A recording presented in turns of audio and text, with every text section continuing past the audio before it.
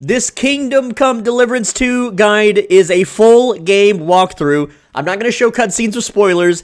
This is a play-along in a way that I'm going to show you what to do if it isn't immediately obvious what to do, and also tell you where to go. There's some prep work to do to make our character as OP as possible at the start. I won't be doing side quests other than Mutt. This is a very min-maxed, easy, stress-free way to play this game, and I'm playing on PC, but this guide also works for consoles. At this part of the game, you want to choose that I'm the scout of our company because you want to have early stealth levels to make things much easier to steal and acquire overpowered gear at the start of the game. So here's an early 1000 groschen trick. So take note of this position on the map. Now, we're still in the tutorial, but if you go here to this chest and you put your money into it, all your money, and if you come here right away as soon as the game starts, some of your money will still be in here, like 1000 groschen. But as the days pass, the money will slowly be depleted from this chest. And so, because there will be bandits that kind of take over this area. And I know this is not a story spoiler, but bandits will take over this area later in the game. And when you come here, the NPCs will actively use this chest and take money out of it. So if you come here right at the start, you can get 1000 groschen, no problems. But if you come here later, there'll still be a couple hundred left in there for you. So here is the basis of how to win every single fight in Kingdom Come Deliverance 2, the easy and simple basic way. Never riposte, ever. You can break lock on with a button. It's the middle mouse button. I have it bound to my side mouse button. And then by breaking the lock on, you actually walk faster than when you're locked in combat. And then you walk into them, which will then clinch them. That's when your weapons bang together. And then when you clinch, you're going to beat them with higher stats and a certain particular build we'll be using. And then never let dudes get behind you. This is, how it is in prison. But when an AI enemy is behind you, they will non-stop swing on you without repercussion, and they will be very aggressive. But when they are in front of you, their aggression level is lowered. You should also always perfect block, never standard block. And we're not going to be using Master Strikes as it's a DPS loss, but we're still going to learn it anyway, just because I know some of you want to be a swordsman.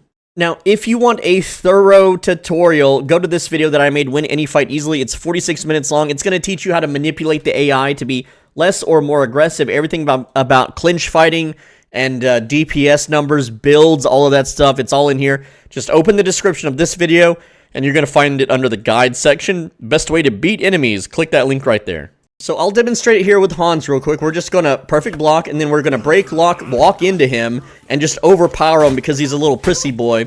And you can see here we're getting multiple hits by just clinch locking over and over and over. And this is, again, the quickest way to beat someone.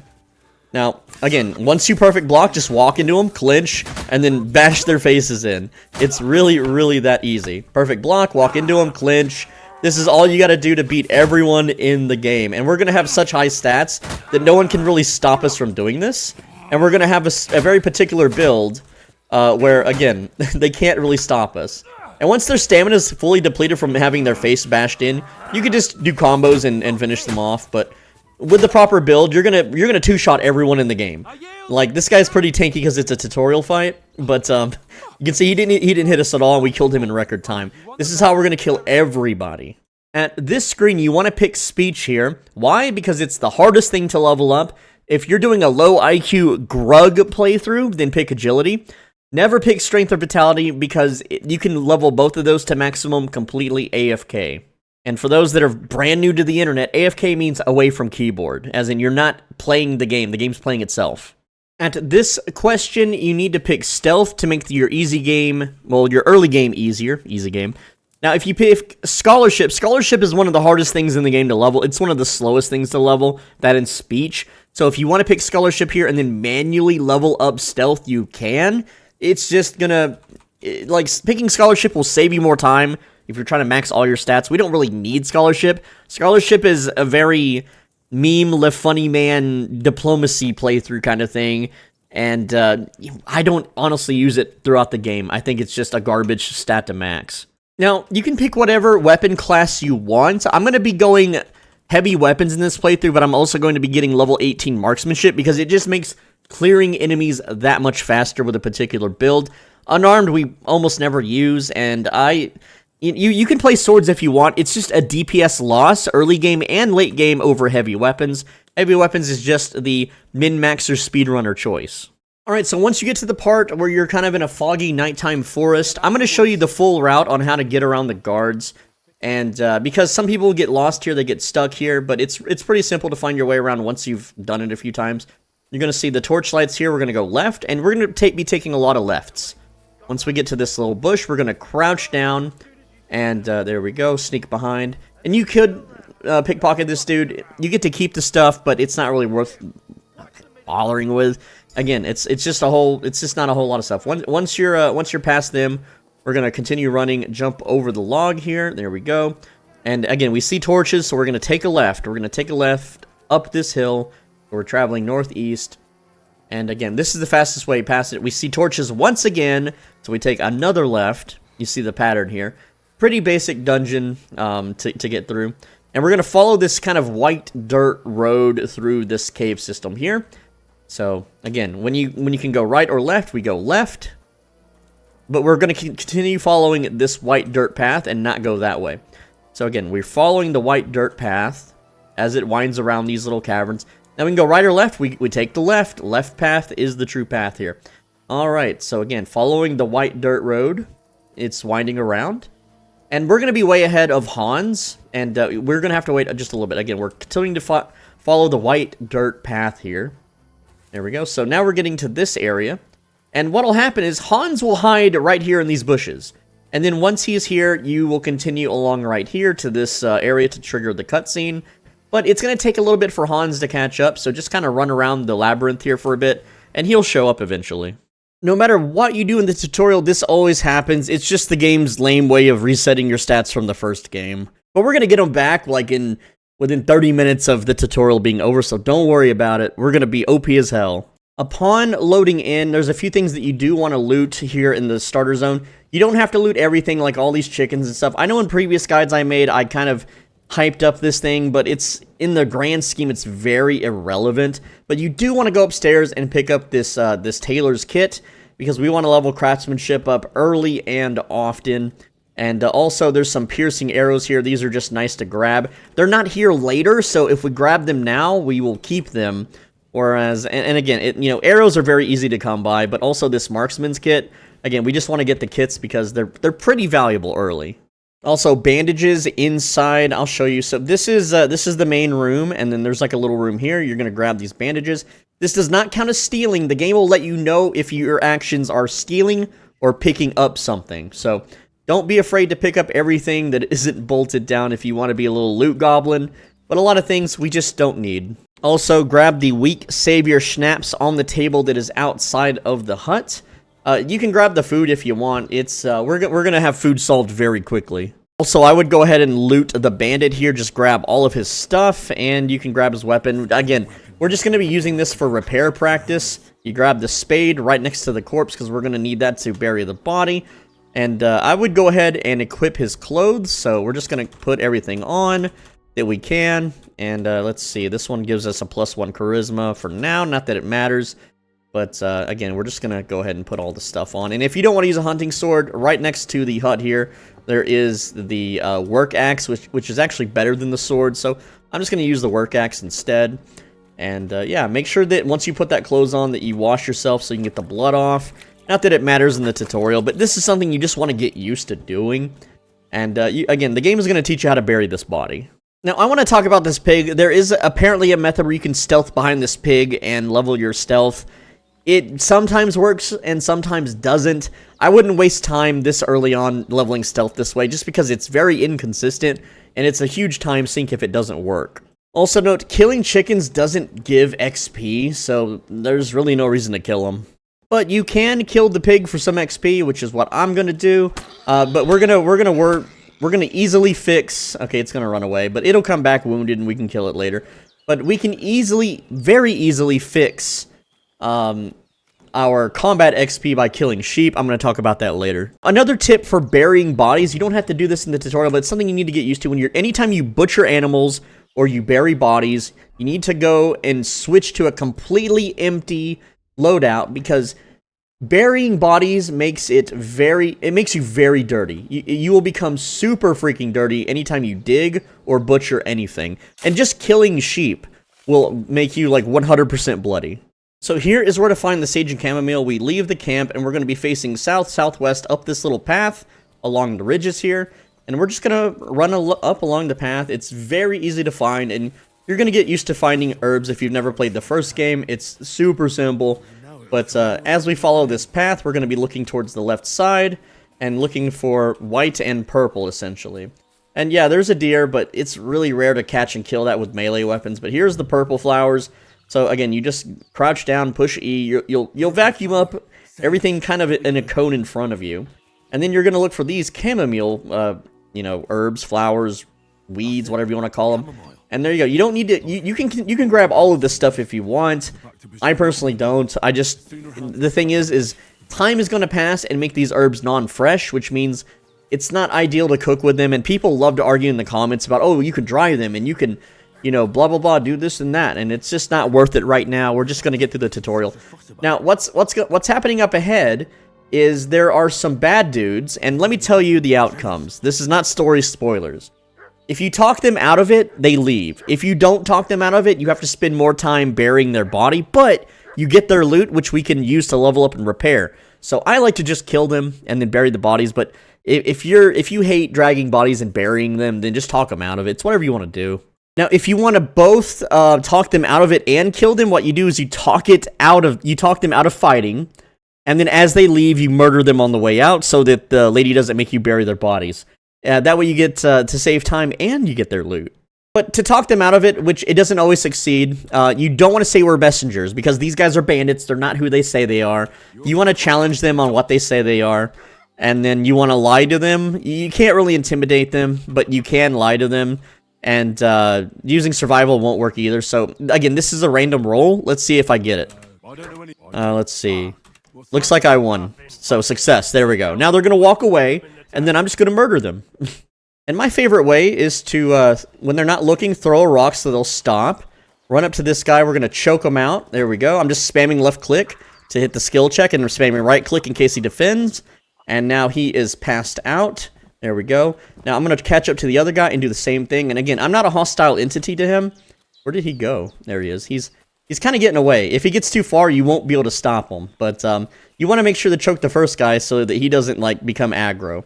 But there we go. Now we choke him out, and we're getting stealth XP for this. And again, we're just going to kill him afterwards. Okay, is he... No, he choked out without much fuss. I didn't mean to pick him up. But yeah, we can now loot them and also kill them if you want. I will say, if you let these guys live, they do come into the story later. Also, when you kill them, you'd want to get naked so you don't bloody up your clothing, but it's whatevs. But since we technically passed the skill check, the old lady doesn't know that we killed them, and we don't have to waste time burying their corpse. So I'm gonna... Where's the other guy? We choked him out all the way up here, right? But yeah, free loot, free XP... And it's the best of both worlds. And they won't bug us later in the story. Alright, quick alchemy tip. If you equip a torch and then push for PC, it's R. I don't know what it is for console. It'll actually light up the room and make it easier to see for you. And I do have my gamma or contrast rather high for the video. But these rooms are normally very dark and brooding. So using a torch will just light it up. And the torch will stay lit as you do your work. So I want to talk about alchemy early leveling and how important it actually is. So after the alchemy tutorial, your character will be tired. You see the bed icon. It wants to go to bed, have a dream, blah, blah, blah. You can technically start leveling alchemy now. And what I recommend is that you do a little bit now, but we're going to do more after the game actually begins. So right under the hut here, there are nettles. And so we want to grab all the nettles here, as much as you can grab.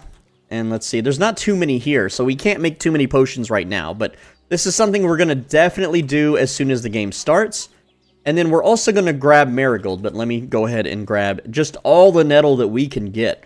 And there might be some more around, you know, the area that we're allowed to free roam in, but I tend to not really waste too much time. And then we want the marigold. Marigold is this golden, orangey flower. And we're going to make some strong healing potions that we're going to use for the entirety of the game, but also level alchemy so that we can brew a potion that gives us a 50% XP boost, which is going to make leveling everything super quick and easy. Alright, so again, grab all the marigold that you can, And what I'm going to do now is show you just a video that I've already prepared. So this video here, the actual fastest alchemy leveling trick. This is going to take you 20 minutes of crafting an alchemy to do. But again, go to the description, and then under guides, you're going to see fastest, let's see, fastest way to level alchemy. Go ahead and just click that video right there, and this is what it looks like. And if you follow the instructions that video has, it's going to teach you how to make strong healing potions. And again, it's just 20 minutes of work, and once it's done, it's done. You never have to level alchemy ever again. You're going to have over 90 healing potions to last you the entirety of the game, and you can craft all the highest quality potions in the game, meaning you never have to sleep ever again. You never have to, you know, grind extra long ever again. So it's absolutely worth doing, and something that I'm going to do. And if you don't feel like watching the video, then this is the recipe you need. And people want to fight me about flipping the hourglass in the comments. And again, the only reason it works for them if they don't flip it is because they're not doing pixel perfect timing, whereas I am. And so do whatever works for you. You don't need to fight me in the comments over this. This will craft the strong and the Henry quality. I said at the top, won't make Henry quality, but it actually will if your timing is good. And you don't need perks to make the crafting easier. You don't need to craft at 1 in the morning.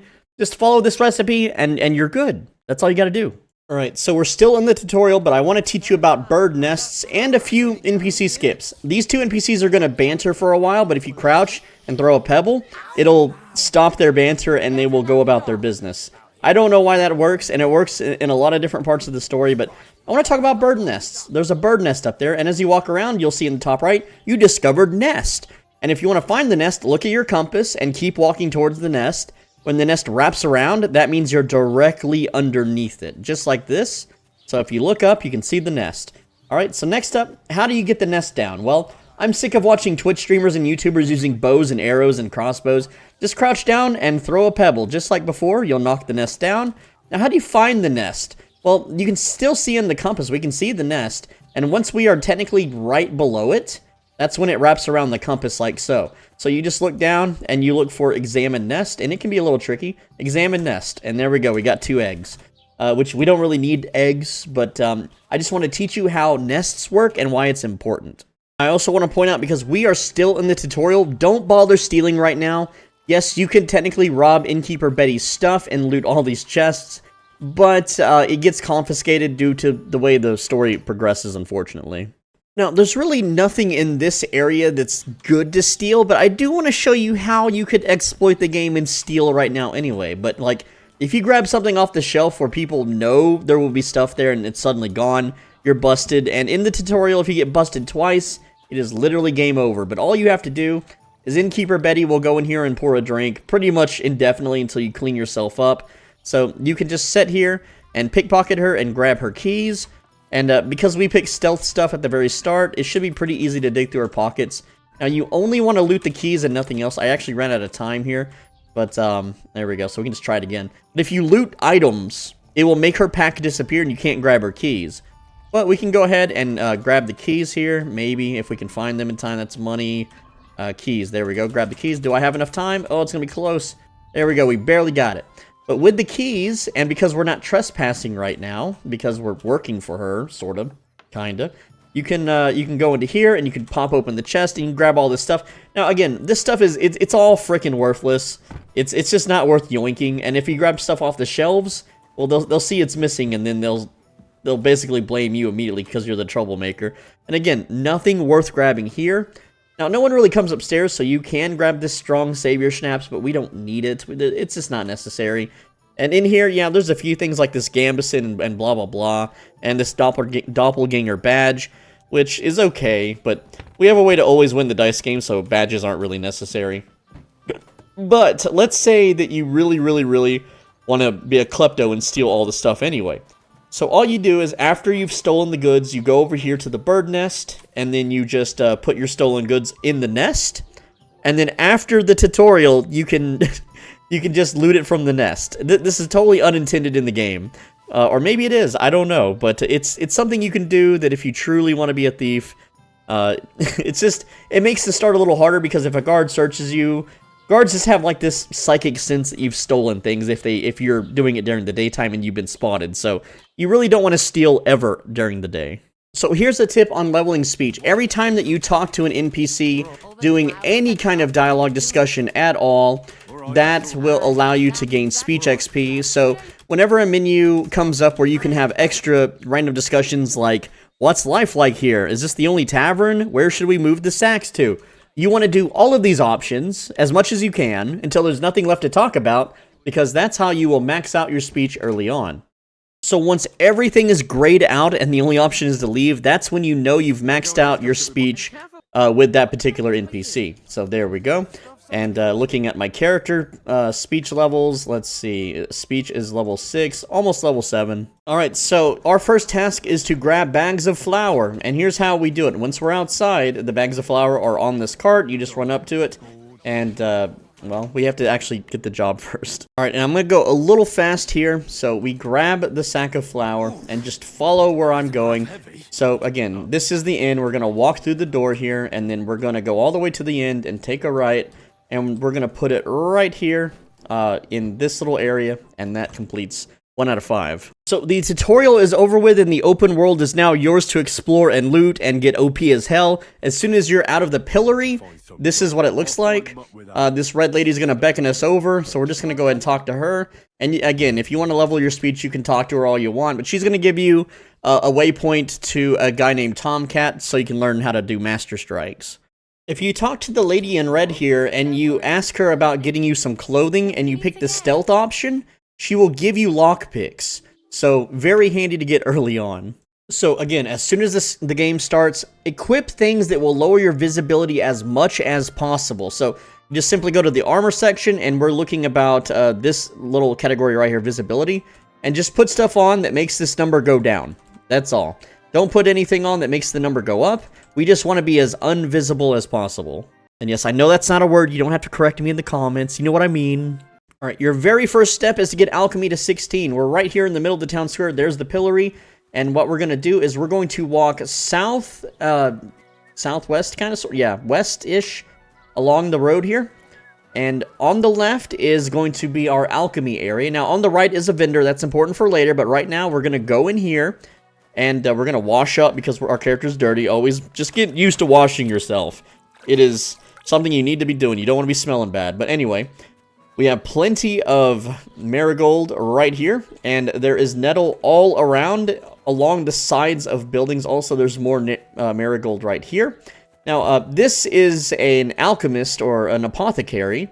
But here on the right, there's a little shed. And inside that shed is your very own alchemy table that you can use.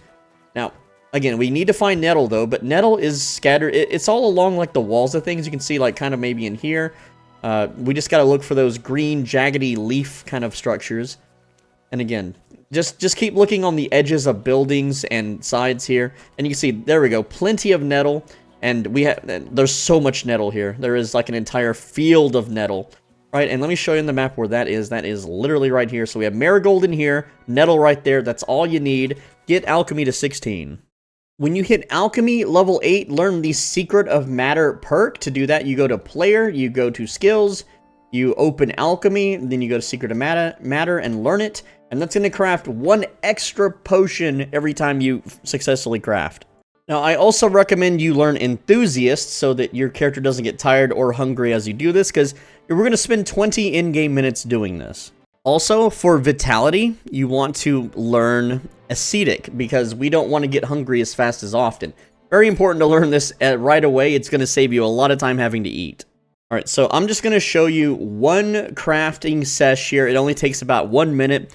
If you've already watched that other video, you can skip ahead. But what we're going to do is we're going to pour water. So there we go. And we've already gathered the marigold and the nettle.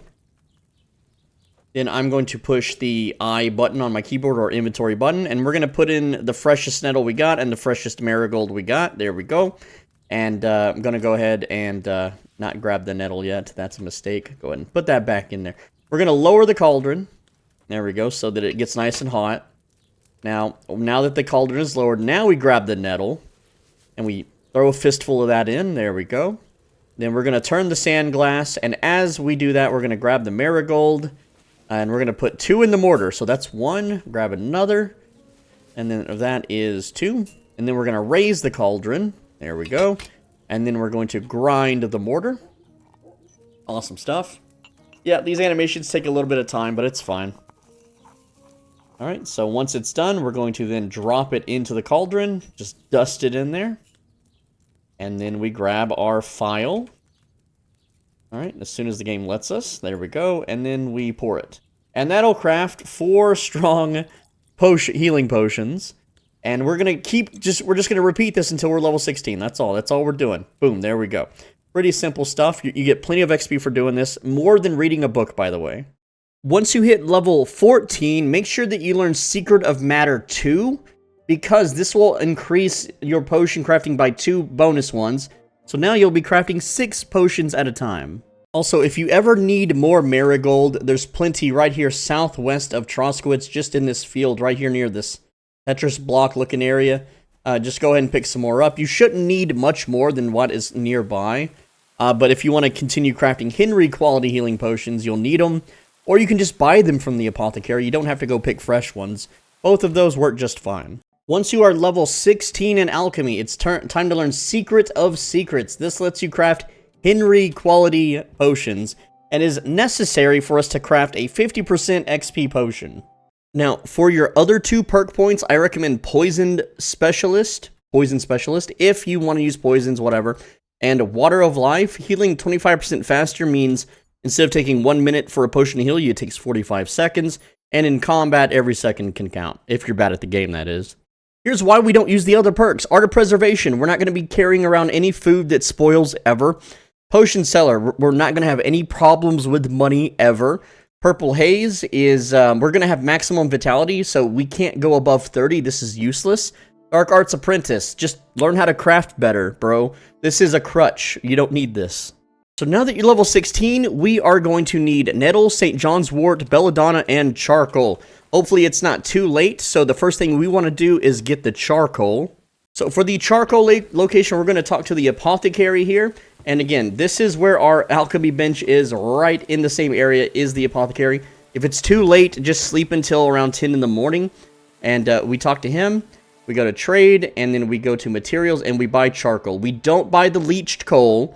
And I have 5 I had 5 groschen because I talked to the beggar lady. But you can go to sell, and if you made any non-strong marigold decoctions, you can sell those. And you can also sell some of your strong ones anyway. They sell for quite a bit each. Like if I just sell 1, I get 7.5. That'll buy you more than enough charcoal. So Belladonna is next, and yeah, you could technically buy it, but I'm just going to show you where to get it. And again, I already bought some charcoal, so we're going to leave the vendor here. And so to get the Belladonna, we're going to go back to the main little area here, and here is the item shop. To the right of the item shop, there is like this alleyway, and there's a few here. They're a little hard to spot. They look like berries, but you can see like there's a few over here, I think, maybe. Again, they're a little bit hard to spot. Yeah, there we go. Belladonna. It looks like this. It's got like it's like a berry-looking bush thing. There we go. So just look for that, and there should be at least 1 over here. There might be 2. It can be a little hard to see it at times, but other than that, we're going to go back towards the apothecary area, and we're going to be going south, we're going to be going southwest down this road here, and we're going to pass this kind of shack with the wood and the white here. And sometimes there's one against here. I don't think there is. No, that's not one. They're a little hard to spot. We're going to keep going. There's this brown shack, and then we keep going. And let's see, what do we have here? Yeah, there should be some against the wall here. There's one. There we go. Yoink that up. And there might be one more over here, but there's one more spot. We can keep going southwest down the road here. Just a little bit, just a little while. And what we're going to do is, as we go southwest, we're going to see a shrine in the distance that's like a little building here. Also, there's might be some cows on your right. That's fine. There's the shrine, so we know we're in the right spot if you see the shrine. You're going to open your map, and you're going to see this little Tetris block here. And you're going to put a waypoint at the very corner of that Tetris block here, just like I did.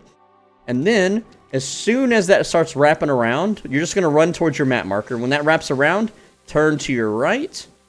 And they are, well, they're right over here next to the purple flowers.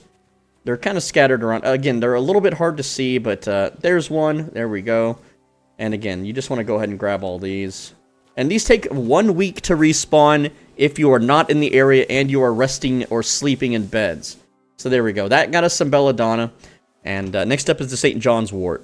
So St. John's wort, again, I recommend you just buy it from the apothecary to save yourself some time. You can buy dried or fresh at this point. As long as some of your ingredients are fresh, you can still craft the best potion. But we have, let's see, dried St. John's wort. That's totally fine. He doesn't seem to sell the fresh stuff. But I'm going to show you where to find the fresh stuff in case you need it in the future. So here is Troskowitz, the starter town. If you follow the road east, it winds around a bit. There's like a graveyard here. You want to go to the Apollonia fast travel, and right as you're at the fast travel, along the road, you're going to see these yellow, kind of, I don't know, clover-looking flowers. These are St. John's wort. This is probably the best place to get these that is super close to town. So you can just pick these bad boys up, and these will let you craft that XP potion. I'm going to do about 2 to 3 crafts because I want them to last me the entire game. But yeah, St. John's wort is all over this fast travel spot. And it's real easy, just fast travel here. You'll have to explore it the first time. You have to walk here, which is no problem. It's like a 30-second run. It really is. It doesn't take a long time to get here. But yeah, go and pick you some wort, and then we're gonna... I don't need to pick all of it. Just that's plenty. And fast travel back to town, and we can craft the potion. So here is the recipe. All right, it's a pretty long one. Okay, we add the oil, St. John's wort, add nettle to the mortar. We grind it. Then we... add it to the cauldron, then we lower the cauldron, turn the hourglass. As the hourglass is ticking down, we add charcoal to the mortar. We turn the hourglass again after it empties. Raise up the cauldron after the hourglass empties. Then we grind the charcoal, add it to the cauldron, add 1 belladonna to the cauldron, lower the cauldron again, turn the hourglass, and then lift it when that hourglass runs out. Then we add it to the phial. Again, it's one of the harder potions to make, but once you do, you just make this 2-3 times, it'll last you the whole game. Also, if you don't know where charcoal is, it will be on top of the book here near the mortar. It is literally right here. Your herbs are up here, and the charcoal is down there. So just keep that in mind. So if you did it right, this is what it looks like. Henry's Fox. You'll get 6 of them, and it discovers a new recipe because if you blindly craft a correct thing, Henry remembers it and he writes it in his recipe book. Now, it's going to take about 2 minutes or so to craft, and I would walk you through it, but you can read the instructions and do it yourself. You've crafted potions level 16. I don't think you really need my help at this point. You're good. All right, so I recommend... We did a lot of grinding and a lot of work to lose this progress. We can't go to an inn yet. Oh, I guess it's too late. He won't... Yeah, it's past the time for me to shop. So I was going to say we could buy a Savior Schnapps and just save our game to be safe, but instead, let's just go loot one, and we'll buy from the shop later. So from town... We're going to walk along this distinct middle road right in here, and we're going to loot a few things. So here we are. You'll see the distinct bloodstain and the work axe. I'm going to go ahead and pick this up. We're not going to use it. We're just going to sell it later, but here we are, and you're going to walk into this tree line going directly north. You'll see more bloodstains, and I'll pull the torch out for you guys. And there's a dead guy with a flute stuck in his ear. We're going to investigate, and then we're going to loot him. We're going to grab the regular fox potion. All right, and the 78 groschen, that's a lot of good starter money, and the weak lion perfume. We can also grab this bohemian cap here, even though we don't really need it. And here we go, the weak savior schnapps, so we're grabbing that. And this is where I like to make my first technical save. So I'm going to push escape, hit save, consume a savior schnapps to save. There we go. And now, in case the power goes out or your game crashes, you don't have to spend 20 to 30 minutes doing all that stuff over again. So now it's time to commence with some early game stealing. This is going to get us some good gear, money, and levels. Now, how do you reset the world so you don't get blamed for stealing? Step 1 is you need to sleep, because sleeping is some sort of weird reset mechanic in this game. Number 2 is never get seen by anyone during the attempt, and then number 3 is don't get seen by anyone after you've done the fact until all of your stolen goods have, turned into non-stolen goods over time. So how do we do that? Well, what we're going to do is from here, we're going to walk down to this little dorky shed here. And I'm going to go ahead and skip ahead to that. So in this shed is a bed, and we're going to sleep in the bed. I know there's lots of text on screen. It's fine. There's nothing visually important right now to look at. And what we want to do is we want to sleep until past 1 a.m. or as close to 1 a.m. as possible. This is when almost everyone goes to bed. It's not always, but it's close enough. So there we go. We have now slept. The world is reset. And now we must not get seen by anybody. So here is the route. We're going to leave our little shack, which is, again, right here at the very top of top left of Troskowitz. That's hard to say. And then we're going to pan our camera to the left or to the east. There is a guard patrolling there. And don't use your sprint. Do not sprint while you do this. They will hear and see you.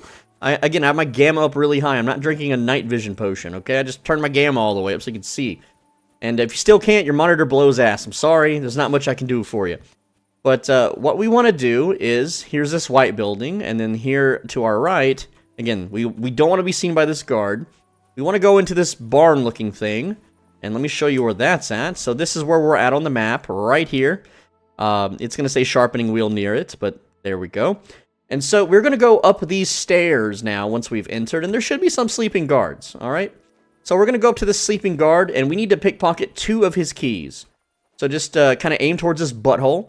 I know, right? And hold E to rob. And you want to get at least 10 to 15 seconds here. Okay, so it turned bright red at 5 seconds. So what I'm going to do is I'm just going to exit out of the screen. And we're going to try again. So again, we need about 10 seconds of stealing here. And this can take time. It's completely random. So we've got 10. Looks like I'm going to get 15 seconds. There we go. And we need 2 sets of keys. So we're going to dig through his pockets. We don't want the dice. We want that key.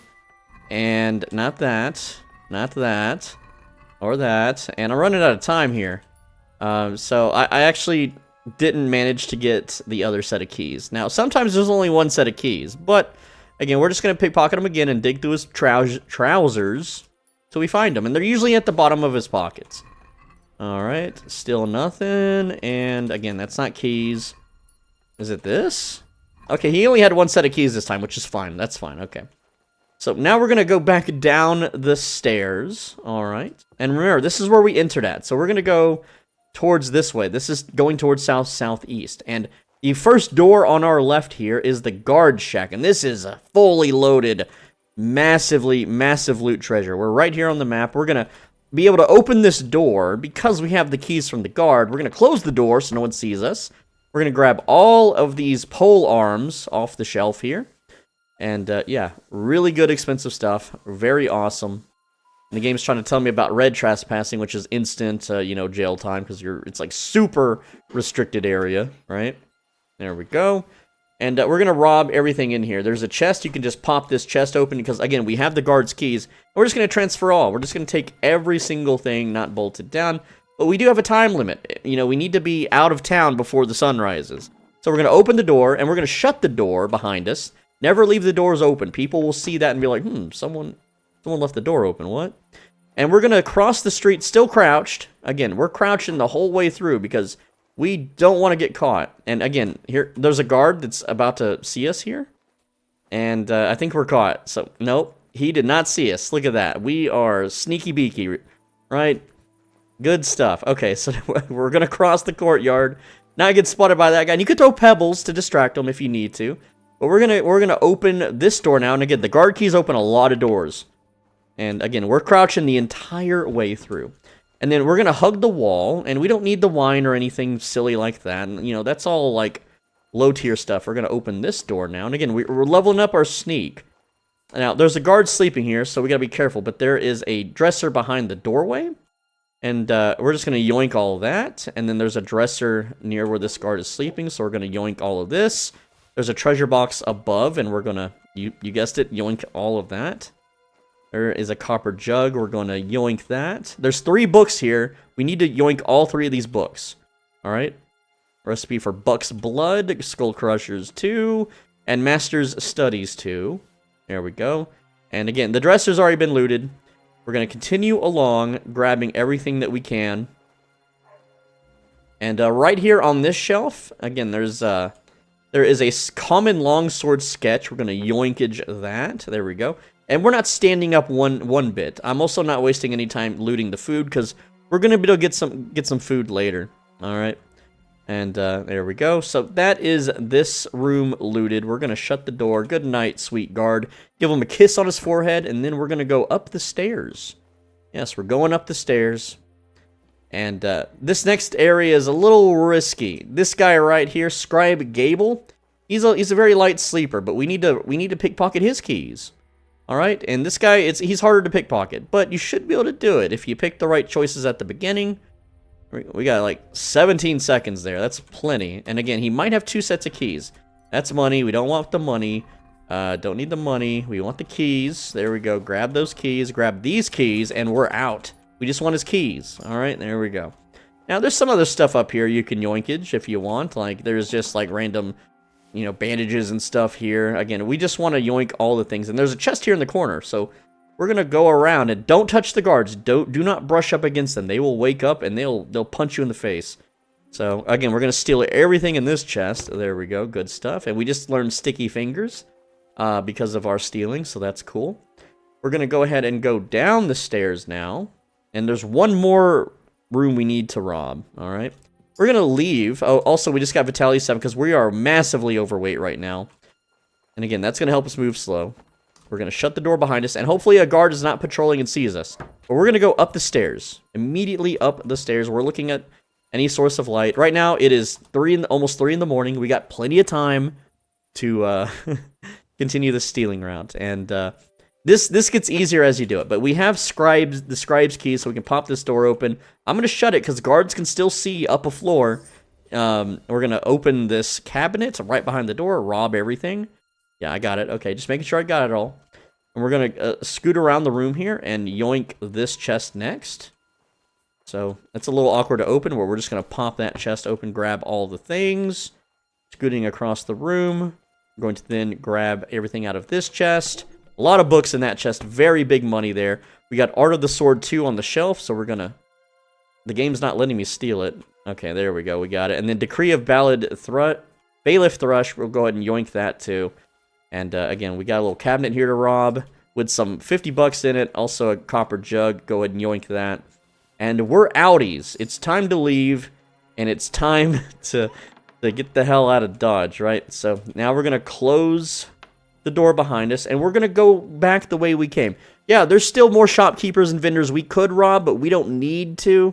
It's just not worth it. This is more than enough for what we need for leveling, and we're gonna very slowly watch out for the guards, both behind us here and in front. And if there is one moving around, if we see the light of a torch, we throw a pebble. Also, they may not always suspect us of stealing right away, so there we go. Again, we're still crouched, and we're still walking. And what we're going to do now is we're going to walk back to that shed without anyone spotting us. Not a single person has spotted us. So there is no reason to for us to be suspicious one freaking bit. All right. So again, we're going to get back to our little shack. And sometimes a guard patrols right here. So you got to be careful. And sometimes a guard patrols right here. So you got to be careful. All right. But we're going to hump our way very slowly while crouched, completely silent, dead in the night, back to our little thievery shack here. And then we're going to make a safety save, because sometimes guards will come in here and boot us out for loitering. But there's things that we can do so that this doesn't happen. This is merely just a nice little safety bed for us that we can use for sleeping. And we'll fix our food problem here in a little while. We just need to get some honey. But as we level, it won't be much of a big deal. We have ascetic. We do have some food on us from the prologue, and that's not a problem. But we have officially done the stealing route. Not a single soul has seen us. No one suspects a damn thing. We have kind of a safety bed. Not really the best bed to use because it is kind of iffy. That's why we're now going to, again, pop open and save our game using another Save Your Schnapps. And now it's time to start leveling. So now let's talk about leveling up. There are 2 methods to level up, and that is the AFK method, which will level your vitality and strength, and you can simply walk away from the game for around 2 hours and 10 minutes to max these both out to 30. And then you have the active method, which will level also agility and stealth, and it will take around 2 to 3 hours, but you cannot AFK it. You will have to actually manually play the game. And so I'm going to show you how to do both methods. So here is the AFK method. So because our character is massively overweight, as we walk around, we are rapidly leveling vitality and strength. So what you want to do is you want to go north of town where there's no guards and no people, Not too far, but like right out here in an open field is a pretty nice place. Like I'm basically just beyond this road here. And again, no one's going to attack me. There's literally nothing going on. So for mouse and keyboard or PC players, you hold the following buttons. Hold W, hold L or D. This is going to turn your character and you're going to spin in a circle. Hold the Alt button. You'll see I just leveled Vitality. And then push F12. That's going to open a screenshot menu. You can now let go of all the buttons. To close this screenshot menu, push tilde. Tilde is the button above tab or to the left of your 1 key. It's that little squiggly button. And then there you go. Now you just leave the game. You walk away for 2 hours and 10 minutes. And you're going to rapidly level. So let's do a little time lapse here. And just look at all the levels that I'm going to be getting. So here I am. My character's just, again, spinning in a circle. Strength 7. There we go. And again, 2 hours and 10 minutes. This is all you got to do. Just check on Henry every once in a while. Make sure he's not starving. Main level 8. I know it's hard to see because I have text on the screen. Vitality 9. And again, you just walk away. You're fine. You're completely safe. And no one's going to stop you or interrupt you. Now, your character will spin in circles and eventually spin his way into, like, town or something. So you got to monitor Henry a little bit. Make sure he's not getting too tired or too starving while this happens. Now, one thing that I actually forgot to do here, and that's my computer. That noise is my computer, okay? One thing I forgot to mention is that it's 2 hours and 10 minutes with the Henry's Fox potion. So go to your food and make sure that you drink the Henry's Fox for that 50% XP gain. All right. Otherwise, it's 4 hours and 20 minutes of spinning in a circle like this. So again, let's just open the menu here. Also, if you Alt-Tab, it messes it up. So you can't Alt-Tab out of the game. But again, I'm going to do another little just a quick little time lapse for you. There we go. And then we're going to speed things up. And you can see, again, with the potion active, it's even faster. Strength 9. And again, you just sit here and you level up and you level up and you level up. And it's just so nice. It's just so good. And you come back to a max strength Vitality Henry. And that's really all you need to kick the game's ass and win every clinch fight ever. Main level 10. But yeah, that's my computer. That sound is my computer. Don't worry about it. It's not your computer, all right? Now, for consoles to do this, you just get a rubber band and you drape the rubber band over your controller sticks, so that it's making your left stick basically strafe to the right, and then your right stick will be pointed to the left. So you're just kind of doing this. You're just kind of walking in circles. It's the same thing, and it works just as fine. Otherwise, you can push your controller against something heavy and force the control sticks to move however you want your Henry to move. Now, the same way to level agility and stealth. It's the same thing, but you can't AFK it, and I'll show you that next. So the non-AFK method means you have to actively play the game, but we're still going to be running around overweight. We're just going to be running around with a pig. And so we're going to open the map and zoom in, and from the little fast travel blue-yellow wheel thing, right down here in this little square area is a pig pen. And so we're going to... because we just stole, we're going to take a long way around. We're going to go to the east, and then we're going to go south, so it's kind of like a reverse L shape to get there. So this is the pig pen, all right? And then we're going to get in the pig pen, and you're going to get a non-bladed weapon or your fists. It doesn't matter. I just use a bludgeon, or, again, you can just punch it. I recommend that you use a weapon, though, because it's going to count as being in combat. And just hit the boar. Hit him once. Bonk him. There we go. Hit him on his butt. And now crouch down. And all you're going to do is, well, let's drink the Henry's potion. Again, don't forget to drink your XP potion. That's the whole point of bringing it. And now you're just going to walk into the boar. All right? So the boar runs around the pen. And you're just going to bump into him. It's going to take your stamina. And if you can get him stuck, that's really good. Then you can totally AFK it. But you're just going to bump into him. And don't bump into him too much, because if your stamina is completely drained, then you'll start taking damage. But yeah, he's going to walk around the pin, and you're going to get stealth, agility, strength, and vitality. But you have to, again, control it. So like what I like to do is, for me, I just hold W, hold Alt, push F12, close the menu, and then steer with my mouse. So now I can watch anime, and I could watch stuff on my other monitor, but my character is going to keep walking forward, and I just keep walking forward behind this boar and bump into him, and every time I bump into him, that's going to raise agility and stealth, strength, and vitality. Strength and vitality is going to go up no matter what. But yeah, the boar, he just kind of walks around. There we go. We got vitality 9, and we're just going to hump him. So, and sometimes, your character will auto-walk out of these stables. But I'm going to speed this up now so you can see how fast this is. All right, and again, I'm just going to spin in circles here. We got agility 7 just now. And again, we're trying to, you know, run around, hit the boar here. Granted, you know, again, we're just stealthing around. Stealth 10.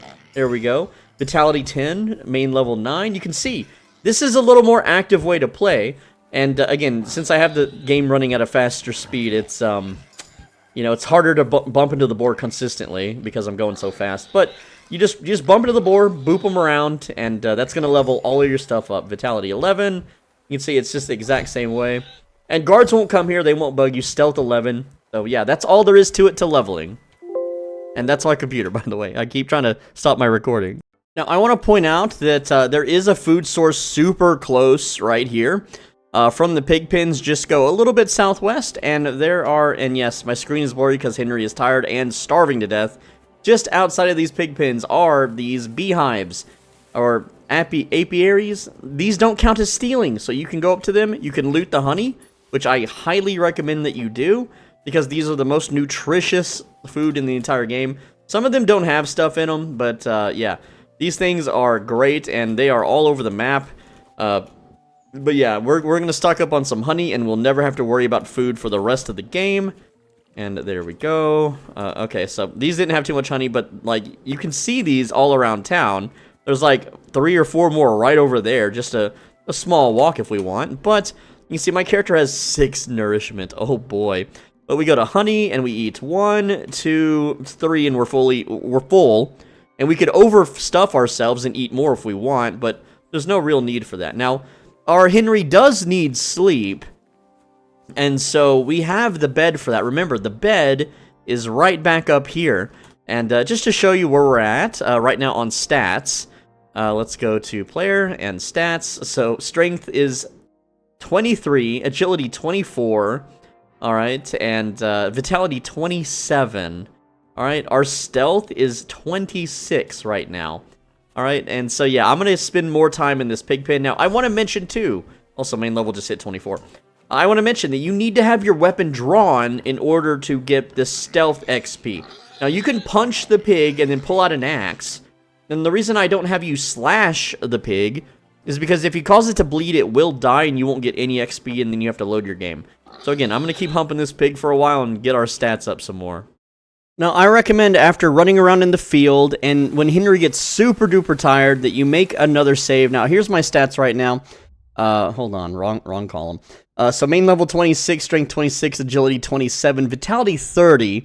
All right, we're going to be learning a bunch of perks here in a bit, but we do want to save kind of beforehand because I do want to grind the rest of these to 30 just because it'll only take, you know, 20 to 30 more AFK minutes. But what I like to do is I like to get back to the sleeping shed, and I'm going to save before sleeping. I'm going to make sure that I'm crouched down here. And again, I'm going to make another save, and we're going to get plenty of savior snaps anyway. But just in case that a guard stumbles upon our little hobo shack and gets us for loitering, he's going to take our stolen goods. So this is just, again, precaution. We're going to go ahead and sleep the 12 hours, get some of that sleep juice back. And again, we got plenty of honey we can eat on, so we're never going to starve. But at this point, there's a few things that we can do because we still have stolen goods, and we're waiting for these red hands to disappear off our gear. It's disappeared off most of the gear, but not all of it. And so, also while we have our Henry's Fox Potion active, that does speed up our reading, so we can start reading all of the books. And so I like to use the Hobo Shack. I know sitting down somewhere makes it better, but guards patrol literally everywhere. There is one spot that's actually pretty good to sit at. It's right over about here. So you can go there if you want, but we are, you know, over encumbered, and it's going to take a little while to walk all the way over there. But if you want to, it will make things slightly better. But yeah, this is what it looks like. There's a big old silver-looking tree, and again, this is where we're at on the map. So right here in this little corner, and yeah, there's like a little hobbit hole here in the side. I don't know what that is. It's obviously not big enough for a real hobbit, but there is a bench, and there's the art of I don't know how to pronounce that word, but it does help your speech. And you can sit on the bench, and when you sit down and read, it actually speeds up your reading. And so again, with that Henry's Fox Potion, we can start reading these books. But you can only read so much per day before you need to sleep or go do something else. So it's kind of a back and forth thing. But also these lore books, you want to open all of these and just flip through the pages, because this is going to level your scholarship up as well. There we go. And you'll know if you've read the book, because there's like a golden star in the top right corner of the icon. So we've read this book because that icon is gone, but this one, the icon is still there. So you just want to make sure you read all your books before we sell them off. All right, so now enough time has passed where there is no red-handed stolen icons anywhere on any of your equipment at all. There may be some dirt icons. We'll fix that in a bit. But essentially, yeah, we have no stolen stuff, and so we need to make some gear sets. But before we do that, we need to clean everything we have. So to clean, we're going to do our own laundry. I know, right? And right here in this little watering hole, right here in the bottom right of Troskowitz, that's where we can do our laundry. And yes, I know we're still over encumbered, but we still need to walk around overweight so we can level up our strength. And your vitality should be 30 by now, but your strength probably not. But what you do is you step on one of these little wooden bridges, and then you're going to wash yourself, but then you're also going to launder your clothes. And so we're just going to hold E, and then we're going to select all, and that's going to take a little bit too much. So we'll have to just, launder what we can for now. There we go. That's over. So we only have 1 bar of soap that I guess we stole, but we can buy more later. But we're just going to go ahead and hit confirm there. And that's going to clean what we've got for now, because it's important to clean what we have for now so that we can equip it to get the maximum stats out of it. Also, because of all the time passing, don't forget to eat more Henry Fox potions. I'm down to 9. So yeah, I had 12, so I've burned through 3 of them now, 4 of them actually. Also, we need to do some repairs, and so to do that, you are going to click the other tab here at the top on your inventory. And you're going to be using the blacksmith's kit, the marksman's kit, the tailor's kits, and you just push E on them like so, and then we just mark everything that we can until the game won't let us select any more stuff, and hit X. And this is just going to level up our craftsmanship, so it's not super important. Don't worry about this. This is something that you absolutely want to do, and there we go. So we still have a little bit of soap, it says, but we can't repair anything else because we don't have repair kits, or everything is mostly fixed. Now, when we push escape, we're going to have a bunch of craftsmanship levels here. It's not going to show all of them, but our skills in craftsmanship is now level 8. So first off, we need to equip a stealth set. And so I like to make this the green one here with the 3 lines, the green shield. That's just how I do it.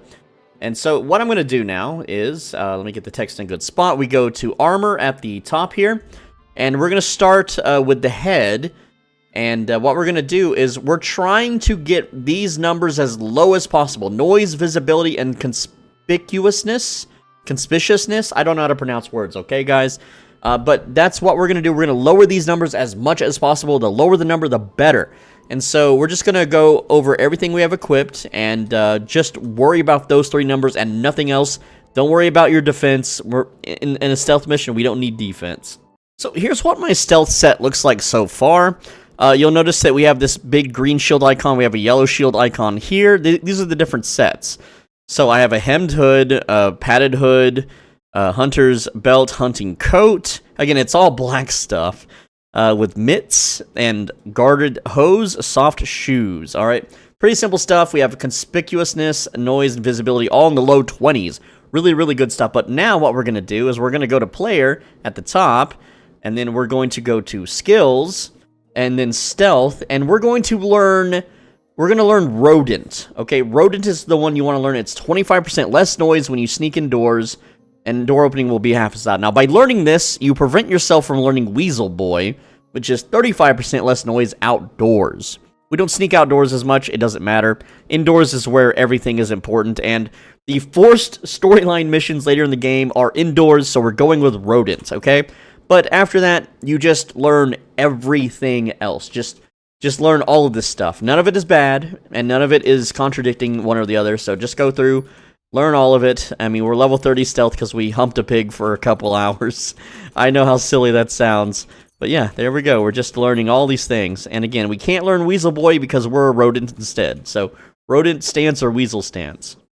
So now we need to buy upgrades for our stealth set. And to do that, we are going to now go to the tailor. And so I'm going to start, oh, I'm overloaded, I can't fast travel, but let me get to the middle of the town so I can show you where to go. So here we are in the middle of town, and the tailor is really, really close. He is, just turn around and you'll see the inn here. We are looking north. We're going to go east, and then it is this building right over here. And yeah, I know it's kind of sucks walking around town over encumbered. We're going to fix that very shortly, but it's important that we still, you know, continue to be over encumbered for leveling strength. This is what the tailor looks like, and this is his shop. It is 9 in the morning. I don't know if he's open yet. If he's standing there, yeah, he's open. So, again, we can open his door, and then we're going to go enter into his menu. There we go. And what you're going to do now is you're going to scroll through his entire inventory, and you're going to look and see if you can buy any improvements to these numbers. So I'm going to go ahead and do that now. Now, he only had one improvement, and the stuff you get from the guards and the stuff you steal is a little RNG, but your playthrough might be a bit different, but this guy should be able to hook you up with the full stealth set. The hemmed hood here that's black, it is a slight upgrade to visibility, and it's going to cost me 39, but we're going to sell to him everything that we're not using. And we're going to figure that out in a bit, because we also want to do our charisma and fighting set. That's right. But for now, we're just going to spend the 39, and we can sell, you know, this bone comb and the copper jugs that we stole, and the tin pitcher and the tin pitcher here. We could also sell the wreath, the noble woven stuff, the frilly dress, the common lady shoes. Again, we don't need any of this stuff. It's pretty useless. And we're going to get 26.6 groschen back and that helmet, so I'm going to close that deal. There we go. And then we're going to go, and we're still on the green shield here. We're going to go ahead and equip that hemmed hood, wherever it may be, or I forget what it was called, hemmed hood. I think this was it, yeah. So this is clearly an upgrade. It's a -2 visibility upgrade. It's super good. Definitely need it. So now let's do a combat set and not a stealth set. Also, I haven't equipped a weapon yet in the stealth set. That's fine. We'll worry about weapons later, but I'm going to go ahead and switch over now to the red sword. Red, I like red for combat. Yellow is naked, and green is stealth. I don't know. That's just me. So red's going to be our combat and charisma set. Don't worry about that. We're going to raise that charisma set a lot. And so all we got to do now is we're going to focus on these numbers. Stab / blunt defense. We're going to also worry about charisma. And preferably conspicuousness, noise, and visibility. Keep those as low as possible. But again, charisma, we really want to raise as much as we can while getting as much defense as possible. Now, at the end of the day, defense numbers that are in the single digits are not as important as losing charisma. Charisma is what you really want to focus on. When the defense goes up by this tiny piddly amount, don't worry about it. Charisma, if we raise charisma high enough, it will give us way more defense than these piddly amounts. Alright, so now I have the combat set equipped here, and you can see it's like hemmed hood still, mail hood with coat of arms, we've got tournament kettle hat. We're going to upgrade all this as we go, hunters. Belt, hunting coat, long gambison, short chainmail, smooth curious, I don't know how to pronounce words. Hourglass gauntlets, plate knight gauntlets, guarded hose, and soft shoes once again. And now what we do is we're going to talk to this guy once again, and wearing this set, again, our combat set, we're going to be paying attention to the defense numbers and the charisma number. Now, some things that are a clear upgrade, like this long gambison, gold quality, yes, less conspicuousness, less visibility, plus all defense. These are single-digit amounts of defense. This doesn't matter. This is a single-digit amount of charisma. Doesn't matter. Not going to bother. And it's 210, so screw that. But I am making a few purchases here. We got the padded collar. And again, there's mail collars to get later, but this just helps for now. Just early on, we want to be as defensive as possible. And also, what else do we have here? I think there was one other thing. Oh, the Noble's Quilted Hose, which allows us to wear plate leg armor. So we're definitely getting that, and that's 125. Also, one thing you should also get is the Wanderer's Pouch. It doesn't give you, well, it gives you charisma, I guess, but this allows you to use items from your belt, so that's another 51. So, again, we're going to be paying 185. We have 644, but we're also going to go to sell. And we're going to sell everything we're not wearing for clothing, like all of it. Like just boom, boom, boom, get it all out of here because we don't need to carry this stuff. It's all dead weight at this point. It's completely useless. We've repaired it as much as we could, and so we just need to get it out of our inventory and free up some of that damn carry weight. And we're going to be freeing up a lot of carry weight when we use our perk points, so don't worry about that. But again, we don't need any of this stuff anymore. It can all go to the vendor. And you just want to make sure that the trader has enough money here. And so, yeah, there we go. We're selling all of that stuff. And Now, we're only paying 40, which is not a bad deal, and then we're just going to close the deal. You can haggle if you want, I don't care. There's a way to game the rep system. We'll do that later, but not right now. All right, now you're going to go to the general vendor, which is right here on the map. And, you know, you've walked by his shop many times, and he sells some random stuff too, but we're gonna, you know, buy and sell from him next. All right, so we're actually just gonna sell from him because he doesn't have any armor anyway, and this guy gives us the worst deals, but we just need to offload our stuff. We don't need it. We're gonna be able to get more in a few days. We can already go steal more if we want to. So yeah, just sell everything you're not using to this dude here. So we're gonna go with armor, and again, everything that doesn't have a little icon here, we're just gonna sell it. And again, he's not gonna give us too much for it, but he will give us, you know, enough. And he has 378, and again, you can see that this stuff adds up pretty quick. We just want the money right now, right? There we go. And oh, I forgot to equip the pouch, so don't sell the pouch. Let's see, getting 173, he's got 378. Again, we're just gonna crank that up. There we go. All right. Let's see. Pretty simple stuff. So you can also buy a few things from him if you want. Like, you can buy some savior snaps just to save yourself time having to craft them. I'm personally going to do that because I'm lazy. I am super lazy. He doesn't have any books. He's got some materials. You can buy these if you want. I don't really bother. Now, one thing I am going to buy, though, is I'm going to buy all his bandages, all 12 of them. And I'm going to buy the spade. Let's see. So I'm still getting 144. I don't need to buy the kits or the soap because we're going to get plenty of that anyway. And we already have a lockpick from the lady, but you could buy more if you want. I don't really fail the lockpick mission because I just back out before it snaps. Also, I'm going to offload all the food except for the honey because I don't need any of this stuff, right? And I'm still going to keep this regular fox potion in case the Henry's fox runs out and we need this for a speech check. But other than that, yeah, I'm just selling all the perishable food that I'm never going to use. Also, don't forget to sell your books. These things weigh a bunch, and they're just like dead weight money. But again, books are pretty expensive in this world, so you can see I'm very quickly maxing out the vendor. Like, he can barely afford this, so this is all I can sell for now. But yeah, we just made a bunch of money. We're still a little bit overweight, but not for long. All right, we're still working on vendoring here. Here's the inn. We're going to turn to the right, and then there's this symbol here. This is the carpenter. And again, we're still over encumbered, but not much anymore. So right over here, you're just going to talk to Carpenter. This is where it's at on the map. It's literally right below the fast travel icon. And again, we're just going to trade with him, and we're going to sell everything we're not going to use. So I'm selling the Night Shield. The Bardish, I don't know how to pronounce words. It's the best in slot polearm, so I'm not selling that. But I'm selling all this other stuff, and you can see the trader only has 180. I'm going to keep the old hunting crossbow for now, because we're going to level marksman in a little bit. And, yeah, so that's all I'm really selling to him. And we're just going to close that out. No need to haggle. And you can buy lockpicks from him and other stuff if you want. Next up is the innkeeper. You know where she's at. She is literally to the top right of the fast travel. I'm just going to buy her savior snaps from her real quick, because why not? It just makes things easier. You can also sell other junk. We don't really have anything to sell. I don't sell badges because they don't weigh anything. I just like to collect them all, I guess. Like Pokemon cards or something. So let's go over perks on main level. You're going to be doing Driven by Vengeance for that extra 10% damage and stamina. Undaunted Cavalier for more armor when you have Charisma. And we're going to get Charisma very soon here. Burger for the speech check. You can't go over 30 strength, agility, and vitality. It's completely pointless, right? Then we're going Local Hero for, again, +2 to speech. You can see we're speech maxing, okay? Radzig's Heritage, and we're going to be using this to level our shooting, heavy weapons, scholarship.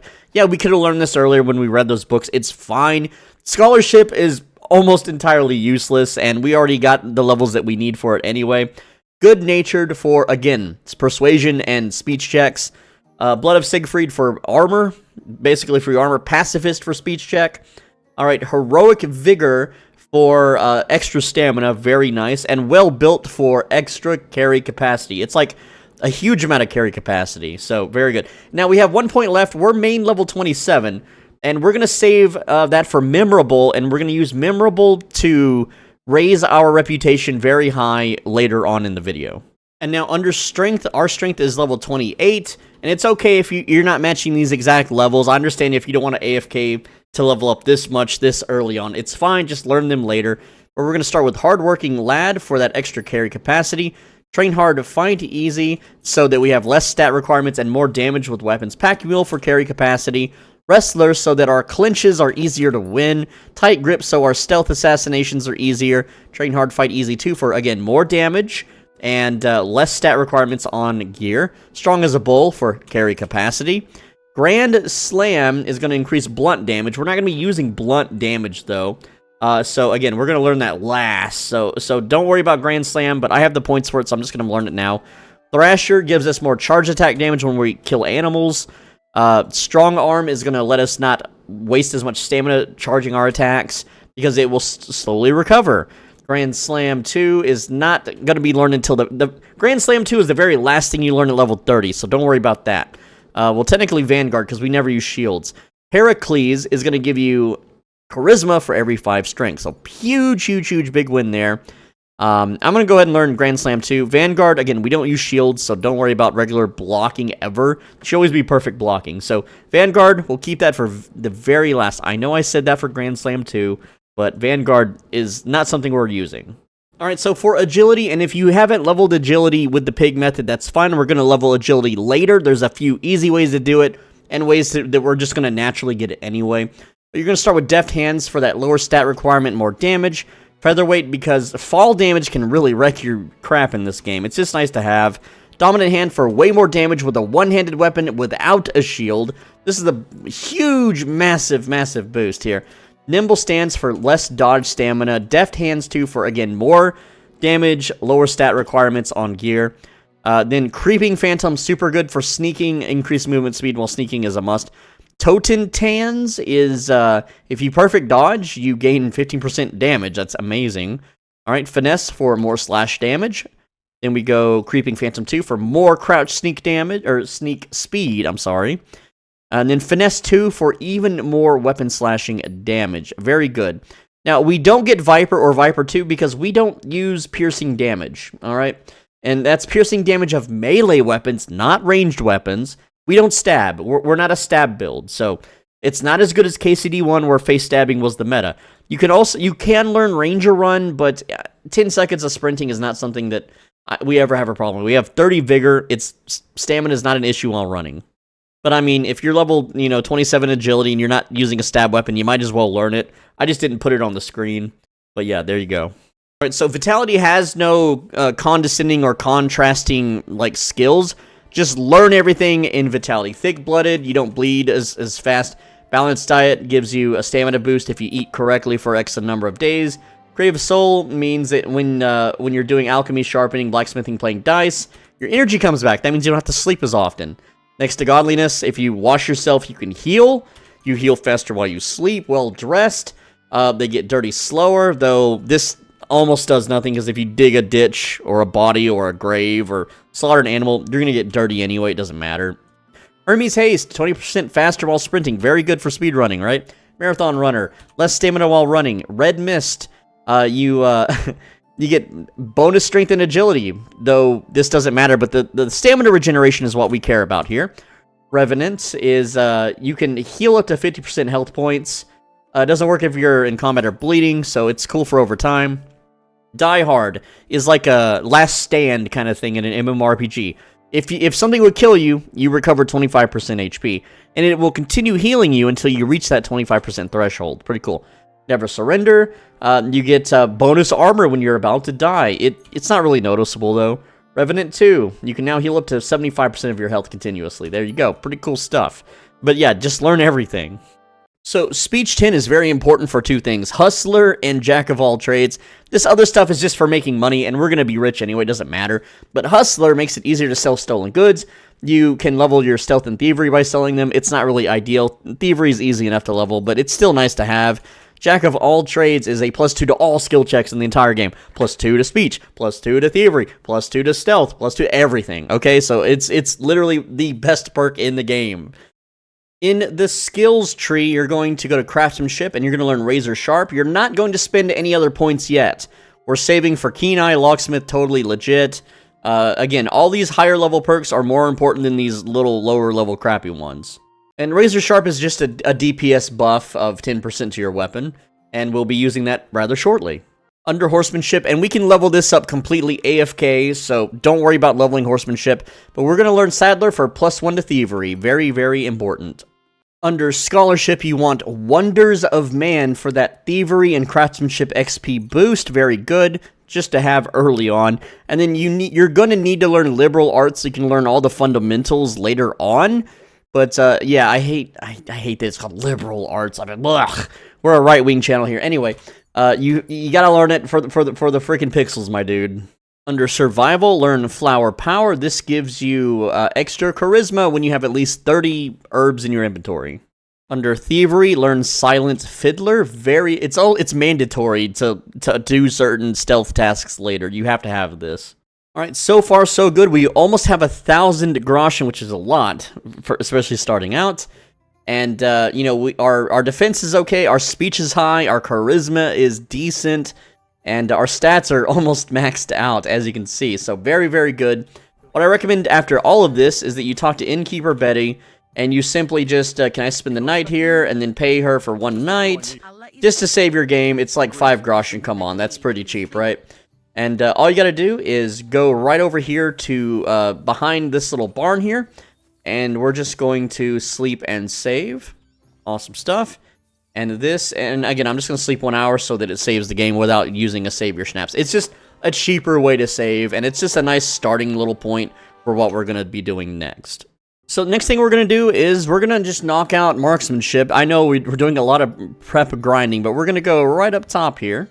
And then we're going to continue to follow this road, like past this little tree bush thing, right in the clouds there. And so what we did is we got the Trotsky Castle fast travel point. Now what we want to do is we want to go right about here into this quarry. Well, my bad. It's actually kind of in the middle rightish side, right about here. There we go. And we want to equip our crossbow, the old hunting crossbow. Just go ahead and put that bad boy on. But don't draw it out, you know, and make sure you have your Henry's Fox potion.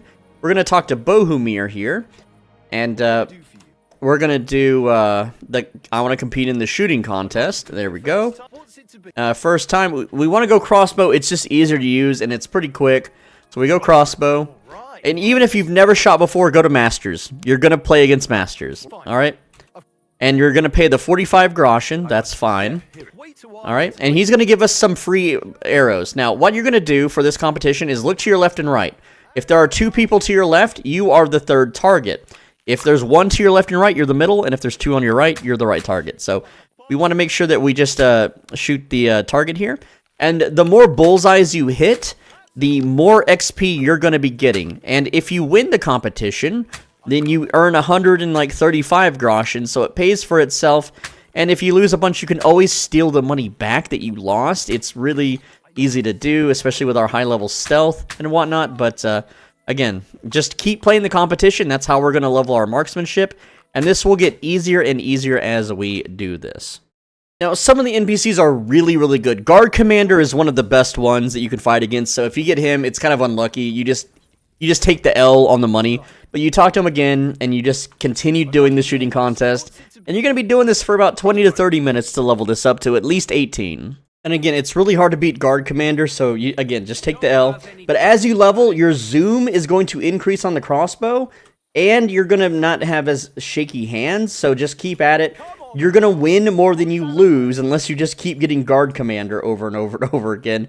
But also, sometimes, like, he doesn't want to talk. Like, I guess he goes on break, like Bohumir. If he does, just exhaust your dialogue with him, level up that speech, and it sometimes comes back. If not, just wait an hour and then talk to him again. Alright, so there we go. I messed up a few times. I had a lot of Guard Commanders that beat me, but you gotta look to the left and the right and see what position you're in, because if you're shooting the wrong target, you get no points. And so, right now, my groschen is at 1706. We were at 900, as you can see earlier. But our combat skill, we have marksmanship level 18. Our stats, we also have 30 strength, 30 agility, 30 vitality. And also, our warfare is level 16. So under your combat tab, under warfare, you're going to learn Hardened Veteran, which is 10% stamina regeneration. Then Knight in Shining Armor. This is plus charisma if you're wearing armor. Very nice to have. One-man army, which means if you are outnumbered, You deal 10% more damage, which is super good. Hardened Veteran 2, 10% more stamina regeneration. River, which is when you sprint, dodge, or perfect dodge, you get +3 warfare and 15% stamina. So just breaking lock and sprinting for half a second activates this. It's so easy to activate. Very powerful. Head protection is 20% damage reduction when the enemy hits you in the face. So very good to have. Now, under Marksman, these exact perks are going to serve you really good, especially for one-shotting enemies later on. Crippling Shot is going to make them slower, so they limp around if they try to run. Then you're going to go for Howl Shot first for 15% damage upon starting combat. And you should be starting combat with this. Skirmisher, so that you can run around with more stamina, and you're going to be doing a lot of running if you're being a bow character. One Shot at Glory. This is how you chain one-shot kills. It's the most powerful perk we can get here. Eagle Eye. This slows down time, letting you get those juicy headshots. It's super powerful. Crippling Hit 2 makes them crippled even better, makes them even slower, and then Howl Shot First 2 is another 15% damage boost when you initiate combat. So this alone, combined with some very powerful early weapons we can get, makes us one-shot faces, just like in KCD1. I want to talk about a few other perks here. Steady Aim sucks because aiming for 2 extra seconds means you're taking hits, you're getting pounded on, you're getting stun locked. You can't use this in actual combat ever. Salvo is bugged, and maybe one day it'll get fixed, but this actually slows your DPS, so never learn Salvo. Sagittarius, I guess if you're shooting from the saddle, you have a very low aim cone when you're mounted in this game. It's pretty useless. Forbidden Weapon, if you're hunting with a crossbow, this is pretty good. Thunderous Blast is on the second map when you have guns, so I guess use that. Steady Aim 2, again, it still sucks. So only if you're like doing a stealth sniper build would you ever run Steady Aim 1 and 2. But against anyone that isn't like full plate, you still one-shot them anyway. And after all of that combat training, use your marksman's kit and repair that crossbow so you can get some craftsman XP. Now, while we're here at Trotsky Castle, there is some hidden money right in this area. I'll show you how to get there. So, from the shooting range to the left and up the cliff, you'll see 2 ladders. And you can take the ladders to get up here where this tree is, but you can just also run around the side too. Again, like, I'm not going to bother with the ladders. I'm just going to run around up the hill. It's way faster than climbing the ladder manually, right? So, again, the taller ladder, there is like a little section right here. Examine the stones. And there's 549 groschen right in here. Also, there's a random watermelon on a plank. I don't understand the reference. If someone knows in the comments, let me know. If you want even more hidden money, not really hidden, but you can wait for Bohumir to go to bed, and he goes to bed around 2100. He's an early sleeper, and again, we just gotta stealth up. We have stealth 30, shouldn't be too hard, and we just need to rob him. You just gotta make sure your cursor's near his butthole, and yeah, we're just gonna pickpocket his keys. Go ahead and yeah, there's his keys right there. Easy money, right? Awesome. All right, and then we just go right over here to his chest, and I need his other pair of keys. He's got 2 keys on him apparently, so we'll try that again and get the other set of keys. All right, 9 seconds isn't enough time, so we're gonna go ahead and keep trying here. All right, let's go 12 seconds. Might be enough time. That is not the keys. We got to dig deeper in these pockets. Let's try this one. There we go. That's his other set of keys. Awesome. All right, yoinkage. There we go. And now we can open this up. And again, these things aren't really worth that much. The arrows I do like, but again, they have the stolen tag. So I don't need the Bowman's Brew or the book. I just want the 210 groschen. Because it's not considered a stolen good, so I don't get searched by guards.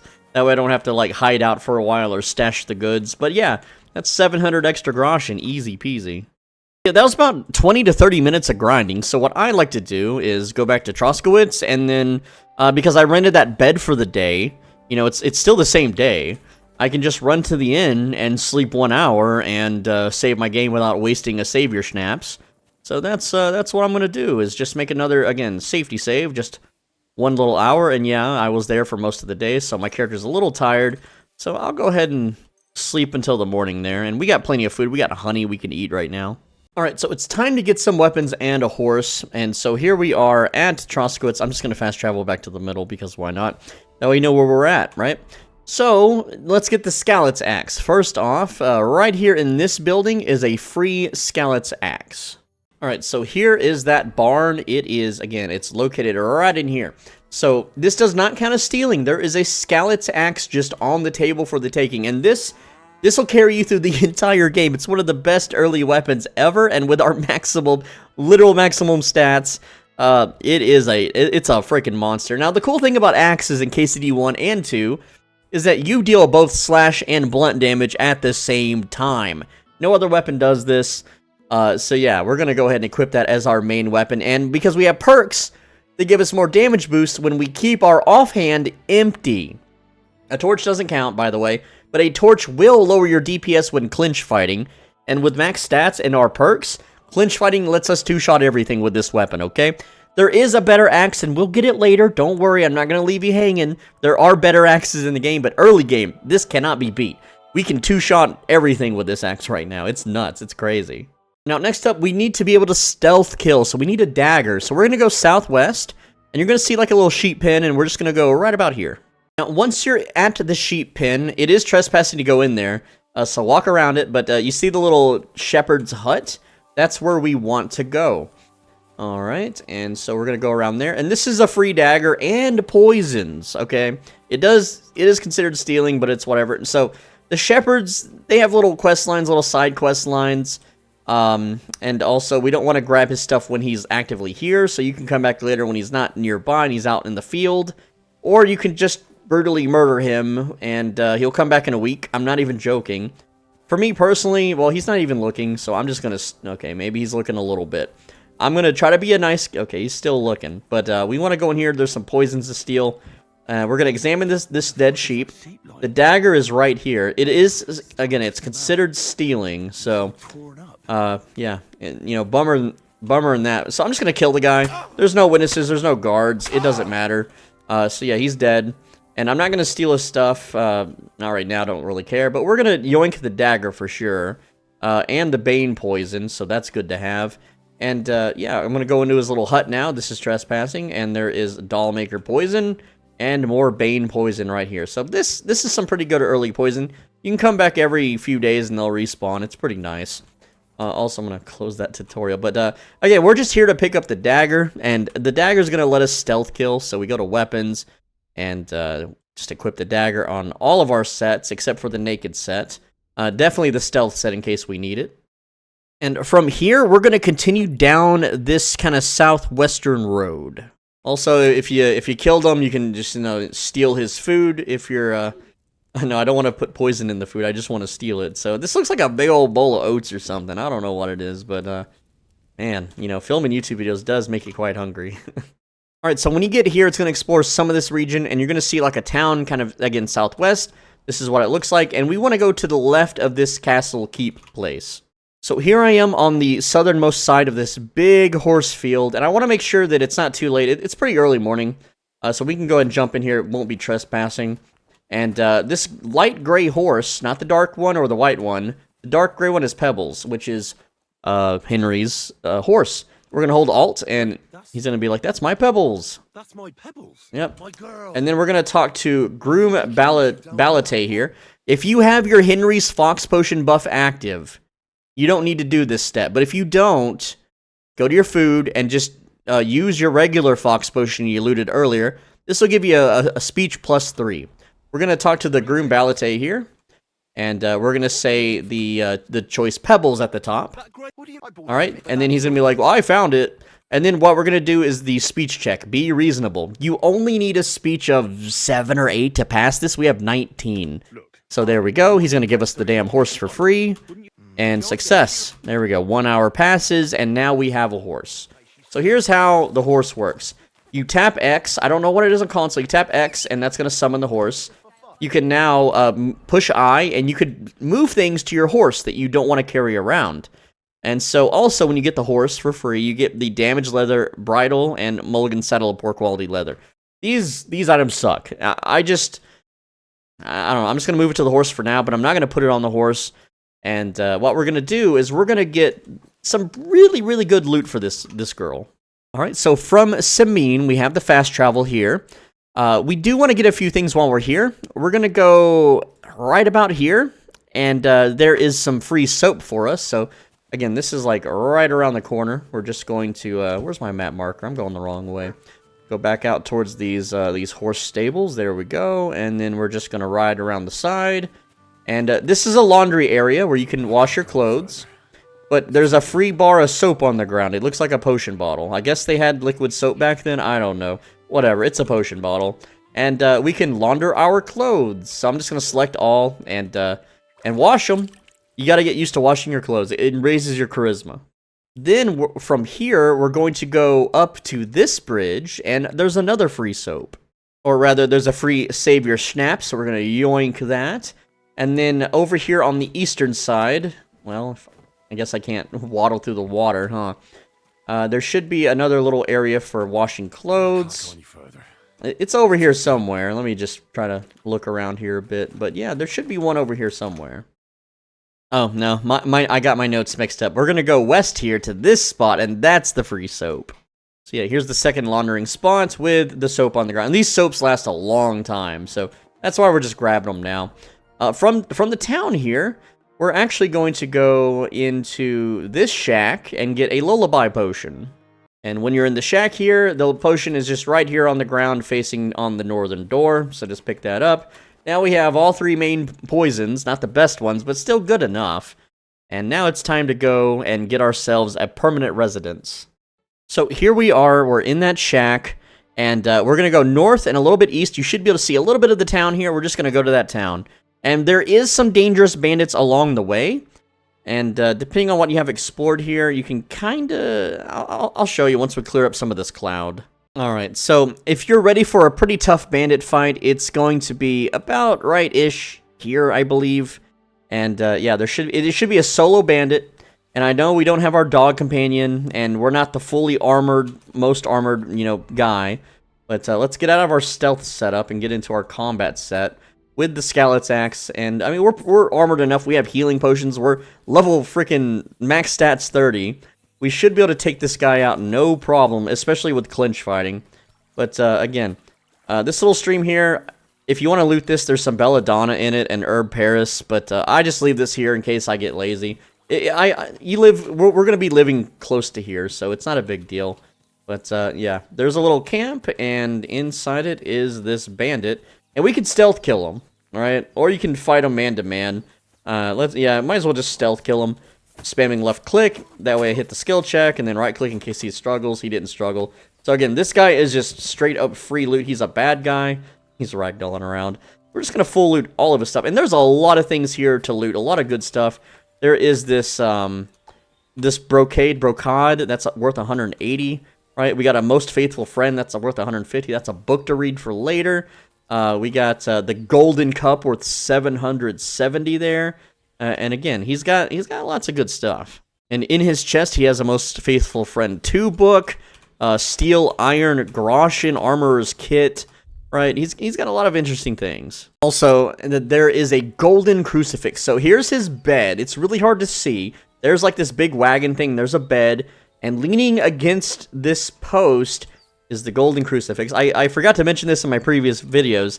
It just slipped my mind. It blends in with the color, and it's hard to see, but that thing is worth 1,430 groschen. Also, my Henry is getting hungry, and, well, this guy's got some porridge to steal, of course. Just have yourself a little taste. And gotta love the blandness of oats. But yeah, from here, we're going to go ahead and walk into town and get that fast travel point. So once you see the fast travel pop up on your map, we're going to go directly north and a bit west behind these clouds. And you're going to see another area right up here. And so we're just going to run to that. And this is the Zelazhov Wagoner's Inn. Very important place. So you want to make sure you run around this area until you get the fast travel, because if you come here and you don't get the fast travel, you wasted a lot of time. So looks like I got it. Yeah, there's the fast travel. So here's how to navigate the fast travel. You're going to appear right here at the steps, like right here on the road when you use the fast travel. You go up the stairs. The bathhouses are right here in front, and the inn is to your right. It's this big old building, and we want to talk to the guy with the white kind of shirt. This is the innkeeper, and we want to get a permanent residence here. So we want to do room and board. And he's like, we got one room left. I want to stay longer. And then you want to say, I'll pay for a permanent room. It's 120. You can haggle it if you want. I'm just going to pay the 120. It's super worth it. And now we can come here anytime and sleep and eat for free. It's so good. So here's how it works. We go inside the inn.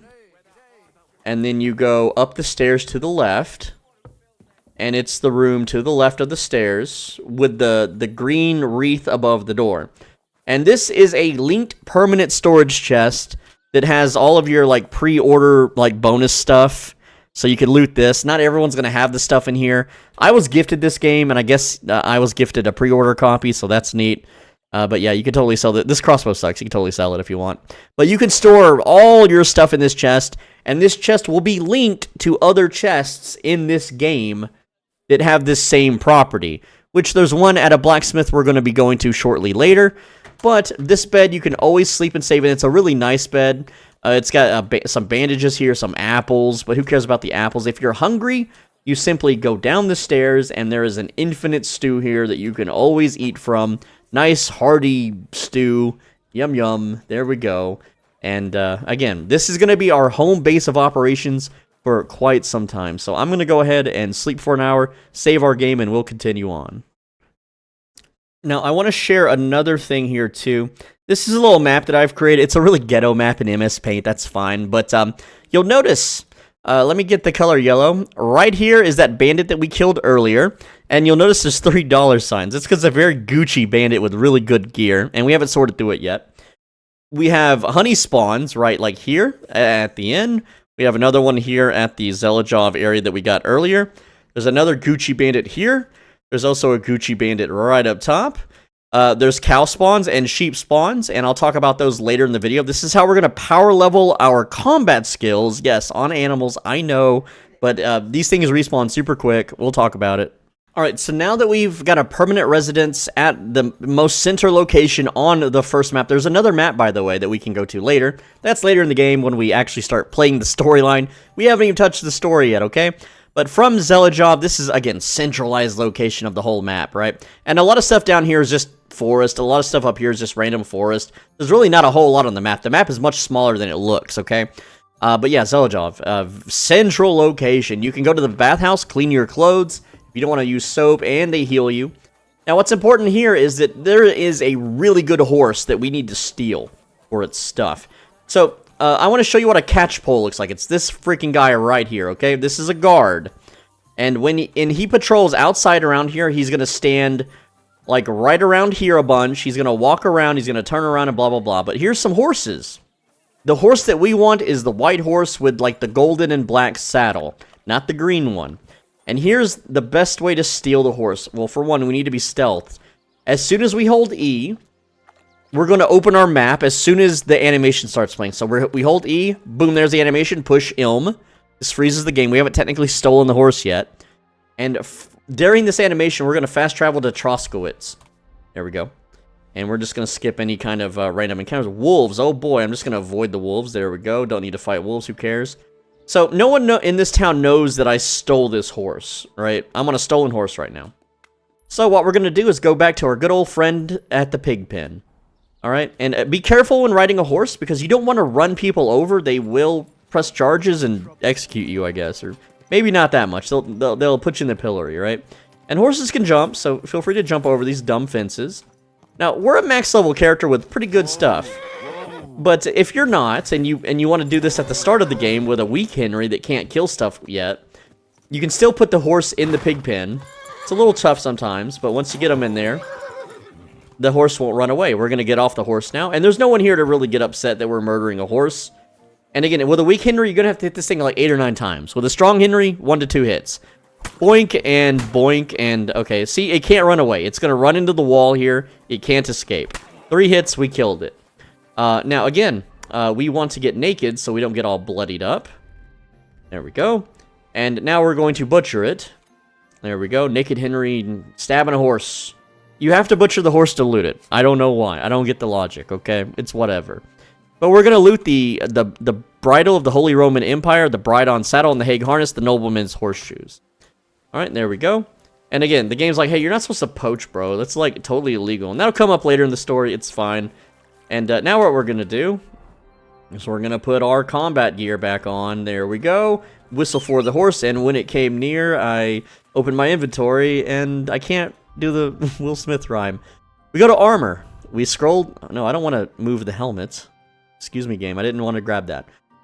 All right. We go down, and we're going to transfer the bridle, the bride-on saddle, the hag harness, and the horseshoes to the horse. We click the horse thing here at the top, and we're going to equip this to the horse. The bridle, the bride-on saddle, the hag harness, and the nobleman's horseshoes. All right, there we go. This other stuff we can just sell later. It's fine. It's whatever. Right now, this horse can now hold 328 kilograms of weight, and we, as a player, can hold 410 kilograms, and our armor and gear just alone right now is at 299. And we did loot that one bandit, so we're gonna get that sorted later. But right now, our horse is pretty stacked. Also, it's a little bloody, whatever. We can get that cleaned. Cleaning horses is a little expensive, but it's fine. It's okay. You know, it doesn't really change anything. The horse doesn't have a charisma stat or whatever. But there's still more things to get. All right. And also, you want to make sure that when you come back here that no one saw us. So, before I make any kind of saves, I'm just going to fast travel back. And the horse that we stole is actually the innkeeper's. It's his horse, right? But we just want to make sure we don't get recognized. Because, again, the stuff is on the horse. It's not on us. And, you know, if we run by the catch pole and they don't say nothing, then we're in the clear, right? No one's freaking out. There's the catch pole. Again, he doesn't seem to give it crap. He's just like, yeah, whatever, man. You know, just let me scroll TikTok. What did I do to you, bro? Nothing. Anyway, so yeah, we're good. We're in the clear. No one caught us, all right? The innkeeper isn't trying to run away and get the guards or anything, so he is oblivious. And that horse, it'll be back in a week. It's not permanently dead. See, look, he has no idea we stole his horse. It's fine. It's totally fine, right? And yeah, there we go. But we still need more upgrades. So we're going to fast travel now to Sameen. We're going to get a slightly better horseshoe, and we're going to get ourselves a crossbow we can use. So, yeah, that's what we're going to start with. From Sameen, we're going to travel southeast, about down to here, about right in here. We just want to clear out these clouds for now. So once you clear out these clouds, you're going to see this little opening here in the forest, and you just want to go right in the middle. It's going to look like a bloody battleground, all right? There's a few things that we want to pick up here. There's also a horse that we want to kill and loot.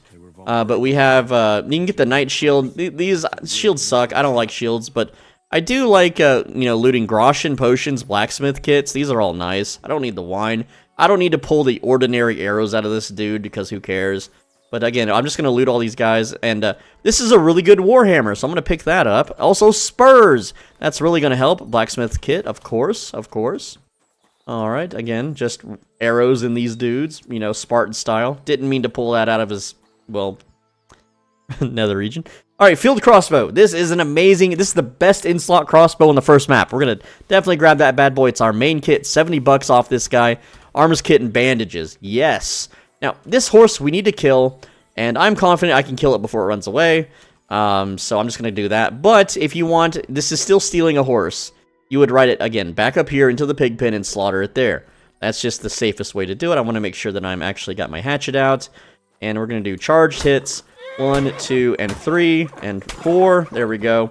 And, again, we're going to get naked and butcher it so I don't get bloodied up. Let the naked version of Henry get all gory. Now, you can steal the saddle if you want to sell it and the bridle, but it's stolen goods. I'm just going to grab the horseshoes here. I don't really care about this stuff too much. Again, money is pretty easy at this point. Whistle for the horse. Also, footprints. What? And then we're going to give him these horseshoes. So, again, go to armor, scroll all the way down, transfer to horse, go to the horse. Now, you may be thinking, how much better are these horseshoes? Why are they worth not as much as the nobleman's? And if you read the description, this says generous increase, but nobleman says almost the best speed. If you data mine the game, these are the better horseshoes. So we're going to go ahead and put those on instead. And yeah, there we go. So the horse is pretty damn almost perfect. We're still going to get a better saddle, though. We're going to get about 40 more carry weight kilograms. And to do that, we need to go right here to this area. Okay, it's pretty close to here. but we're just going to go right down the road east. So this is Nebakov Mill, and once you get that fast travel, we want this big building here that's connected to the water. This is the main mill building. It's got white on the bottom, brown on the top. It's a big old building. It's got these wheels on the side, and we want to approach this building at night. We want to come here when it's nice and dark and everyone's asleep. So I'm just going to go a bit down the road, and you'll notice that I have my sneaky beaky set on. It's a little bloody. It's fine. And we're just going to go where this little cave is, and we're just going to chill out until 1 a.m., past 1 a.m., there we go. And yeah, our character's a little hungry, that's fine. You don't want to be sneaking around hungry, your tummy will grumble and wake people up, I know. And we're just going to eat some honey, there we go. We're nice and full fed. And here's what we do. It's nighttime. We're going to not going to sprint. We're going to go into the top here. And there is a maid that we need to pickpocket. And we're going to crouch, and we're going to go in. So, again, I know it's a little hard to see probably, but sometimes this maid sleeps on the top part of the area here. So we're going to look for, there she is. This is maid Anna, and sometimes she sleeps down below. I'll show you both. But we're going to rob her of her keys. Alright, we're just going to get some time here. And go ahead and dig deep in those pockets. Grab the keys. That's money. That's keys. Got them. What is this? This is a bag of dried food. Who cares? Okay, so the chest is actually up here. It's like literally right in here. We're just going to open this chest for the dragon saddle. 2,300 groschen. Also, you can steal a book if you want. It's quiet as a cat. Yeah, I wonder why she has that book. It's freaking sneaky much. Anyway, go downstairs. And normally she's asleep in one of these rooms down here. So you just pop open all the doors until you find her sleeping somewhere. There's also this chest you can open if you want a sword guard and cobbler's kit. I'm going to go ahead and take the cobbler's kit because why the hell not? But yeah, just search all the rooms if she's asleep down here. Sometimes she is. Let's see. Like this room, or this might be lead to the outside. No, this is like a little underground cave thing. It's kind of weird. But there's a chest in the corner you can rob too. And this has a tailor's kit. It has a pretty expensive decorative pin. But not really much else. It's just a cool little area. There's also some schnapps. Not that I drink the snaps. Schnapps, however you say it. I can't pronounce words. Hopefully you've learned this by now. Also, there's something howling outside. We've got again another chest with 24 or 2.4 groschen. Not a whole lot to really steal from this place. Just that saddle. All right, and then we're just gonna go back up top, still sneaking, and we're just gonna leave. And yeah, there's other stuff here you can loot, but none of it's really worth anything. And the thing is, yes, this is stolen goods, but we're not going to come back down to this part of the map for quite a while. So it's totally fine. We can just, run out. Robbery successful. Call your horse. Swap out the saddle. I don't need to show you that. I've shown you how to do that twice. You get the idea. But you can see we go from 328 to 368, and we can get 200 more carry weight for this horse. I'm going to show you how to do it. So first off, we're going to fast travel back to Samine. There we go. And you want to make sure that your Henry is nice and well slept. Also, I don't want to do that random encounter because I'm filming a YouTube video, whatever. We're going to call the horse, and there's two ways to do this. To the west of Samine is a racetrack. It's right here. You can have your horse follow the racetrack in a circle, and it will just run or trot along the circle, and it'll be fine. That's the slow and easy way to do it. Or, I like to run to this field. I like to put a map marker right there. And where's the horse at? We're going to ride out to that map marker. I'm going to skip to that part. And just like before, we're going to AFK level it up. So I'm going to hold, this time I'm going to hold W and then D. I'm going to hold Alt, push F12 to open that screenshot menu. Hit tilde to close it, and then I can walk away from my keyboard. And what we need to do, let me go ahead and undo this real quick. What we need to do is if you go to Player here at the top, and then you go to Statistics and go to General, we are going to get the distance ridden to 35 kilometers. When you do that, Pebbles will level up and get a whole bunch of bonus stats, making it one of the top 5 horses in the game. And it only takes, I don't know, 30 or so minutes to get this done. But at the same time, we're also going to be mass leveling horsemanship up. If you don't have a Henry's Fox Potion active, you will learn this secret passive around level 15 and a half. But with the Henry's Fox Potion, I guess we'll find out. And so there we are. Again, I've got the instructions on your screen. Hold W and D, hold Alt, push F12, push tilde to close that screenshot menu. And what you can do is, if you want to actively speed this up a bit, you can push Shift until, you know, your Pebbles horse is basically, you know, galloping. And then you just, again, you're just ride in circles until you get 35 kilometers. And it's that easy. And now I'm just going to show you a sped up version here. And yes, these circles aren't perfect, so you will have to correct Pebbles every once in a while, lest you AFK run into the forest and get dismounted by hitting a tree branch. Yeah, that's a thing. You can run into a tree branch. There we go, horsemanship, level 8. Discovered a hunting spot, whoop-de-doo. But again, you know, as time goes on, you're going to eventually hit that 35 kilometer mark. And we have a free bed, we have free food, we have plenty of food, we know where to get honey. And yeah, there's no reason to starve to death or become too tired and pass out. Horsemanship 9. Again, you get the idea. I don't need to keep showing you this. I can just... we see, we got knocked off by a tree branch here. So you gotta check up on Henry every once in a while. So I want to show you Pebbles' stats before. So again, these are Pebbles' base stats right now. We have capacity of 168, stamina 138, blah blah blah. This is without any of the gear, of course. It doesn't show the stats with the gear increases. All right, you'll see good old Pebbles in the top right corner. That's how you know that you got the perk unlocked.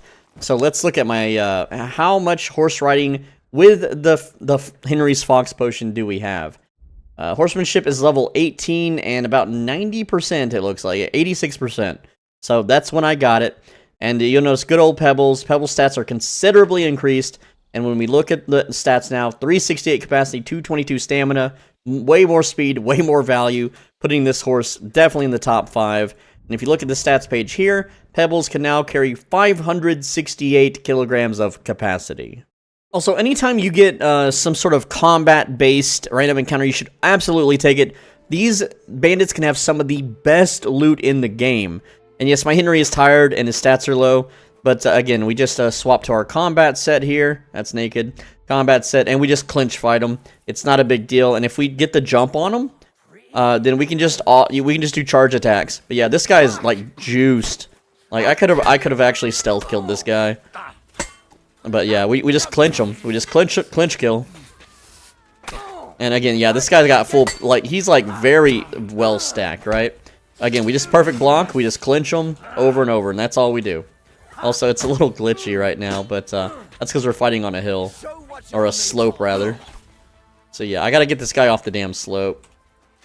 Alright, we're gonna activate river, perfect block him, clinch him, and so on and so forth. But yeah, this is like a top tier encounter for loot. So very lucky to get, but not always. You don't always get this. And again, they can't compete. We have max stats, right? They literally can't do anything. And I haven't even put on, like, better plate yet. Also, it looks like the beggar is helping fight. Alright, so this bandit gives up. And we're just going to chop him. There we go. Alright, so he's dead. I don't know what the beggar's doing, but we definitely want this guy's loot. Oh, man, look at that money. 390, 446, 385, 289. Okay, maybe he's not the most Gucci geared, but it's pretty good geared. And it's like, that horse actually looks pretty rare, too. I kind of want to murder this dude for his horse. I don't know what the beggar's doing, but yeah, I'm just gonna go ahead and loot this dude, too. Always loot the bandits. And I think I'm just gonna kill everybody here, especially the Kuman dude. Like no one's gonna like report me or anything. All right, there we go. Again, yep, I'm a murderer. Whoop-de-doo! You'll never tell anybody. No one will ever find out. And now, and again, that's a tournament. That's a tournament freaking thing. The red one. So that's best in slot. So I want that. I want that big time. It's a pretty decent horse. I just got to make sure that I kill it before it runs away. So again, 1, 2, and dead. Okay, cool. Yeah, that's a tournament one. If you see the bright red, you kill that damn horse. I don't care what you got to do. That is insanely lucky. And that guy was just riding through. Tournament bridle. Yeah, there we go. That's the number one. Number one. It doesn't get any better than that. Also, when killing Kumans, you'll notice that it says loot and not rob. So you can grab all their stuff. It doesn't count as stolen. And yeah, we definitely want to do that. But now the beggar here, this says rob. So again, you know, getting any of this stuff is going to count as stolen, and his stuff isn't worth anything. So I'm just picking the money out, and that's it. But yeah, we killed some bad guys, some innocents. We got best in slots. bridle, whatever it's called. So one thing you need to get used to is using the horse to store gear as you roam around, and then when you go back to your home base to sleep and eat and save, store everything in that inn chest. And again, we're going to be able to move that chest around and open it in other locations, so it's kind of like a portable black hole dimensional storage of sorts. And just note, after doing loot runs kind of like that, even though that one wasn't really planned, it was just a random encounter, you do want to go and use your repair kits on everything, because we want to skill up as much stuff as we can here and keep it all in nice, you know, tidy and whatnot. So again, just get used to blowing through your repair kits, because it's going to skill up your craftsmanship, which we need to craft way better equipment.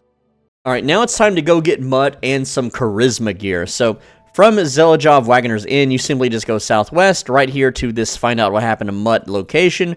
Really simple stuff. We're very over-geared for this quest, and basically the whole game at this point. You know, we're almost basically max level. So when you get to the location where Mutt is, this guy's going to challenge you, and he's like a real easy fight. Like, this is a beginner level bandit. You can see that we just absolutely deleted his health bar. And again, take his stuff because we want to repair it and clean it up. And then you have this guy here. Again, he's got $3 on him, whoop-de-doo. But we also want to examine the dead deer here. There we go. So that updates the quest objective. Now, here's what you're supposed to do to get Mutt. You're supposed to go on this big, arduous quest chain where you talk to the herb woman, you talk to all the shepherds and kill a bunch of wolves, and go all over the frickin' map. But we're not going to do that. We're just going to go straight to where Mutt is, and he's like down here. So we're going to clear up this cloud cover. But before that, we're going to go to this area right about there, and we're going to get the fast travel. Now, if you really want to play swords in your playthrough, Tomcat is here. He's going to teach you how to Master Strike. You just do his little quest chain. And I don't need it because I'm not using swords, so I'm not going to bother. All right, so once you get the Nomad's Camp fast travel, which is right here, we want to go right here. This is where Mutt is. We don't need to do any of the other quest chains. We already activated the trigger thing up here by discovering the dead deer body. And just going here, we can pick them right up. All right, now once you get Mutt and you've killed the wolves, you did kill the wolves, right? There's a cave here, and inside the cave, there's lots of good stuff for our charisma. Also, you can just go ahead and pick this up because it's, you know, $200. There's a mended cuirass. There's a skeleton you can see buried in the rubble. So you open that up, you've got 2 rings, spectacles, and a cross, and $4. All right, yeah, I know it's not probably called dollars. Also, if you go back here to the bushes, there's more crap you can grab. We don't really need the meat, and you don't really have to feed Mutt. Also, I don't know what it is we're opening right here, but again, it's, you know. But what we really care about is those spectacles, and yes, we're going nerd mode. I know. But what we want to do is not have the high conspicuousness. So in this case, yes, this gives more charisma, but it also makes us more conspicuous and visible. We want the gemstone silver ring, and then we want the spectacles. There we go. So that boosted our charisma to 20, and 20 charisma, as you know, is how we increase our armor massively through our perks. And we're going to get even more charisma now that we have Mutt. We're going to level him up, and he's going to give us like a +2 or +4, I forget. And basically, we'll be able to just noble our way through any skill check. But now that we have Mutt, let's go get the best bow on the first map. And to do that, we're going to fast travel back here to the Nomad's Camp.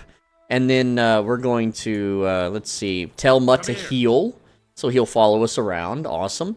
And from the fast travel, we're going to face west. So we're going to go this way a bit.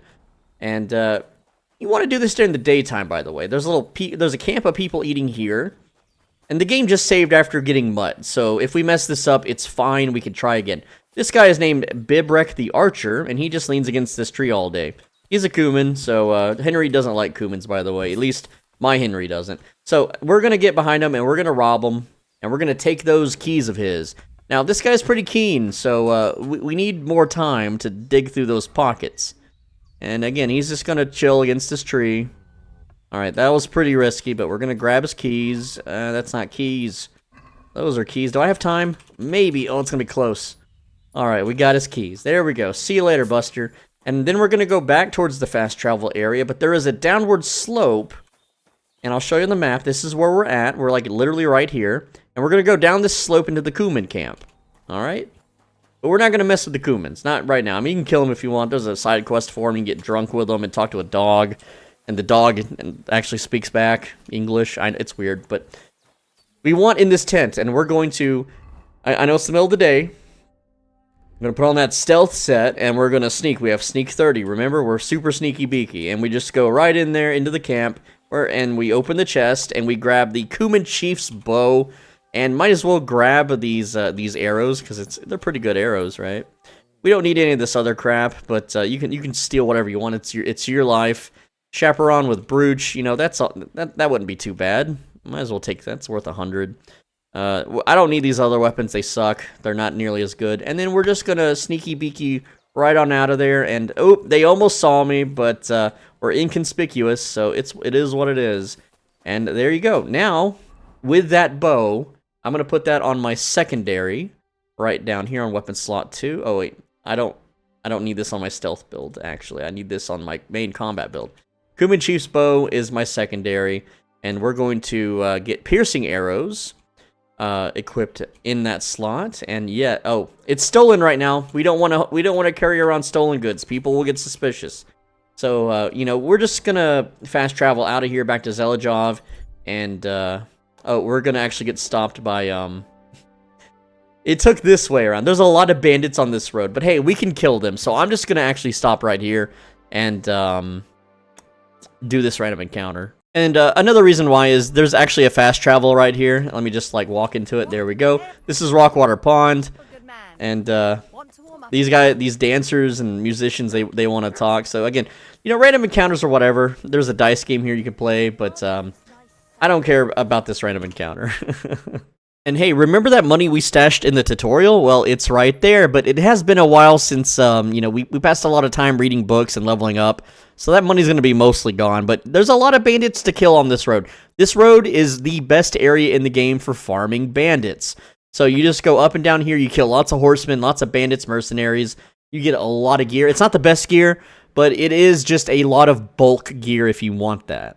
Also note, using the bathmaid services does save your game, so yeah, just, you want to make sure that you're fully cleaned, no dirt or anything, because that will raise your charisma. So we are now at 11 speech, 21 charisma, and we can get a +7 to speech with a Henry Fox potion, so we're technically 18 on that one. By the way, go into horsemanship, your skills tab, and learn Head Start and Head Start 2.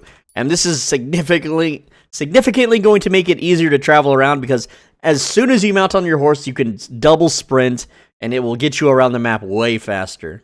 All right, time to work on some armor upgrades from Zelajov Wagoners. And we're going to go uncover these clouds. Now, right up this area, like kind of right in here, there's some really Gucci bandits, but also there's lots of bandits along this road too.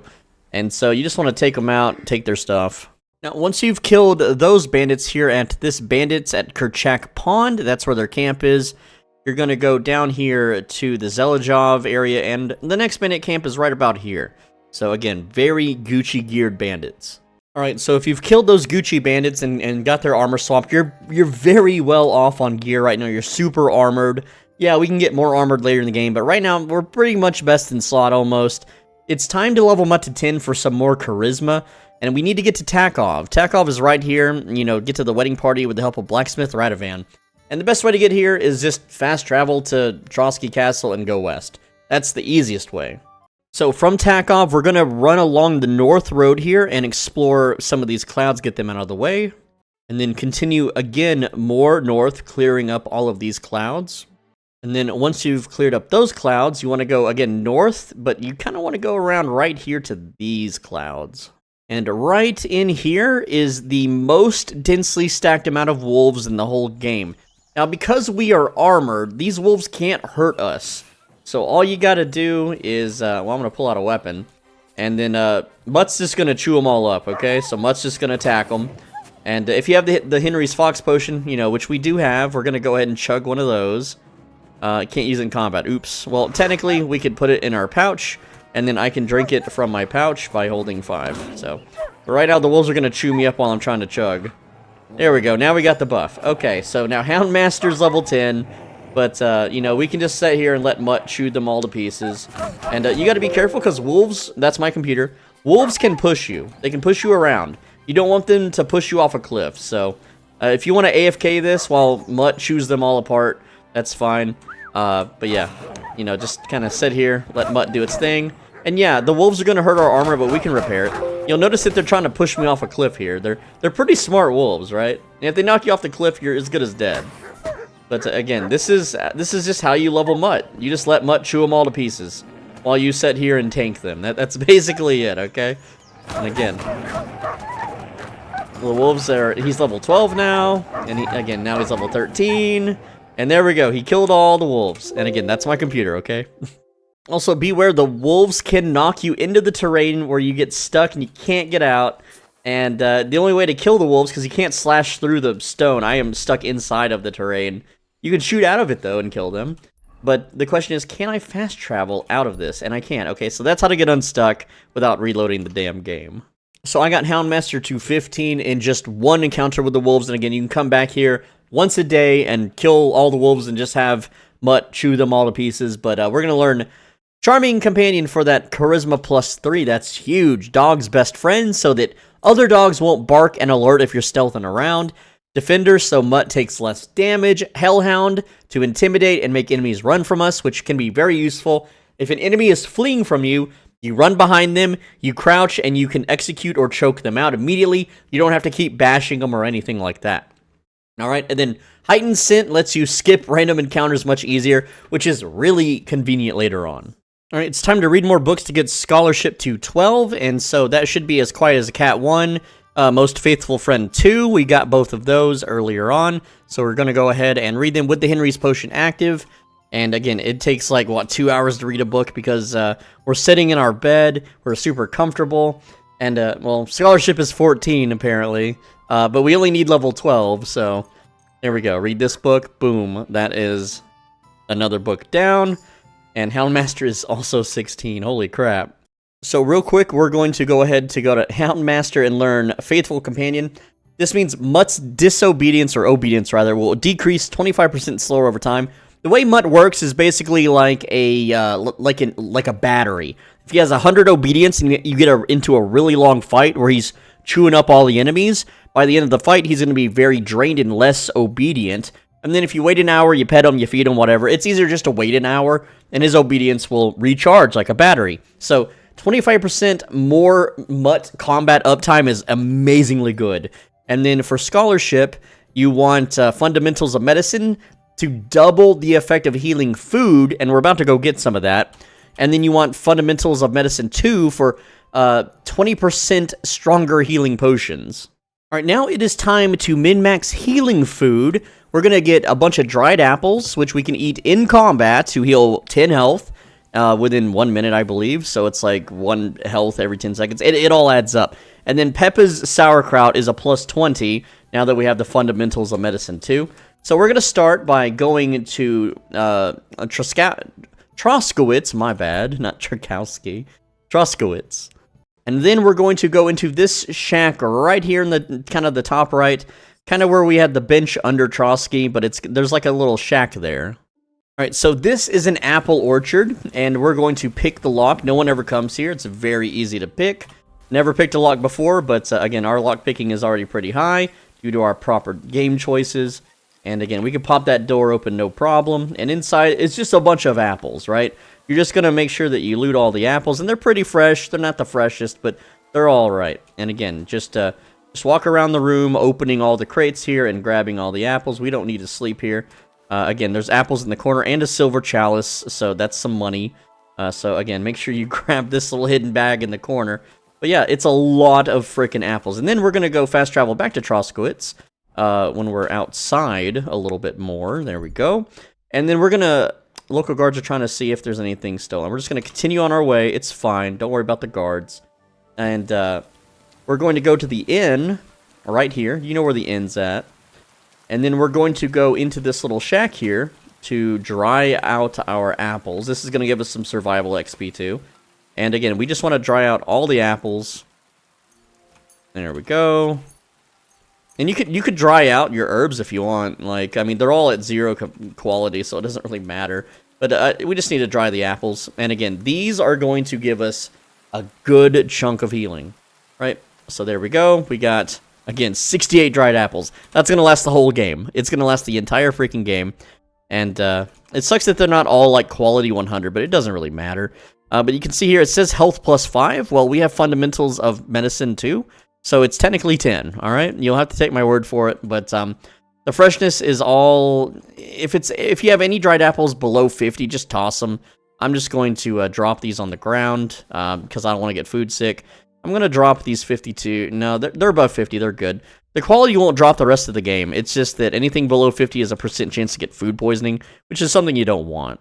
A few other things. You want a digestive potion, so I'm just going to go ahead and buy the vendors here, get some snaps.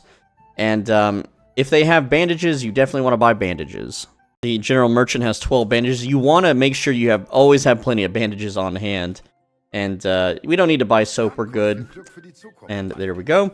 And then I'm going to go to the apothecary and get a few more digestive potions. And then we're basically almost set for healing items, again, to last us the entire game. We're going to be looting a lot of bandages from bandits anyway. But it's, you just want to stock up early so that you don't have to do it later. And then he's got regular digestive potions. We're going to buy both of those. So from Troskowitz, we're going to go southeast and uncover these clouds down here. And then we're going to go south some more and uncover these clouds down here. So this is known as Slatego or Slatego. I don't know how to pronounce it, but this is a grocery. And there should be a guy, Green Grocer Visor. We're going to talk to him and trade with him. And we're going to buy his cabbages. He's got 4 cabbages. Sometimes he has 5. Go ahead and buy those cabbages from him. And then we're going to fast travel to Samin. It's just easier to fast travel, and I'm not going to mess with the beggar, don't care. Again, it's just way faster. Like, and we're going to go right here on the map. I'll show you whenever it loads. We're going to then go straight east from Samin, right here to this area. Well, actually, no, we're going to go right here in the fields first. So right here in the fields is a bunch of cabbages, and these are lootable cabbages, and it says pick up. It is not stealing to grab these. They are just free to take for whatever reason, right? So we're going to, again, just walk around and pick up all the cabbages, and you'll notice that they're nice and bright and lit up. Not stealing at all. This guy doesn't mind.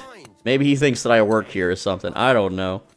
But no, clearly we don't. We want as many cabbages as we can hold. But also, these guys, there is a peasant that's here. He's very rare to fight.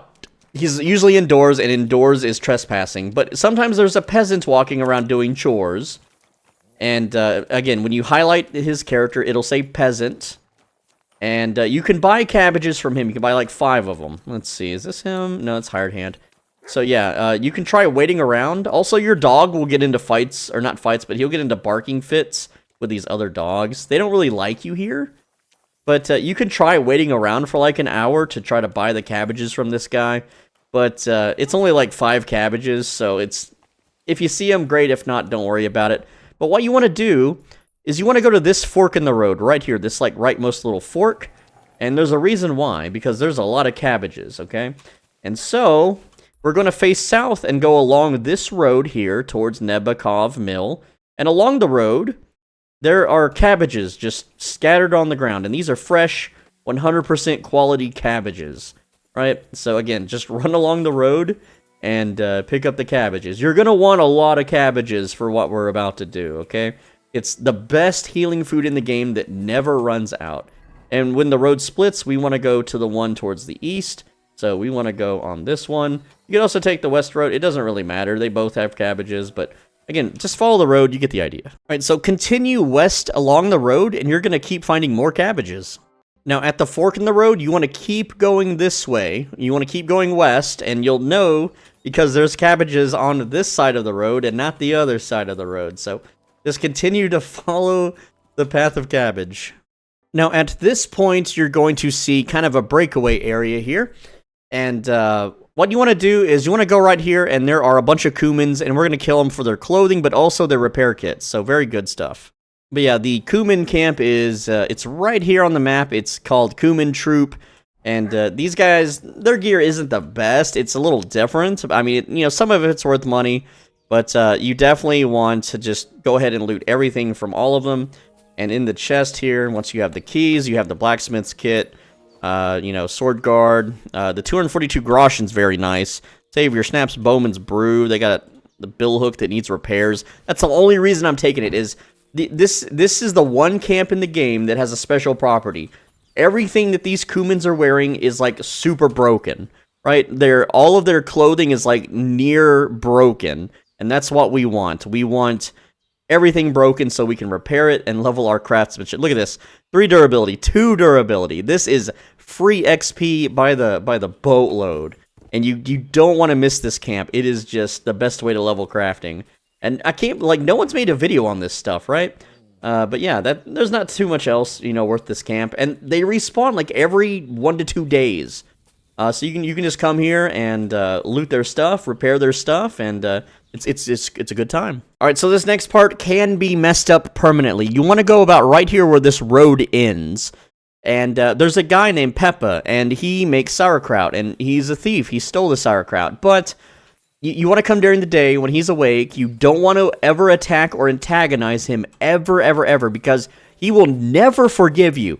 This dude, like, if you punch him in the face once, he will be mad for eternity. There's no talking him out of it. There's no going away for a week and letting him cool off. He will just full-blown aggro. You can't surrender to him. He will fight to the literal death. And you need him so that you can get the best healing food in the game. So you gotta be nice to him. You gotta be just a nice guy. And you'll know you're in the right spot because you'll see like the white gravelly ground here. Again, this is where I'm at. And at the base, there's more cabbages. And these cabbages, they're pretty fresh. So go ahead and grab them. And again, it's a lot of cabbages. You shouldn't ever have to come back here ever again. This amount of cabbages should carry you through the whole game. But we're gonna go up. And we have to talk to him first, and he's right here. His name is Sauerkraut Peppa, and we're gonna talk to him. And he's kind of dumb, but whatever. Basically, he's a cabbage thief, and you gotta be nice to him. Remember, be nice. Just be like, I won't report you because what are we like playing an MMORPG? I'm reporting you for saying a gamer word, Miss Finster. I'm telling. And then you just say you only stole some cabbages. You just stole some cabbages, bro. Anyway, so we'll say sure, because he's offering us sauerkraut. He's going to give us 14 of them, which is a lot, a very generous amount. All right, then we're going to talk to him again, and we're going to say, I'll trade cabbage with you. All right, and we have 26 cabbages. There we go, and then we confirm delivery, and now we get 26 sauerkraut. And there we go. That's basically it. So anytime you get cabbages, you come back here. And they respawn once a week. Also, there's a caravan that has about 30 cabbages on it. If you get lucky, you can murder the guards, steal the cabbages, and you can get more sauerkraut. But this is the best healing food in the entire game, bar none. Peppa's sauerkraut, it never goes bad. It says plus 10, but we have it doubled, so it's plus 20. You combine that with the dried apples, and you're healing for days. You even combine that with your strong marigold decoction. That's plus 50. If you make the Henry decoction, that's plus 75. And all of that's getting buffed by our skills. And you can eat and drink these daring combat and they stack all together. So you just regenerate life like no one's business. So here's what I like to do. I like to, I need to remove the Henry's Fox from the pouch for one. But we put our healing potion, which we have 117 of them. We're going to put those in the pouch. There we go. We're going to put the sauerkraut in the pouch next. And then the dried apples. Alright, well I can only put one thing in the pouch at a time. So you'll have to menu it if you need to triple heal, okay? Alright, time to get some thievery XP and do a little bit of story progression because we want to level up thievery before we level up crafting. I know, it's silly, but from Peppa, we're going to go right here to the Miller Kreyzl. So just go over to this area. Pretty simple. It's a very small walk. By the way, this guy is totally random. He's not always here, but this is Hornet. And again, we're right here near the Kreyzl area, kind of on the eastern side. And you can fight him for a bet of 250 groschen.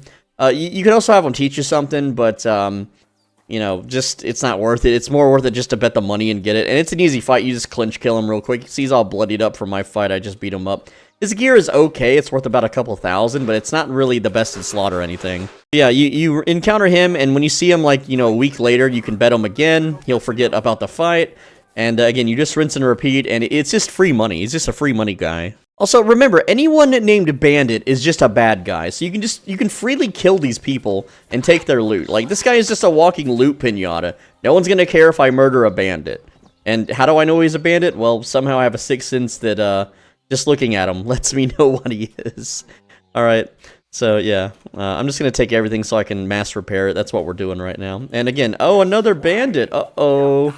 Right? And again, these guys are super easy. You just walk into them and clinch kill them. And, oh, he's putting up a bit of a fight. But, again, you just bash, and then he's dead. See? And again, once we get our skills up, our heavy weapons up, they get 1 to 2 shotted. Right now, we're 3-shotting them. But yeah, it's just free loot, free money. So you're looking for a dude in yellow. His name is Kreyzl, and you're just gonna try to get a job with him, really, right now. He's a bit of a kook, but I heard you're looking for help is what you want to do. So this part really confused me because I couldn't find the damn sacks of flour. I looked everywhere. So I know some people think this is super obvious, but it wasn't for me. And so this means 10 years from now, I'm still gonna forget this. So from Kreyzl, this is his, like, in his house, whatever. Here he is hammering on a wheel. Just to the left of this, there's the barn. And right here in the back of it is the damn sack of flour, quote-unquote flour. Alright, and then you just haul it over to the wagon. So instead of putting flour in a barn, you're taking it out and putting it on this wagon. And then you just rinse and repeat until the cutscene happens. It's really that simple. So once you progress this part of the story, you're going to say, I'd like to learn about thievery. And then you go from there. Now, a few notes that Kreyzl, he sells wounding arrows and bolts, so very good for bleed builds. He also has a lot of very dark clothing you could just straight up buy from him. So, like, swap to your stealth set, see if there's any upgrades. Sometimes there is. Let's see. Miner's cap, actually, looking visibility. +6 noise, though. I don't know about that one, but, yeah, it's not changing anything. Yeah, okay, so the coif there, that's lowering noise and conspicuousness. Again, just shop around. You get the idea. It also has a quick finger potion, and I know you're an alchemist. You could craft your own, but it's easier. It's faster just to buy them, trust me. He also has a whopping 35 lockpicks, and they're the cheapest lockpicks in town. So buy your lockpicks now. You'll never need any more ever again. Or don't. Just don't break them. It's that easy. Oh, also, from here on out, if you ever loot wine, don't sell wine. You just need one. But always hold one regular wine. Not fine, not cheap, just regular wine. Also, remember the chest I was talking about where you can store all your stuff and it's universal? Well, there's one in the attic of Kreyzl's house. So you go up to the 2nd floor, you climb the ladder, and you can also sleep and save in this bed. It's not as comfortable as the inn, but it is a permanent house for you. But yeah, make sure that you're managing all your gear using these chests. So to start with thievery, right here where Kreyzl's house is, you know, the quest where you did the flower and there's a chest here? Well, this chest is a semi-infinite unlockable chest. You can only unlock it so many times until your skill gets too good. But inside is lockpicks and a dead rat. The dead rat's kind of a meme. You can carry it around with the whole game if you want to be funny. But as soon as the chest closes, you can, again, lockpick it once again. And you can continue to do this until your thievery gets to a decent level. So again, just sit here and do the minigame over and over and over again until the game tells you that you've had enough and you can't learn anything else. So once Henry says, I've got nothing left to learn here, and then the chest will no longer auto-lock anymore, that's as far as you can really go from here, but there's still ways to level thievery. Now, next up is Hired Hand Hensel, and he hangs around this area, not too far. Here he is right now, hanging out with the cows. Sometimes he hangs out over here in this field or over in this little fighting pit, but you're going to talk to him, and he's going to help you out get some more thievery. And you want to go, I want to try pickpocketing. And go ahead and do that, and he's going to lead you into the barn, and then you get to practice on him. So when you talk to Hensel for pickpocketing, he's going to stand there, and you're going to do it, and then you're going to basically rob him like so. We're just going to pickpocket Hensel here, and he's just got some keys, or, well, in this case, he's got a lot of crap. But each time we pickpocket him, we're going to get some thievery XP. He's a little bit harder to steal from. But there we go. And you just keep doing this until you pickpocket all of his stuff. And when he has nothing else in his inventory, that is whenever you talk to him, say that you're done, and then you ask him to help train you with pickpocketing once again. And you just rinse and repeat this process over and over and over and over as much as you want. And it's a little hard at first to get time because he's very aware. Since he is a thief himself, but yeah, you just sit here and do this, stealing one thing at a time, and once his inventory is out, I'm going to go ahead and do that until his inventory is completely empty here. There we go. And again, you're supposed to just steal his key. And again, if you get caught by him, it's not a big deal. Like, he's not going to fight you. He's not going to aggro or call guards because it's a training mission, right? So this is the one guy you can literally infinitely pickpocket. Oh, you were caught. Whoop-de-doo, right? Like, he doesn't seem to care. And anyway, we steal this key, and that's supposed to be the end of it, right? So we steal the key, his pouch disappears, so we talk to him again. Can I? Yeah. All right. Gotcha. And now his purse is back, right? But whenever you want to reset him, you would talk to him, tell him you're done, right? And again, as he walks away, you talk to him again, and you just start it all over again. So there you go. He's like, here, have it back, blah, blah, blah. And then you say, do you want to give it another go? Say no. And then he's going to walk away. We talk to him. And then I want to try pickpocketing. And then that resets his inventory. He's going to stand there again. And instead of talking to him to get started, we just start robbing him. And again, he's not going to... He's not going to do anything, but he's got 2 keys now, and then when you reset this once again, you'll have 3 keys and then 4 keys, and it's just a weird glitch. It'll probably get patched, but again, you can just sleep for a day, come back, and it resets his inventory to infinitely steal from him. Now, at some point, Kreyzl here will get way too aware of you pickpocketing him, so all you got to do is go to bed, sleep an hour, come back, bug him again. It kind of resets his threat detection, I suppose. And then you can continue to repeat it. Now, sometimes his, you can't even rob him, so you have to say, I want to try takedowns. And then after that, you say, not now. He's gonna walk away, talk to him again. Again, it's pretty buggy and glitchy how this guy's set up. But if you do it properly, it'll respawn his satchel, so let's talk to him again. Yeah, you know how it goes. And again, sometimes it works, sometimes it doesn't. It just takes a lot of fiddling. And if he glitches out some more, what you have to do is you have to fast travel away from the Semine Mill somewhere else. I prefer just to go to Zelajov and then sleep in a bed and then come back and it should reset him completely. But all you got to do is do this until Thievery level 14. That's when we get the perk Mischief Artist, and this is going to really change the way we do stuff. So once you are Thievery 14, you're going to learn Nimble Fingers because this makes it way easier to pickpocket. Toolmaster is mandatory for opening locks. I don't know why I said docks. There's no docks in this game.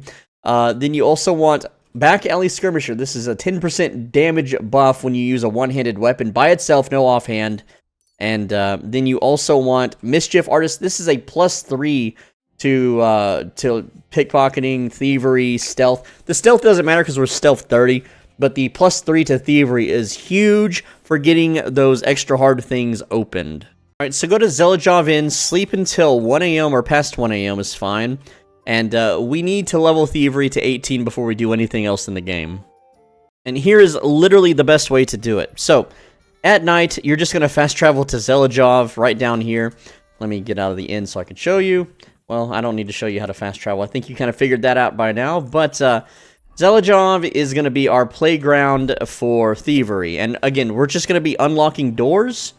And we're going to put that torch away. We don't want people to see us. Now, we're going to be committing a lot of minor crimes here and lowering reps, so that kind of sucks. But all we're going to be doing is, well, first off, let's put on our stealth set that we have. There we go. Very low noise. We want to send Mutt home, okay? If someone sees Mutt, then... and Mutt lives at Zelajov, so, again, the game doesn't care. Yeah, he lives here. I know, it's weird, right? But whatever. The point is that if they see the dog, and it's attached to us at the moment, then we get blamed for any crimes. So, again, we're just going to run around and we're going to lockpick all the doors open, and we're going to pickpocket everyone sleeping. And that's all we're doing. And you want to make sure that you have your Henry's Fox potion. Mine's about to expire here. But again, we go into the house, and you see there's some medium difficulty locks and stuff. But with that mischief thing, we got a +3 to our thievery just for opening the door. And it makes these super duper easy. We're not actually stealing anything out of the chests. Everything here kind of sucks. The loot's all kind of garbage. We just need the the experience from unlocking all these doors. And we're going to do this to level 18. Now, we're also going to sneak around and we're going to pickpocket one thing from every villager, whatever. There we go. And I'm just going to grab the cheese. You know, meep, I want the cheese. There we go. And again, there's so many different doors of various difficulty levels. There's a lot of sleeping people to pickpocket. And again, we're already thievery 15 on the first freaking house, right?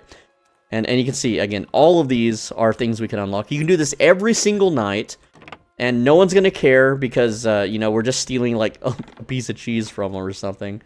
And again, more chests to unlock here. And again, just go to every single house and do this for a few nights. You'll get to 18 lickety-split super fast. And this little town is the best in the game because there is a ton of just normie NPCs, non-important characters. There's like 2 guards in the whole town. Tons of chests from, again, very easy, medium, hard, and very hard that you can open. And again, it's the fastest XP legit without doing the pickpocket trick with Hensel, which you can keep doing if you want. But again, this method it's fast, it's repeatable. And, like, for instance, this guy's sleeping. I could maybe open this chest quietly, but it's a risk, and I'm not going to take it. I'm already thievery 17. We just need 18. That's all we need. And the reason why we need 18 is so we can automatically open certain things here. And again, with the Henry's Potion, which just ran out, by the way, I'm now just getting regular XP, not even the boosted XP. Again, we're in complete darkness. We have all black. We have stealth 30. I want you to see this. Hello, guard. Mwah. Like, see, he can't even see us. That's how easy it is to stealth around. Once you're level 18 thievery, learn Master Thief and Inconspicuous, so you can front pickpocket people without them getting all upsetty spaghetti. So real quick, we need to get Mutt back. If I'm holding the X button, I can't call Mutt, but he's clearly walking around, so how do you get him back? It's easy, you just talk to the innkeeper. And he has an option, where can I... Hold on, I'm here to get my dog. That's what we want. And, there you go. That's it. And now when we hold X, we can tell Mutt to heal and attack and sickle him and stuff. And again, we want Mutt back when we're not doing stealth missions so that we can get that charisma bonus.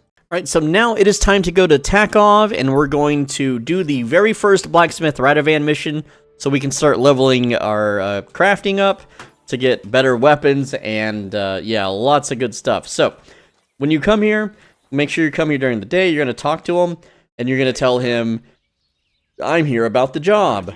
Alright? And then you're just going to follow the tutorial. It's going to teach you exactly how to smith a sword. It's really simple. Let's get started. And again, I've already done all this. So you're going to open this little chest here, loot all the stuff. He tells you to do it, so we're not stealing. And then we're going to push E to start blacksmithing, and we're going to do a hunting sword. And this is just a tutorial, so it'll teach you what to do. You don't need me for this part. So once you do that first mission, this unlocks, like, this is the blacksmith's house. And you can come in here, and you have, again, a bed that you can sleep and save on. You have some free stuff like this armorer's kit. If you wear the leather apron, it gives you +3 to crafting while you do it, supposedly, though the game doesn't tell you that. But again, you have that dimensional chest with all your stuff. And this is where things are going to get crazy, because we're going to mass power level our crafting. So I recommend that you save before doing this so you don't accidentally mess stuff up, because we're going to be able to level crafting for completely free. And again, that's going to save the game. And here's how we're going to do it, alright? Hold on. So the first things first is we're going to be buying a lot of... Okay, I don't want a blacksmith, but that resets him over here on the wall. He just teleports. We want to go ahead and open a trade with him. And again, his reputation is pretty freaking high, right? And what we're going to do is we're going to buy all of his armorer, blacksmith, and cobbler kits. And yeah, we're buying all of them. Don't worry about it. Don't worry about the cost. We're going to get our money back. We're going to get our money back on all of this stuff, okay? And also, you can buy his raw materials. I recommend, doing this. So I'm going to buy all the charcoal, the copper, the fasting material, because we're going to use this stuff very soon. And, I mean, not all of it. It's just good to buy. And again, we're paying 650-something bucks right now. Totally fine. Go ahead and buy all the sketches, too. Again, we're buying everything. And food, well, quick finger potion, why not? Go ahead and buy that. And then any armor that might be an upgrade, we're also going to buy. So I'm just going to go through real quick and do that. Alright, so you'll notice here that we're going to be paying $2,423. We're going to haggle with him. Alright, and then we're going to give him a tip. That's right, we're tipping him more money. Yes. Here, and something for your trouble. My thanks. Alright, now we're going to talk to him again. And his rep should be 100 when we open the trade menu. So his rep is now 100. That's what we want. We want 100 rep. Don't worry, we're getting that money back. He's not keeping it, okay? He's absolutely not keeping it. So, now that we have done the big trade, and real quick, I just want to put on some of my newly bought gear. I think it was just like the half-plate legs, which was an upgrade. A very minor one, right?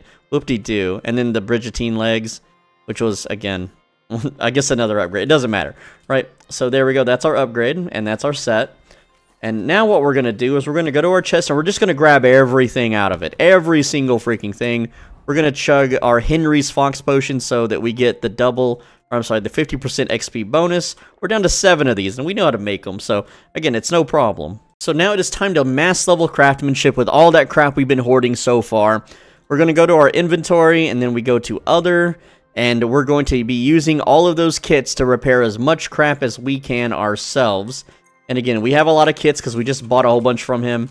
So we should be able to repair most of this stuff and get a ton of XP as we do it.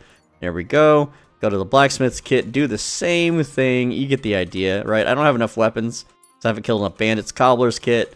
Again, just repair literally everything that you have.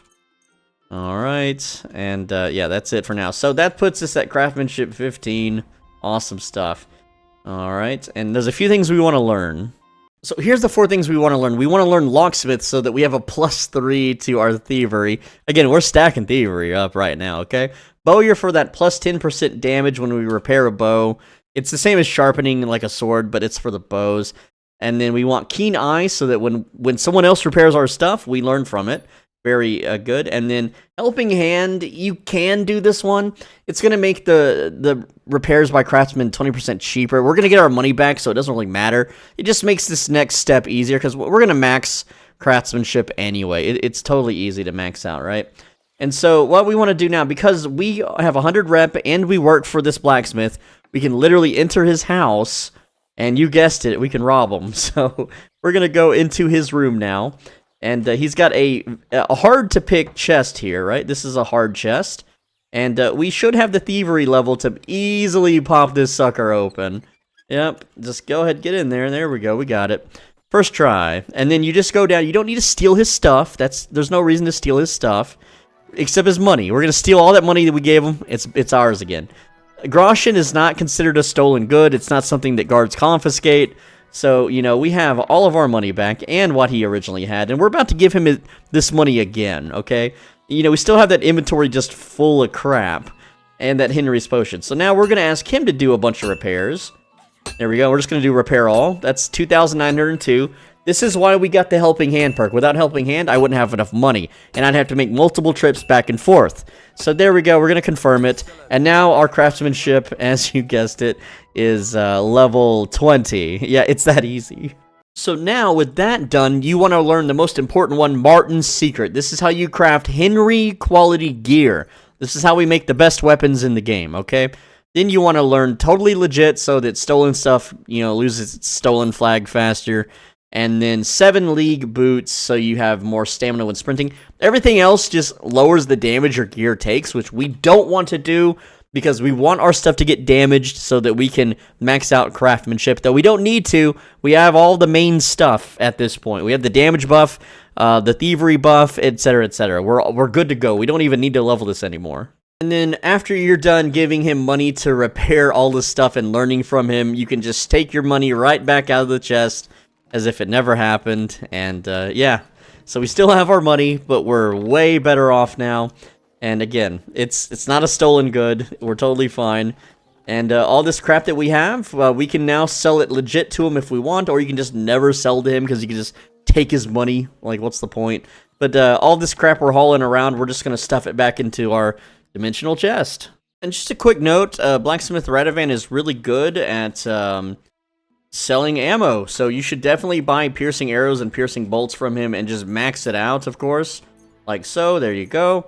And again, just steal your money back after you're done with the transaction. Every few days, he restocks, and you'll have more than enough ammo to last you the entire game. I went into the wrong room. Oops, my bad. You can also go to, of course, Bohumir, and you want to buy the repair kits that he sells, so that when you repair your bow, it buffs it by 10% damage. But yeah, he's got the long-range arrows. Not too many, though. And again, he's got a book we haven't read yet, but we can just steal that when he's sleeping. It's the marksman's kits that I'm after, right? You may be thinking, well, paying 140 sucks, but again, you can just pickpocket them, you know, or you can sell crap to them or whatever. It's whatever you want to do, but 146 ain't nothing anymore.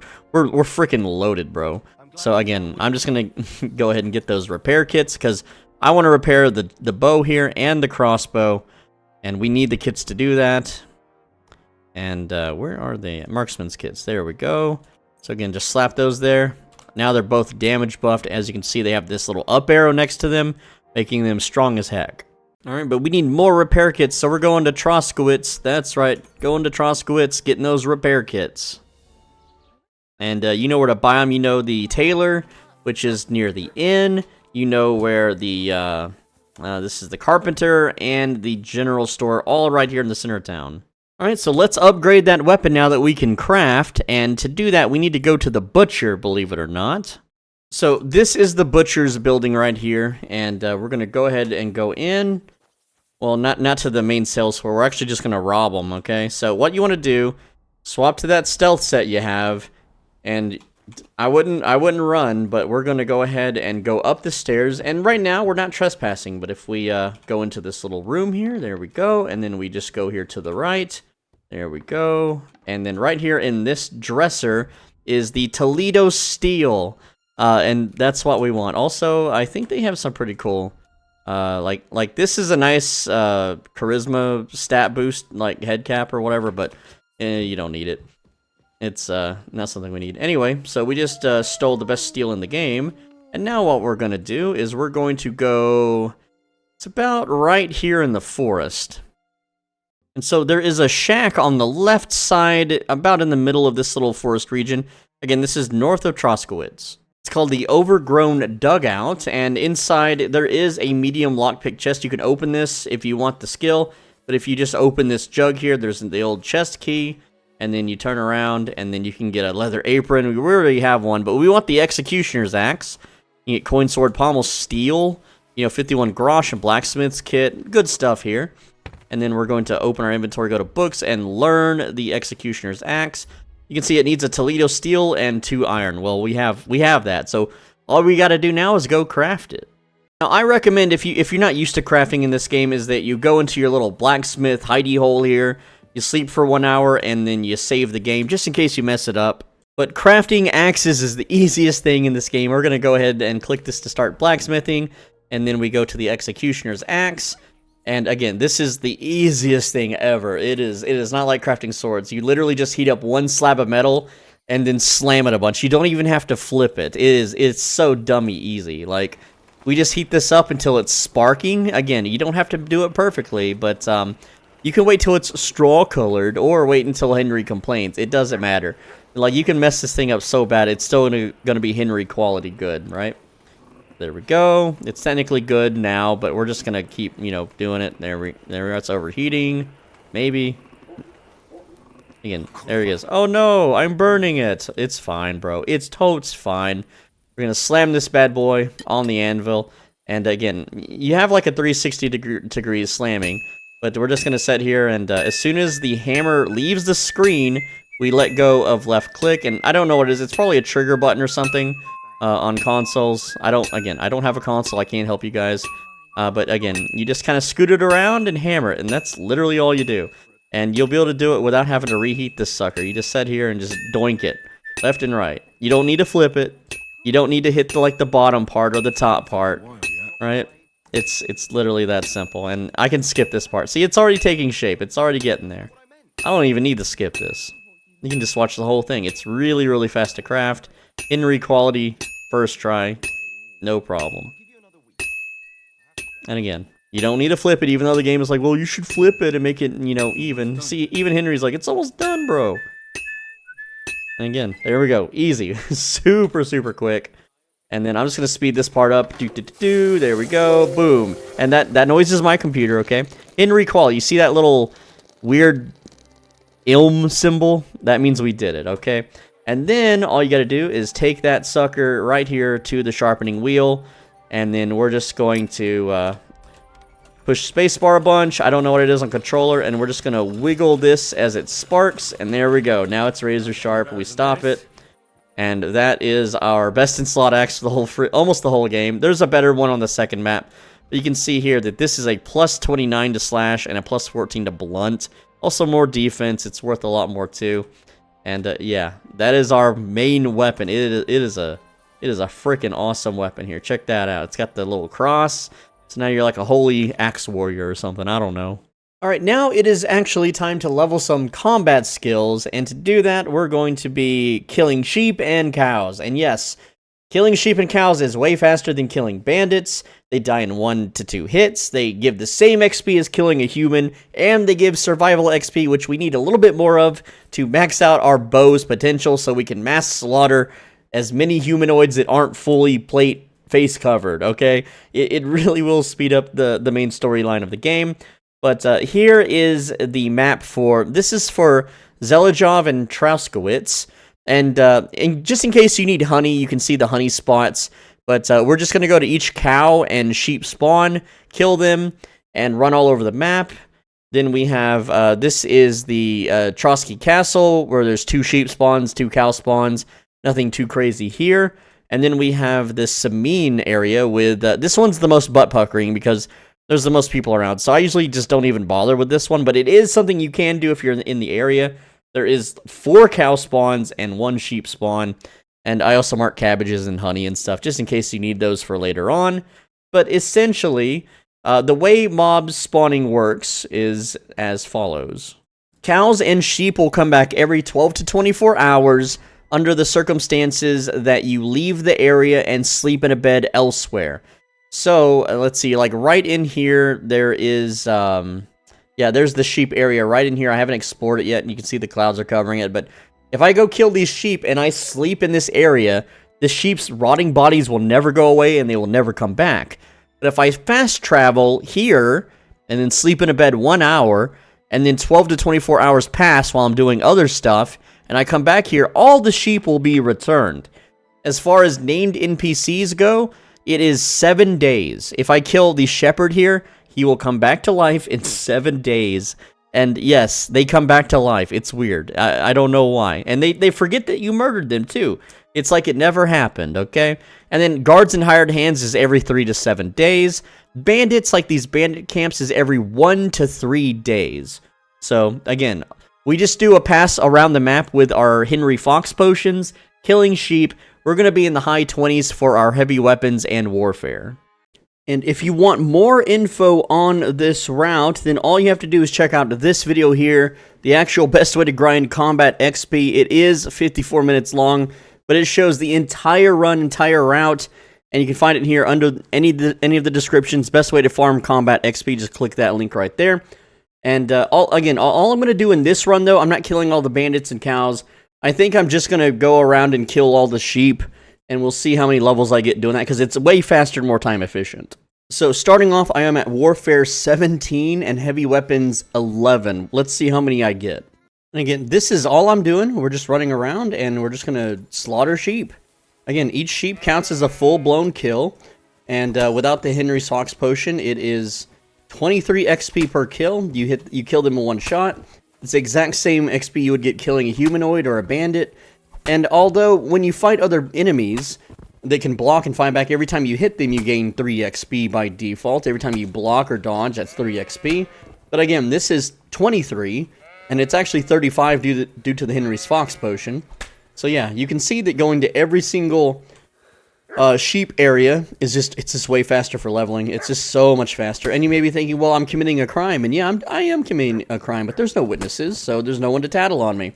And again, there's like many different sheep pens all over the map, and as long as we go back home and rest up for 24 hours, all the sheep come right back to life, and we could repeat this infinitely. But just one run will get us into the high 20s. And with that, we'll have all the DPS traits unlocked, so we can 1 to 2 shot literally everything we fight. It's really that simple. Alright, so I have done some sheep grinding. Let me show you the results. Right now we have, on skills, Survival 18. This is where we generally want to stop killing the sheep, is Survival 18. But we got to Warfare 25 and Heavy Weapons level 27. So if you're wondering how many sheep did I kill, it was 4 cycles. So we kill all the sheep in the sheep pens, we go wait 12 hours, sleep 12 hours, and then go back out, kill more sheep. So you can see here 278 animals killed. Also, if you're wondering about marksmanship level 18, that one is pretty simple. We shot 259 bolts at the shooting range. So yeah, and some of those were misfires anyway, but you should be able to get marksman 18 with less bolts fired than this. But it's pretty simple to level up. Now, if I want to level unarmed, which the only good thing to get an unarmed is, I think it's Ring Miser. This lets you choke someone out after an arm bar, which is really nice to have, and it's only level 14, so you don't need to grind it to 18, and that lets you basically insta-knock out anyone that you want to brawl with, and it doesn't mess up any story fights where you're kind of forced to not use an actual weapon. But with 30 agility and 30 strength and 30 vitality, you win every fist fight anyway, and you don't really need to level unarmed unless you just want to. Now, if you honestly want to level unarmed, you can see here I'm level 6, I've got a Henry Potion active, 23 out of 230 XP. You go and you find a cow, and as long as they're not like laying down, you can just punch them. And yeah, they take a while to knock out, but each punch is 3 XP, and when you knock them out, it's more. And with the Henry's Fox Potion, it will be more, but you'll see that they're going to run away for a little bit. You have to catch your breath because punching cows is hard work, especially in the blistering sun, right? And these cows will eventually stop running. But yeah, you can kind of catch up to them and stun lock them, but again, you just run out of stamina so fast. And yeah, once you level up more unarmed, you can punch the cows a little faster, but there we go. We managed to kill the cow with our fists. That's quite the feat in itself. And now unarmed is 116 out of 230. So if I go punch another cow out, I should level to 7. And again, it's time consuming, but it is one way to level unarmed without doing the arena fights. Alright, so this cow is ragdolling really weird with the spinning arms. It's so creepy. Look at that. Look at it spin. But yeah, one thing you can do is you can stun lock cows with kicks. So you hold block, and then you left click. This works better when they're laying down. But you'll throw out a kick, and you can stun lock them. And there you go. It doesn't take as much stamina as a punch, but again, it works better when the cow is laying down. Otherwise, they kind of run away. And a kick takes way less stamina than a punch. But it takes about 10 kicks to kill a cow at max stats. And yeah, when they're running like this, you don't have a lot of reach. Also, the cow has run into the bush and is now invisible. Oh, maybe? Is that it? No. Yeah, it's gone. It literally vanished. Oh boy. So let me show you real quick what the combat skill actually does. Let's get into a fist fight real quick, and then we'll clinch. And, well, wrong clinch attack. So you have to do the leftmost clinch attack. Now, he's just going to run away. So if we choke him out, he can't really run away, right? But we got to find a guard, and we'll choke him out. Now, this is, again, it's a real quick way to dispatch enemies whenever you are unarmed. I just need to find a guard that'll square up with me. I mean, this lady won't square up. We can, like, punch her. And, again, she's not going to enter combat. She's just going to run away. Let's see. Someone out here has to be a fighter. Let's see. Maybe this guy? There we go. We can shove him around. So we want to clinch left, and then what you do is you do the arm bar, but then you choke him out. And, again, you just spam left click, and there you go. He's out. You don't have to freaking fight. You don't have to punch him, chin him out a bunch. You can literally just chain and knock out every single person. So here we go. Now we get into a fight with this guy. We clinch him. We arm bar. We choke him out. And, again, none of this is a serious crime. Knocking people out is a minor crime. I can just talk my way out of this if I want to using my charisma stat. But, yeah. And if people try to run away, you can grab them like so. Let's just clinch up with this guy. And this guy has very high unarmed skill. He's supposed to be the strongest fighter here. But, again, see, he's resisting it a little bit. But with our high stats, we almost always win the dice roll, meaning you always get the grab. And it just gets easier. So there we go. And again, this is the non-lethal way to speedrun fights. You just get in the clinch, grab their arm, joke them out. And there you go. And if you want to do a murder run, like an unarmed murderer run, well, whenever someone's knocked out, you just snap their neck. You just go, woo! Ring it out. Oh, man. But yeah, it's definitely worth getting level 14 unarmed for it. And again, the fastest way is just killing cows. You could do all the fighting arenas, but those will only get you from like level 9 to 11. And if you pay for the training, that only gets you one extra level for 1,000 groschen, which you would pickpocket back, of course. But it's just not worth it. Just go kick and punch cows for like 5 to 10 minutes, and that's the fastest way to get to 14. And again, the easiest way to kill a cow with unarmed is if they're laying down like this, hold the block, then spam left click. For controller, this would probably be left trigger or something. It's like 10 to 11 kicks is going to kill it. And the reason we use kicks is because, well, we're stun locking it on the ground so it can't run away. But also, it's just faster to kill it. So yeah, that's a dead cow. There we go. And look at its legs twist. Now also, if you want, you can pin a sheep against a wall and then kick it to death. And these only take about 5 to 6 kicks depending on your unarmed perks. But yeah, that's another way to level up unarmed to 14. I highly recommend you do it though. Alright, after all of that grinding, we're going to get some more perks. So get Charming Man and Memorable. This will allow you to get more rep, and Memorable spreads it across the land, though it kind of does that anyway. It just helps us spread it more. And there's a way to max out rep really easy with vendors. You just tip them a bunch of money, buying all their stuff, and then steal your money back later. It's real simple. Next up is Survival. You want Heartseeker 2, so that you deal more chest shot damage. And then Master Fletcher for more piercing damage and faster arrows and bolts. Very important for the archer build. Now for Warfare, that's under combat, you're going to go with Ironclad, which is less stamina usage when you swing with heavy armor. Unbreakable, which gives you more stamina recovery. Furor Tectonicus, where is that at? And the more you're injured, the more damage you deal, and more damage is always good. Masterful Feint is, it's useful when doing heavy attacks, mainly because you do a heavy attack, like on the left side, you swing to the right as you let go of the mouse button, and that's just going to kill everybody late game. Now, under heavy weapons, assuming you went heavy weapons, which you should, they are the highest DPS in the game, you go Shield Breaker, so you can easily disarm enemies. This also breaks their weapons whenever they defend with weapons. Sundering Blow is less armor on the enemy once you land a hit. Blunt Force Trauma, which is this one right here. That's just fully charged attacks deal 10% more damage, meaning you can one-shot horses later if you want to kill horses. It just saves you one extra swing, really. Brute Force is 5% more damage. Menacing Presence is makes you more scary when you have a heavy weapon out and you're in heavy armor, though I don't think this really kicks in until the second map because you're not technically in full plate yet.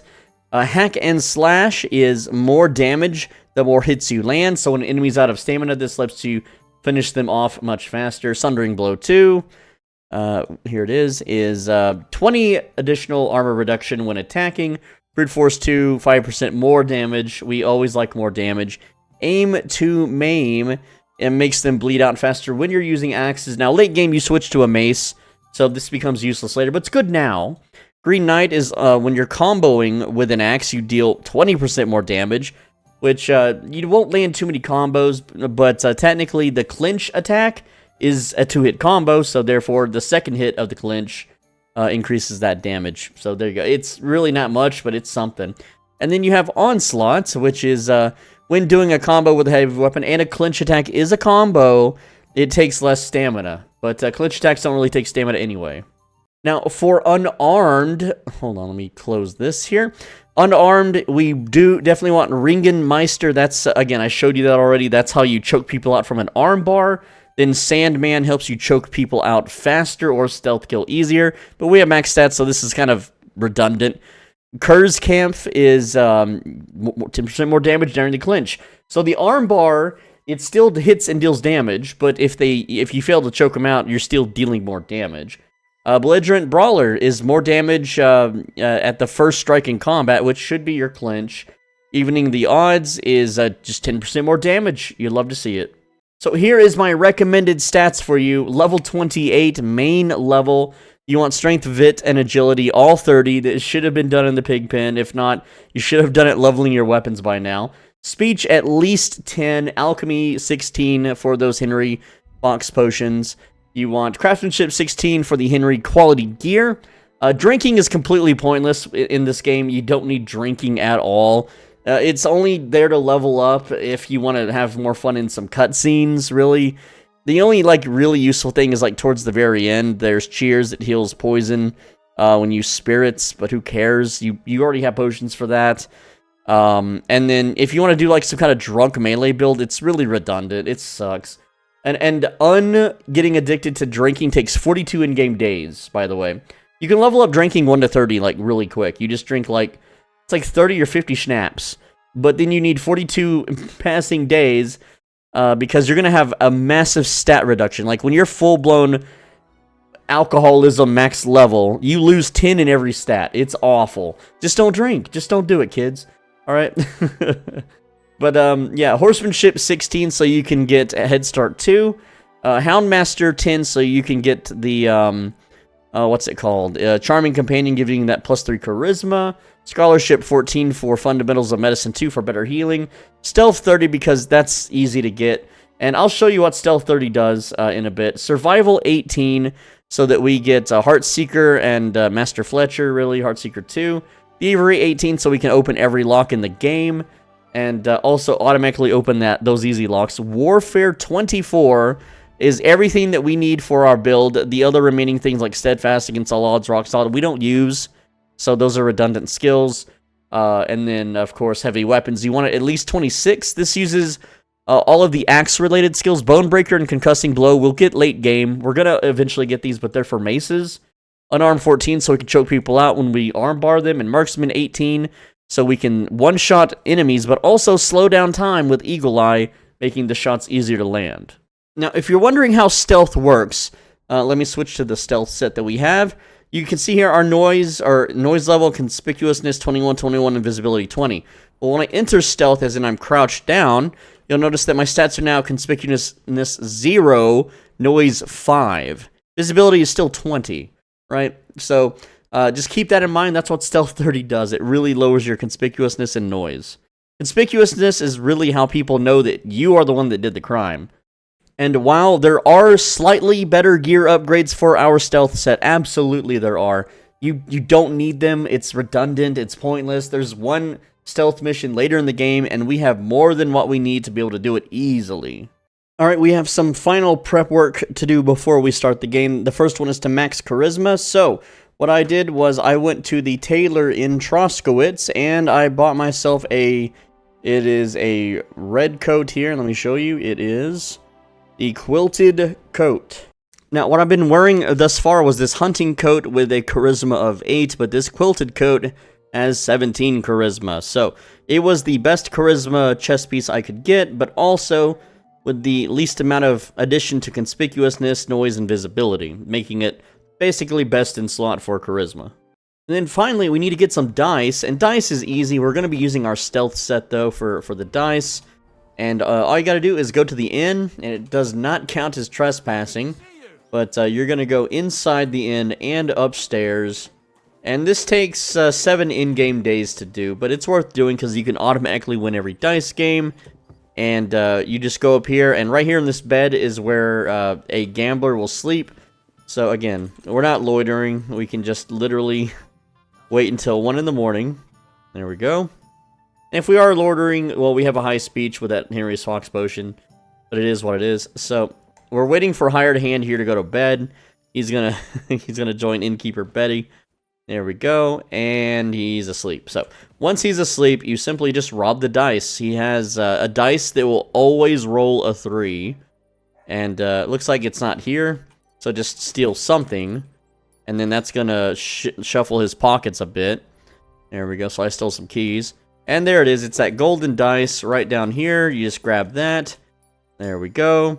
And now we're just going to wait until 6 in the morning. I think after 5 is whenever his inventory resets. And now we just check again. Let's see. Just a regular dice. We'll grab the bread. And I'm just going to eat the bread so that it doesn't count. Like, it's not stolen if it's in my stomach, right? Okay. And yeah, it's gross pocket bread. I don't know who would put bread in a pocket, whatever. Let's see. He might not have any more, or the dice might not refresh. Looks like it's not going to refresh. So we're just going to wait another another bunch of hours until 1 a.m. the next day. And yes, my character will be getting a little bit tired, but it's fine. No one's going to rob us if we pass out here. Yeah, you just simply... Okay, there we go. He's back in bed again. And he should have a new pair of dice. The dice refreshes whenever he gets up and goes to bed. I know, it's weird, but it'll be there. You just got to keep checking. No dice this time, and maybe I need to steal some of these badges or something. I'm not sure. Or maybe I have to wait until 5 in the morning. Again, yeah, let's go 5 in the morning. And we should have another pair in his pocket. Because when he gets up and he goes to the gambling table, that's technically when the dice appears. There it is. Yeah, it's 5 in the morning is when these dice just magically spawn in his pocket. I don't really understand the reasoning why. But yeah, our Henry is completely passed out and starving. But that's okay, because we're a high-level Henry. We can't technically die. We'll just go down to 75% life. And we could still rob in such a delirious, tired state. Alright, nothing there. So again, we're going to refresh it. And look for those golden dice. Nothing there. And again, you just do this until you have 6 of these dice. And as you kill... Let's take the bread. We'll eat some bread. Eat some pocket bread real quick. You get the idea though, guys. But essentially, you get 6 of these. And you might have a few already from bandits. Because some of the Gucci bandits, if you've been killing them, they have the dice. Alright, we're going to wait till 6 in the morning. He might be awake at 6. Okay, maybe not. Come on, Henry, wake up. You got some stealing to do. No time to pass out. Alright, well, again, we're just going to pass some more time then. Again, you just keep passing time. And that automatically... I didn't push the button for that. Henry just automatically waited there. Interesting stuff. But yeah, I already had a dice, and I've stolen 2 so far.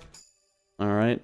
And again, sometimes you have to wait till 5. So we'll just do that. It's a little buggy, it's a little glitchy, it is what it is.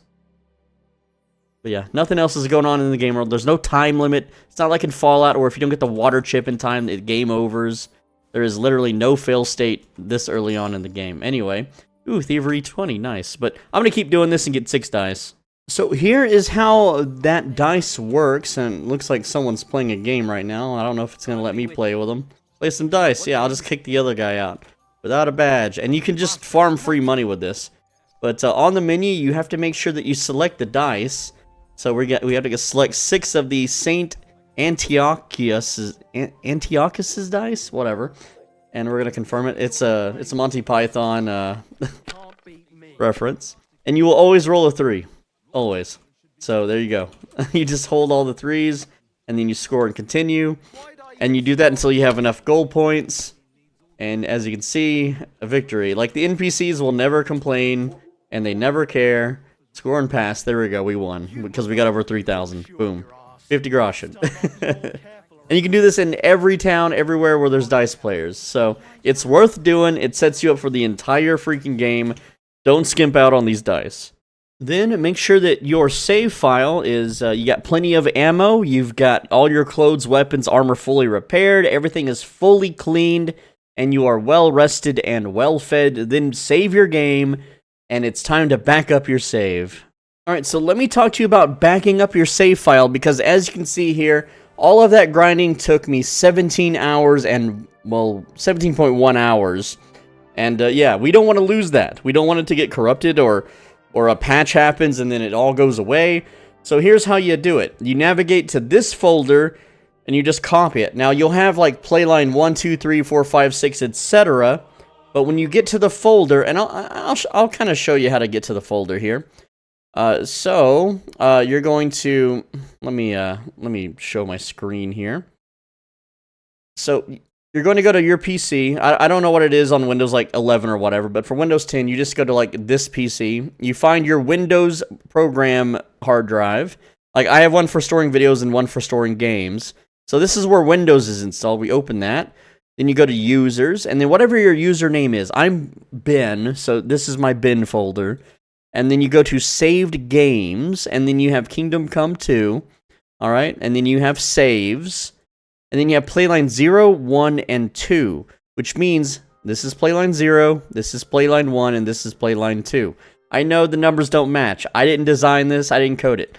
So I want to back up this save. So I'm just going to copy this folder with Control-C. You can right-click and click copy, and that's fine. and then all you do is paste it somewhere that you want to keep it safe, so that if it gets corrupted and blah, blah, blah, you're good to go. Now, here's the thing, right?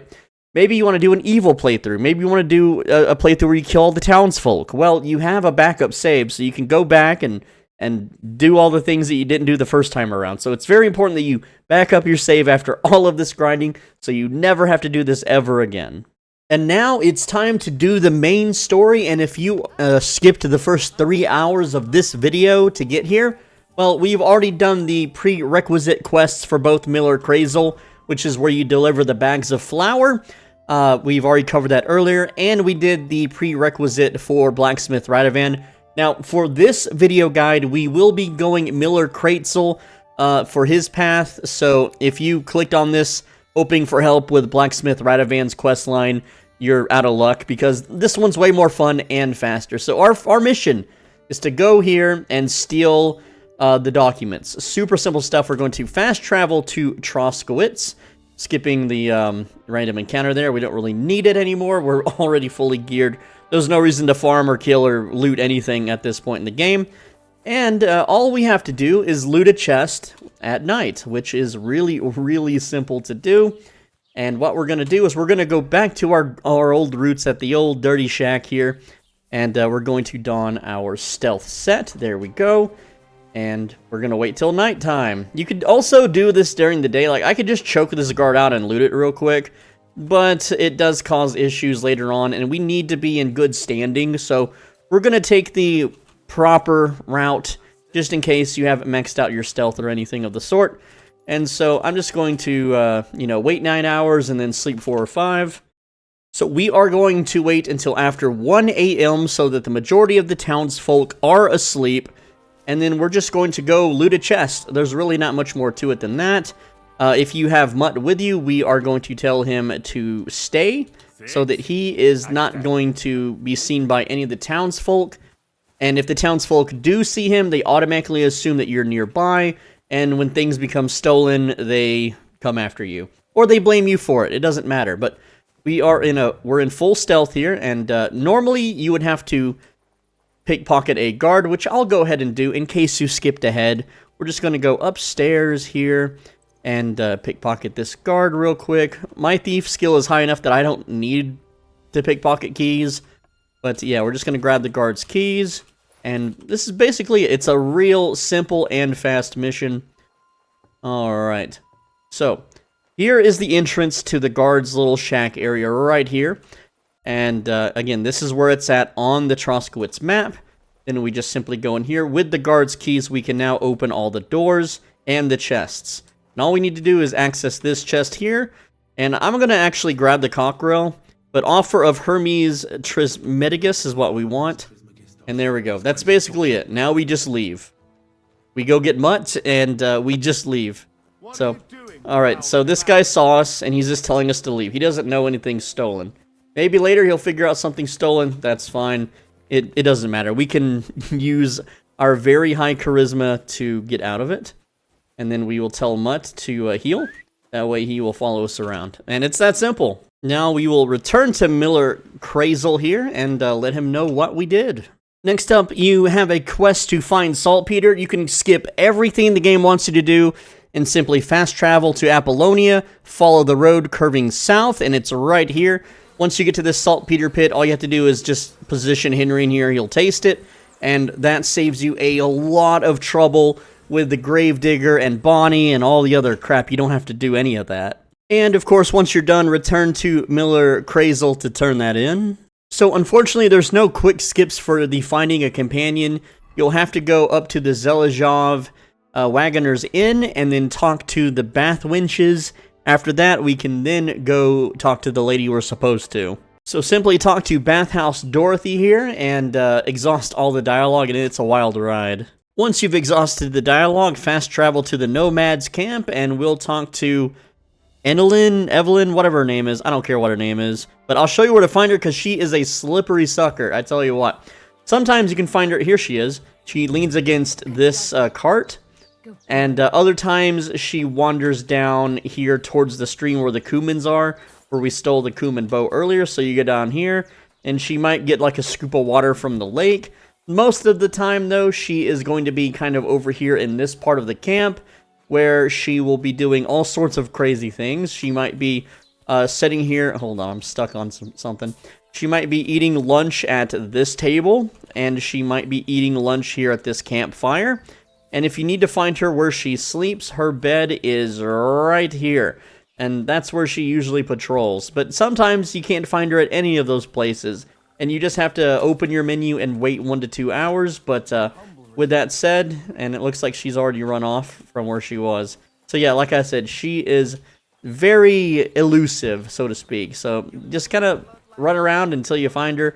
And if you still can't, just wait a few hours until she shows up.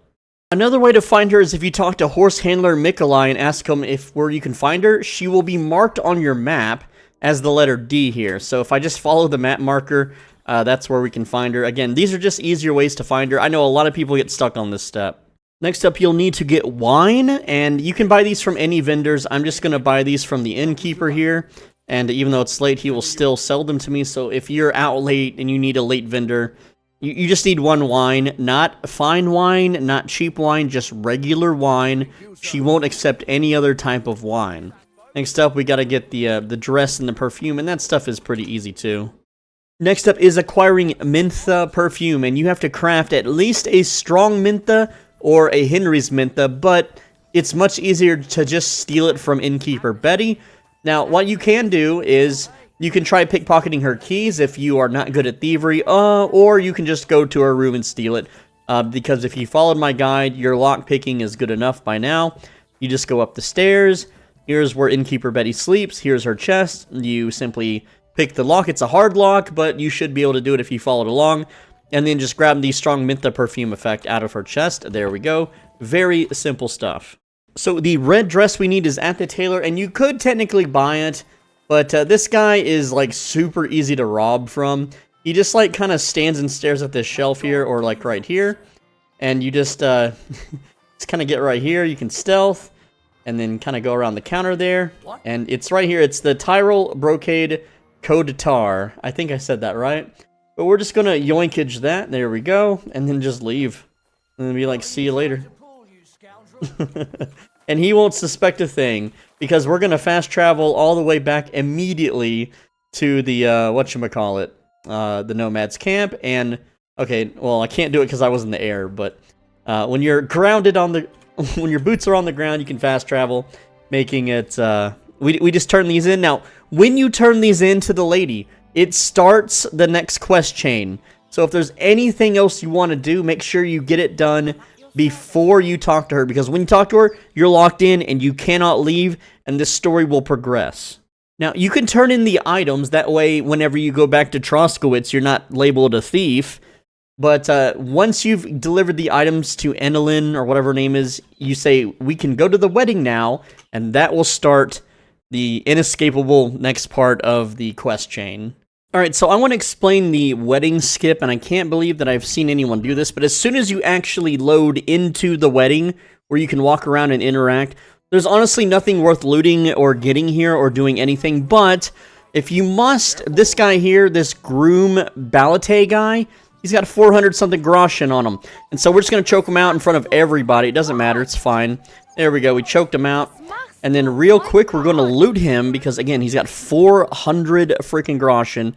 So we're just going to scroll down, hit that groschen button, and I missed it because I'm getting attacked by guards. And yeah, the guards will start chopping you up real quick, like, so you got to loot it fast. And you could try to pickpocket, but it's tough. Also, every time I turn my back to the guards, they're going to attack. So yeah, it's Now, you can try pickpocketing this guy, but the stealth detection is wild. It's really hard, but again, he's got 421 groschen. It's a stack of 400 when you're pickpocketing. So, again, you're going to get seen. It's way easier just to choke him out, because when you choke him out, it automatically advances the story. You just have to make sure you loot it and then avoid being chopped up by the guards. It may take a few tries. Alright, and then afterwards, you'll get a bunch of cutscenes, so more story time yapping. So here is the fast way to save Sir Hans. Once you load in, go forward or east. We're going to go into this building here, right above the stairs here. And again, we're facing southeast. Once we're in, we're going to go up the stairs to the right, winding up. And again, another floor of stairs we're going up. Then we go through this door here. There we go. And then we are going to take the right door here. Awesome. Into another winding stairway up. You'll see a green door to your left. That's fine. And then we're going to enter this kind of like hallway catwalk thing. And we're going to go to this building here. And yeah, we're just facing, what is this, west now? Kind of southwest. Go inside the door here. And then we're going to go up some more stairs in just a bit. We're going to go forward. Open this door. And again, up the stairs. We're always going upstairs. And again, another upstairs. And you know you're in the right spot if you see this weird rock wall. And we're going to take the rightmost stairway up. So there we go. First door on our left, there is a scribe. Now, he's not always in the room, but we want to choke this guy out. So we can't do it on the stairs for some reason. And you could pickpocket him. You know, that works too. But I'm just going to choke him out because it's easier. There we go. Just go ahead and strangle him. And he's out. All right, so there we go. And what we're going to do is we're going to take his keys. I just find it easier to strangle, and it's more fun.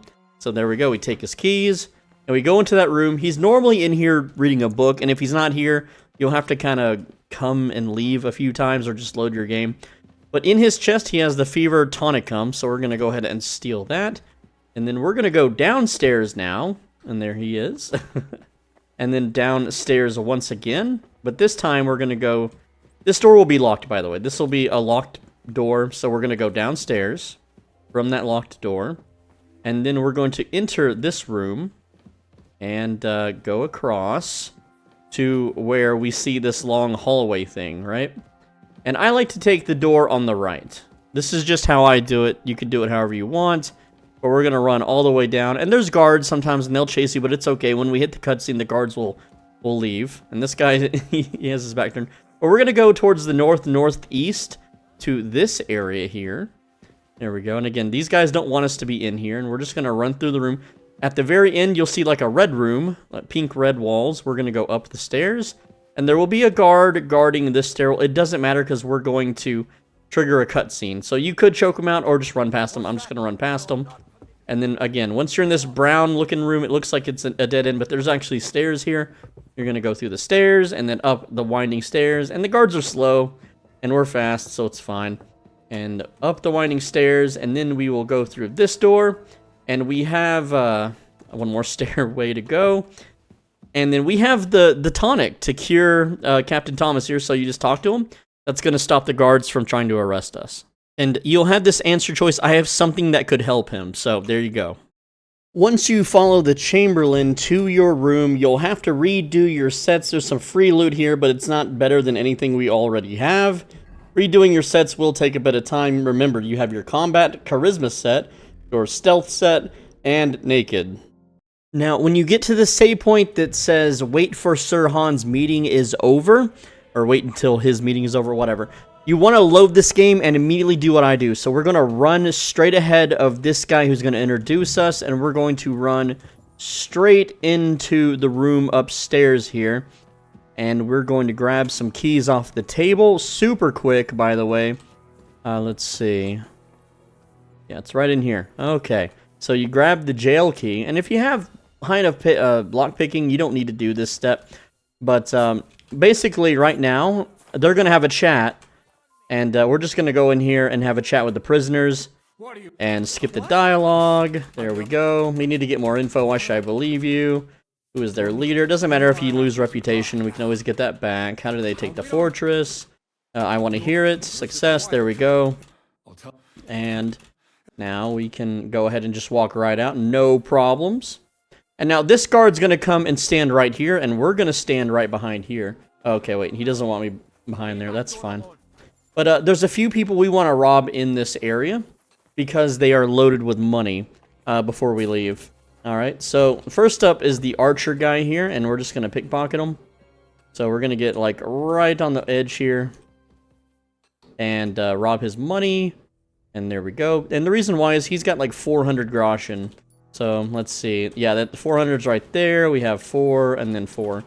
So there we go. Yoink that money. So again, lots of money to yoink, and it's just free money. It's like selling a piece of plate armor, right?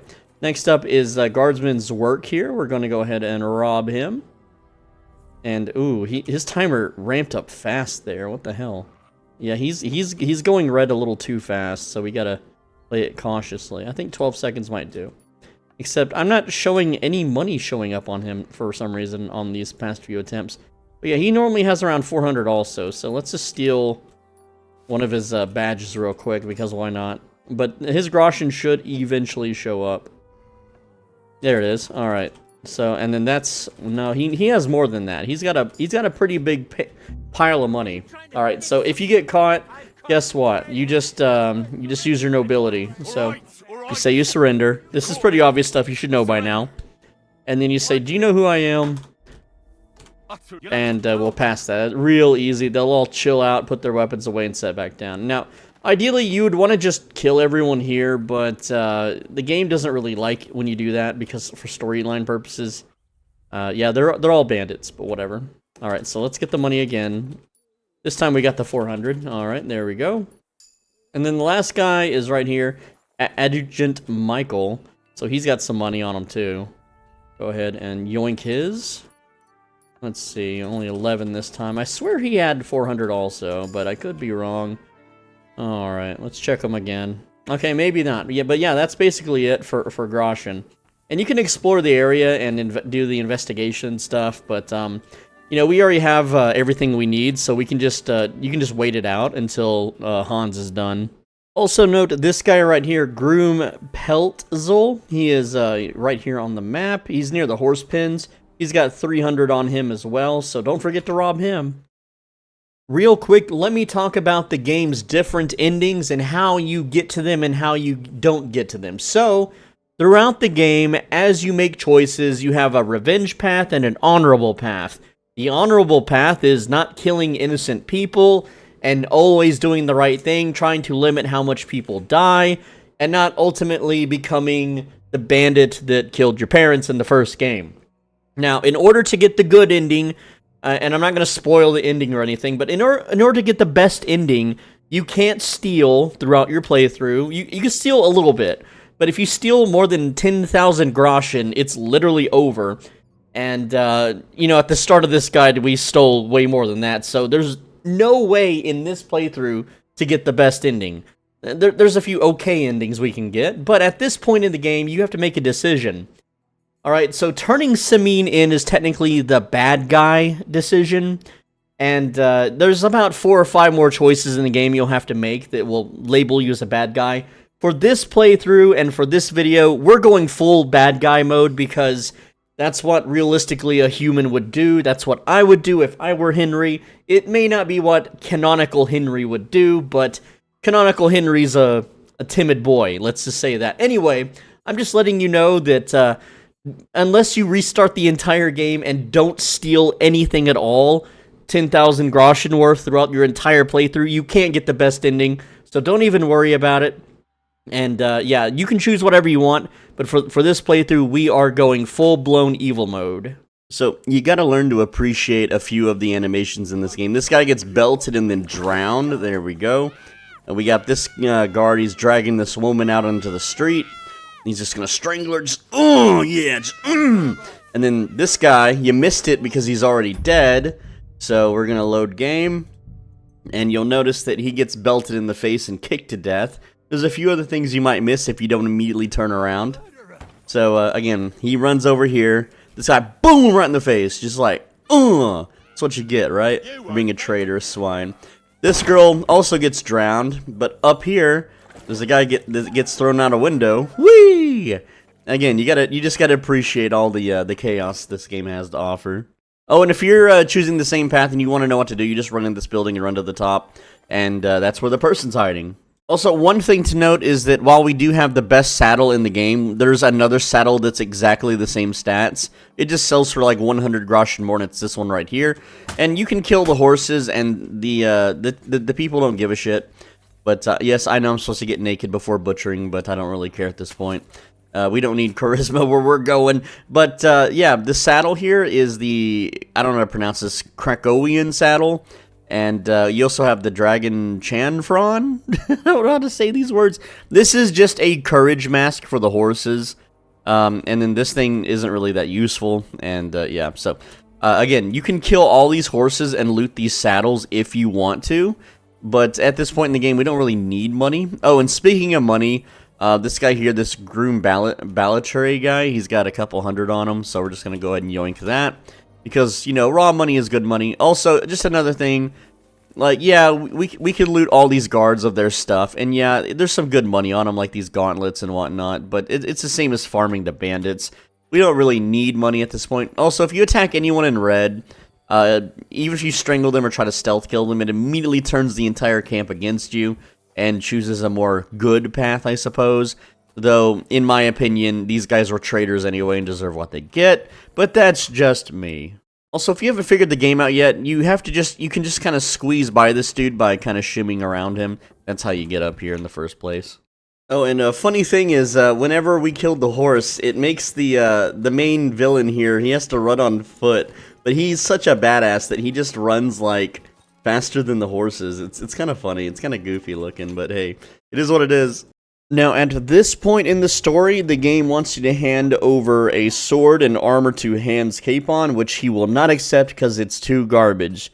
All you have to do is go over to the sharpening wheel and sharpen the common longsword that you get from the blacksmith, and then hand over the smooth cuirass, and just those. You don't need to hand over the gloves and the helmet and stuff, just the sword and the plate mail, and he'll take it. That's all you gotta do. I know it's confusing and stupid, but you just have to sharpen the sword. Once you get to this part of the story, you'll take a left, and you will go up the stairs. Here we go, but you're gonna take another left, and then go up the stairs again. And then crouch, because there's a guy here. And we're just going to take a right. There we go. He's going to sing about his wine, whatever. And then we will open this door here. And that's not the right way. We want to go up the stairs one more time. Alright, but we want to get on these little rampart things. Now we're on the right track, and then you just run forward. They might notice you a little bit, but we're naked, so we're pretty quiet. It'll trigger a cutscene. After the cutscene, you take a left here. And then you go forward, because there's a guard on the right side right there, so that's why we took the left side. You could throw a rock and choke him out if you want, doesn't matter. Alright, so once we are in here, we're going to open this front door here. There we go. Run up the stairs. These guys, if we crouch and we walk along the side of the room, they won't see us. It's pretty simple. They're too busy with their dice game or whatever. I don't know what it is they're doing. But, yeah, there's nothing there, so we just go up the stairs. Just in case you want to rob the room. Alright, now, you see the big stone pile? You take the right side, you go up the stairs. Now, you have to search this room. This is the scribe's room, and you got to search all around it. Just make sure you push E on all the little, like, all the look-around points. So, Henry will be like, nothing's here. You can also open these, and Henry will say, oh, that's not right either. So, there you go. Just kind of inspect everything until the quest marker goes away. You can see here, search the orders of the scribe's chambers. So we need to open, like, all the things. There we go. It's complete. Now we can continue up the stairs. Woo! Up the stairs again. Into the red door. There we go. Game is now saved. We're going to take the stairs right here. Going up. Skip the cutscene. Dishonorable kill him. And skip the cutscene. There we go. And then we're going to go up the stairs, turn around. This is facing what? Southish.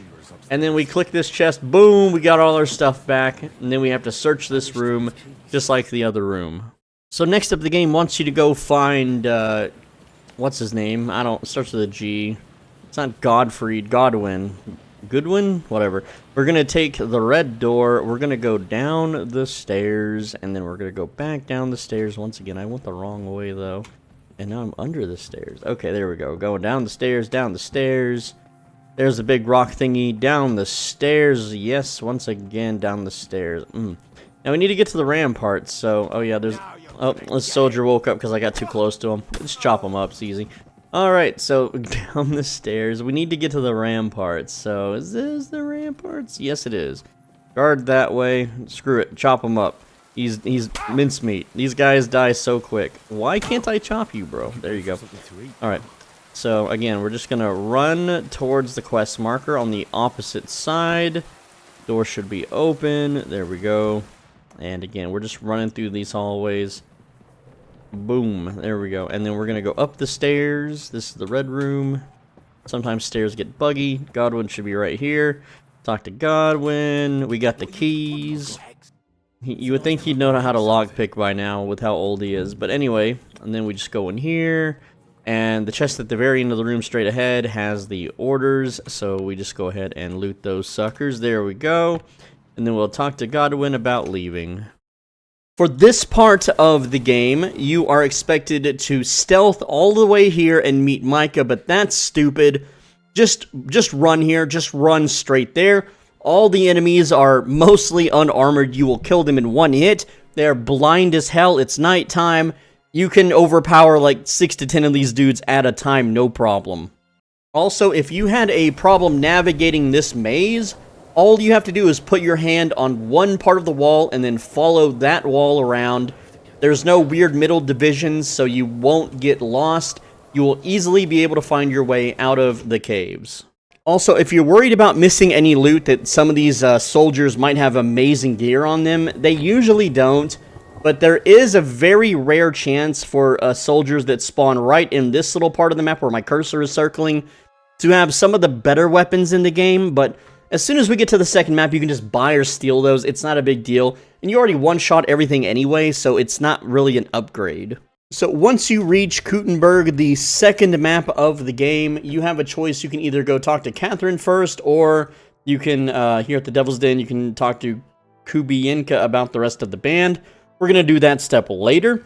So after talking to Catherine, and again, the game gives you a very clear map marker of where to go, and this guide isn't going to hold your hand for very basic, simple stuff like that. But after you talk to Catherine, you have to find someone named Goatskin, and this is a little bit confusing, but you're going to go right about, I believe, here, and there's a tavern, so we're going to go there first.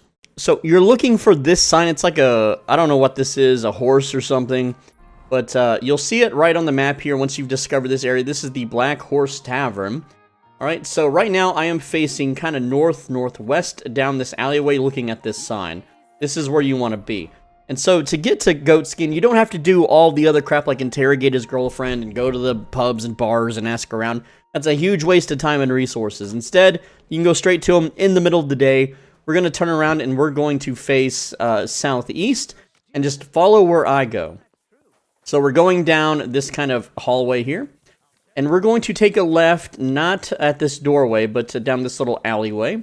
And then we're going to take another left through this doorway, up these stairs. And this is trespassing, but we got to be quick.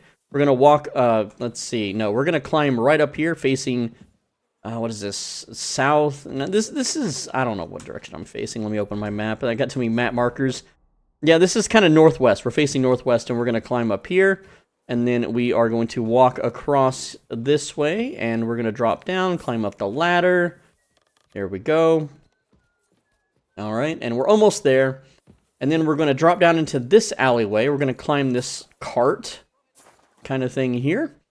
And then we will climb up in this little hidey hole. And then there is Goatskin. Now, when you talk to Goatskin, just pay him, and then after you pay him, pickpocket him after the dialogue is over. So, finding Samuel, that's easy enough. He is literally up here. You just follow the map markers. But Samuel gives you a quest update, which I'm not going to say, but you're supposed to find a certain kind of meeting, and the map doesn't show you where the meeting is. So, here's where it's at. Just south of Samuel, there is like this little area right here. You just go here, and then you wait till about 2200. And that will trigger a fight, and then it'll progress the story. When you reach the point in the story about Via Argentum, where you have to talk to the miners, one of them is on the surface, that's easy enough, but the other ones are underground. Your map markers won't tell you this. The mines are right in here, so here is like a shrine in the middle of the town. Well, yeah, it's kind of a shrine. And right here, facing southeast, again, right in the middle, just to the right of the smithy. That's where the entrance to the mines is. And all you got to do to find the miners is just put your hand on one of these walls, left or right, doesn't matter, and just follow along. There is an area that you can go down deeper, but you don't have to climb any ladders or jump any platforms. Just stay on the first floor and you'll find the miners just fine. Now, for the part with the smelter, instead of getting dressed in nobility gear and getting charisma 30, which is a huge pain in the butt, meaning you have to travel all around and go shopping, you can completely skip talking to Burish. Instead, just go straight to the smelter, just literally run in there. You'll be trespassing, who cares? Talk to every NPC you can and use every dialogue option. You'll eventually run into a named NPC, and that person will meet you outside, progressing the quest. So this area right here is the smelter area, and you can zoom in. You can see it's the big smokestack, and just get in there and run to each NPC, talk to them. I'll go ahead and show you a full route here. Right now I'm in the herb garden, and again, there's a guard at the door. You could throw a pebble and distract them, or you just run in. They'll be like, "You can't be here." Wah. Who cares? They're telling me to leave. I don't care. And the NPCs aren't really wanting to talk. Again, but you can kind of just rattle them out real quick like this. Go to the next one. You know, talk to this one. And we're just going to exhaust every single dialogue option until the named NPC kind of shows up, starts walking around. He wears green. And again, the guard is in the background telling me to shoo. It's so funny, right? But yeah, it's that's not that one. There's another one that walks around. Might be one of these. Let's see. That's just regular smelter. Can't talk to him. Regular smelter. And again, once the guards get aggro and start attacking and swinging, we just use our nobility to shrug them off, and then they'll tell us to leave, and so on and so forth. There's a specific NPC we need to talk to. Smelter Shima. Here he is. So this guy right here, and then we're gonna hit the dialogue before the guard walks up, and he's gonna meet us outside. At least that's what the dialogue normally says. So again, we can leave now. The guards aren't going to attack.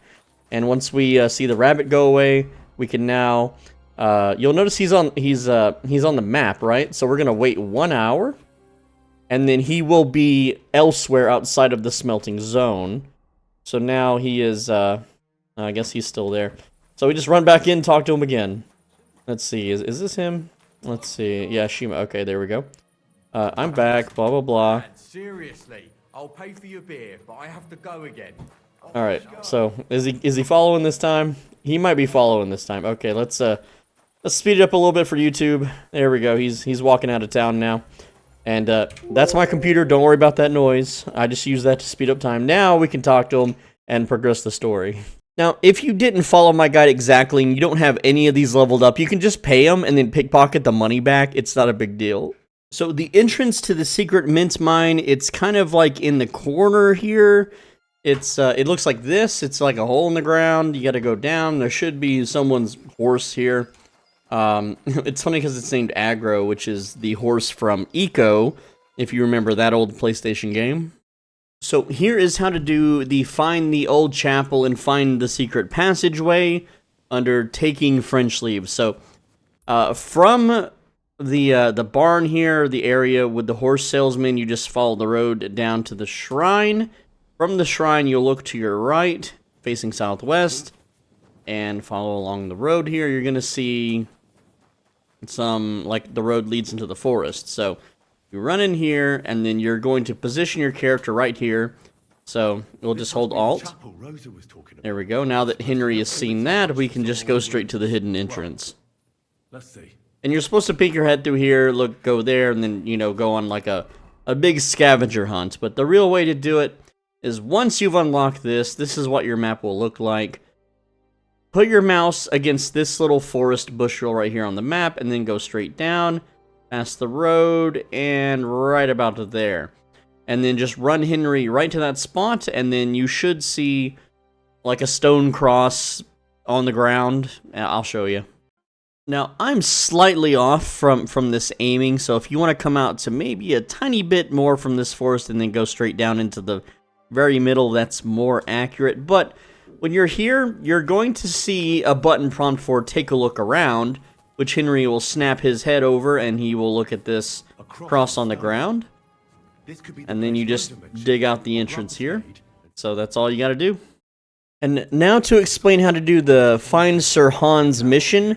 The easiest way is just to kill all the guards. There's not really a lot of them, and you're fully geared and max leveled. But if you throw a pebble at these guys, it'll freeze them. They won't do anything for a while. You're going to walk into this shack here, choke out the cook, because she has the keys to everything that we need. Now, granted, if you've watched my guide and you leveled up, you have lockpicking so you can open anything in the game. But if you didn't level it up, then this is how you would get the keys. You just choke her out. She's got all the keys. There we go. So following my route here, I'm going to sprint this way. Turn the corner, sprint this way, crouch at the stairs, because the guards here can still kind of see you. We have her keys, so we can open this door. We're then going to take a left up these stairs, and to skip these NPCs' dialogue, throw a pebble at them. There we go, and then hide under the stairs right here, and just wait for them. They're going to go into this room and sit at a table. So you just got to wait them out. And the thing is, if you attack any guards, everyone aggroes and gets alerted, and these guys can be two-shotted. I mean, they're armored and they hit pretty hard, but they're kind of glass cannons. Anyway, they're in the room. We're gonna go up the stairs, and once we're up here, you'll see the red cabinet. We're gonna take this door on like the left side of the room. There'll be a woman sitting in a chair with her back turned. We're gonna strangle her as well. There we go. And we're just strangling her because we don't want her to... That's such a fun pose, huh? Wow. We strangled her because she's just going to alert the guards. Now, while you're in here, go ahead and grab this book, a book of humorous anecdotes, because that's a side quest. If you want, you can grab weapons for Hans and his friend that he's made, but you don't need to. I'll show you why. We're going to go up the stairs now. We don't need to stealth at this point, and we have the keys to open the door from the cook lady. And once you're in here, I'm going to skip dialogue. Alright, so basically the quickest way through the dialogue here is as follows. You can say, what? And then you say, and what do you want to do? And then the other guy will give an opinion. And then you will say, there are no weapons, because we don't need them to have weapons. I'll scout out the route. You'll go ahead and say that. And then try to beat Hans to the front door here, because he's going to be slow, but I didn't beat him this time. Alright, so we're going to push Hans out of the way, run down the stairs. Everyone's still knocked out and in their kind of semi-positions. Now, the guards that we froze earlier with the pebble outside will be patrolling around, so this is how you get around to them. You simply just go straight through this gate here. Don't worry, I'm crouch walking, by the way, in case you're curious. Now, this guard is going to come over here near the horse stables. As soon as it's safe. Oh, and we're going to go ahead and signal Hans by activating our torch right here at the horses. And they're going to start running towards the stables. But there's plenty of time before they arrive. This guard, we're just going to choke him out now. There we go. Otherwise, he will aggro Hans. Alright, and then we're going to set his body down. There we go. And the way you do this is, what happens is, if you don't do this quick enough, they do get into a fight. But Hans and the other guy, I don't even remember his name. They're going to run right here, and as soon as the quest updates, then, yeah, there they go. So as soon as the quest updates, we just use the door. I'm just mashing E on the door, and boom, the mission is done. It's literally that quick. We did it in like 3 minutes.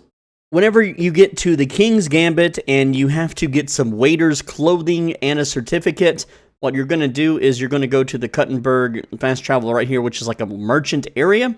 You're going to start here at the top little row of merchants, and if you see this big tall building, you'll run forward, you'll see this guy in green. His name is Franta Koldon. Just talk to him. I just want to point out that this guy's name is Major Domo, which is a boss in World of Warcraft. Alright guys, I'm going to come clean. I know that Major Domo is just a job title, and that it's not an exclusive name to a World of Warcraft boss. That's just how I farm engagement, okay? It's to get those Redditors, they're like, you know, actually, Major Domo is like a job title. It's not a World of Warcraft exclusive boss, you know? So if you want a secret ending, you can walk in here, and, well, you'd have to do this before the king arrives, but in one of these rooms, there's a dagger hidden in a scroll, and all you have to do is equip the dagger, and then you can assassinate the king by getting behind him and stealth killing him. Now, of course, I mean, you die, and wow, we're, like, ragdolling like crazy. But, yeah, it's technically a secret ending. Also, I don't know if it's like a glitch or intended, but you can't open a menu, you can't do anything to get out of the screen. You have to Alt F4 the game. So, yeah. So, other fun secret endings that I haven't really covered are, at the start of the game in the tutorial, if you fight people at the inn or do crime before the actual brawl begins, you and Hans die. If you try to craft gun ammo while drunk, it blows up and kills you. And during the wedding ceremony, if you're very low HP and dance with a girl that steps on your feet, that'll kill you also. And earlier on, if you kill a bunch of Von Burgo's men at Trotsky Castle, that's also a game over state. When you first get to Suckdal or Suchdal, I don't know how to say it, if you steal early on, they kick you out. That's another one. Oh, and the big one is at Samin, if you kill Von Burgo's general and then tell Von Burgo, you get hanged. So there you go. Now, when you're doing the Lion's Den to find the lost soldiers, here's the location. You'll want to approach from the south side so you can talk to the soldiers at the gate and during the day. But again, this is where the game wants you to go. And right here at the little map marker, it's this little housing area right in here. And also, if you if you try to save the wounded soldier to get info, you need a strong or a Henry's cockerel. If you use a normal one, it kills them. Now, here's where the chest is, and if you come at night, you don't have to deal with the soldiers, so you just go in this first door on the left here. Again, here's like the, I don't know what this is, the wheel? We'll just call it the wheel. There's like a red wagon over here. Just go to that first door on your left, and then use the ladder. And again, you can lockpick the chest, you can pickpocket the guards and get the keys, but you're going to walk across this little wooden, like, walkway here. And it's this chest right here. You pick the lock, use the key, whatever you want to do, and then grab the Lost Charter for King Sigismund, and there you go. And you could kill the soldiers. It is an optional quest, but just a waste of time, really. So the poison solution is the Kiss of Death. It's not any of these other ones. Pretty simple choice. So, the murderer, or the poisoner, rather, is this guy, Grozav of Brumulaka? I don't know how to say that. But he's got all the poison materials in his tent. And also, if you loot a chest, there is... forget it. It's some sort of note that shows that he owes money. But that's all the proof you really need. And then all you gotta do is just wait until like 6 a.m. There'll be a trial. So yeah, past 6 a.m., it'll tell you, get ready for Musa's trial. And let me just tell you, I've tried every freaking way to get Musa killed, and you literally can't, because if you fail this, they just execute you because you're the new guy at the camp, and they're like, we just gotta blame somebody, and then it's a game over. There is no way out of... there's no way out of not saving Musa, I'm sorry. If you're looking for the Mint Master's Key, and in my playthrough I had to kill everyone, but that doesn't always resolve that way depending on if you snitch or not. And by the way, you want to rob this guy because he has a 4,200 groschen item. Let me see if I can show you that. Yeah, the minting die, 4,200. Anyway, the key is in the toilet. You have to go outside, and the key is right here in the outhouse. Alright, some quick tips about reckoning. So, whenever you're stuck in the castle for a while and everyone's hungry, if you go to the outer courtyard area, like right in this building, there's a cook outside. You go inside, there's lots of food to steal, and by lots of food, I mean like a few vegetables and some meat. And you can give that to Capon if you want, or do whatever you want with it. But, afterwards, once you're able to get outside of the castle, you want to come right here in this corner. And you want to be stealthy about it because you need to overhear a conversation the guards are having about a password. And so what you do is once they tell you the password, and the password is tits. Alright, and so that's the password. And then you equip their, I forget what it's called. It's like a Waffenrock? I don't know if I'm saying that right. But now you look like one of the guards. So a few tips here is right in this area in a barn, you're going to overhear the French guy talking to Samuel, so that's where you'll find Samuel. And then right here at the tavern, right in this building, is some of the best charisma gear in the entire game that you can get all in one spot. And no spoilers, but this wraps up a pivotal part of the story from the first game, so definitely come here to the tavern. Now, there is a key around, but you can just pick it. It is a very hard lock, but you should be able to open it if you follow the guide so far. Now, if you need the key to get into the tavern and you don't have the lock picking, the guard does patrol around this area. Also, this is where Samuel's at. It is this building right here. So, there you go. Again, you're mostly going to approach from the south side. Let me zoom the map out a bit here. And clear Samuel's area of the guards. Go up here, clear the guards, and then go inside and and get your charisma gear. Also, the horses are located right in here whenever you're ready to go.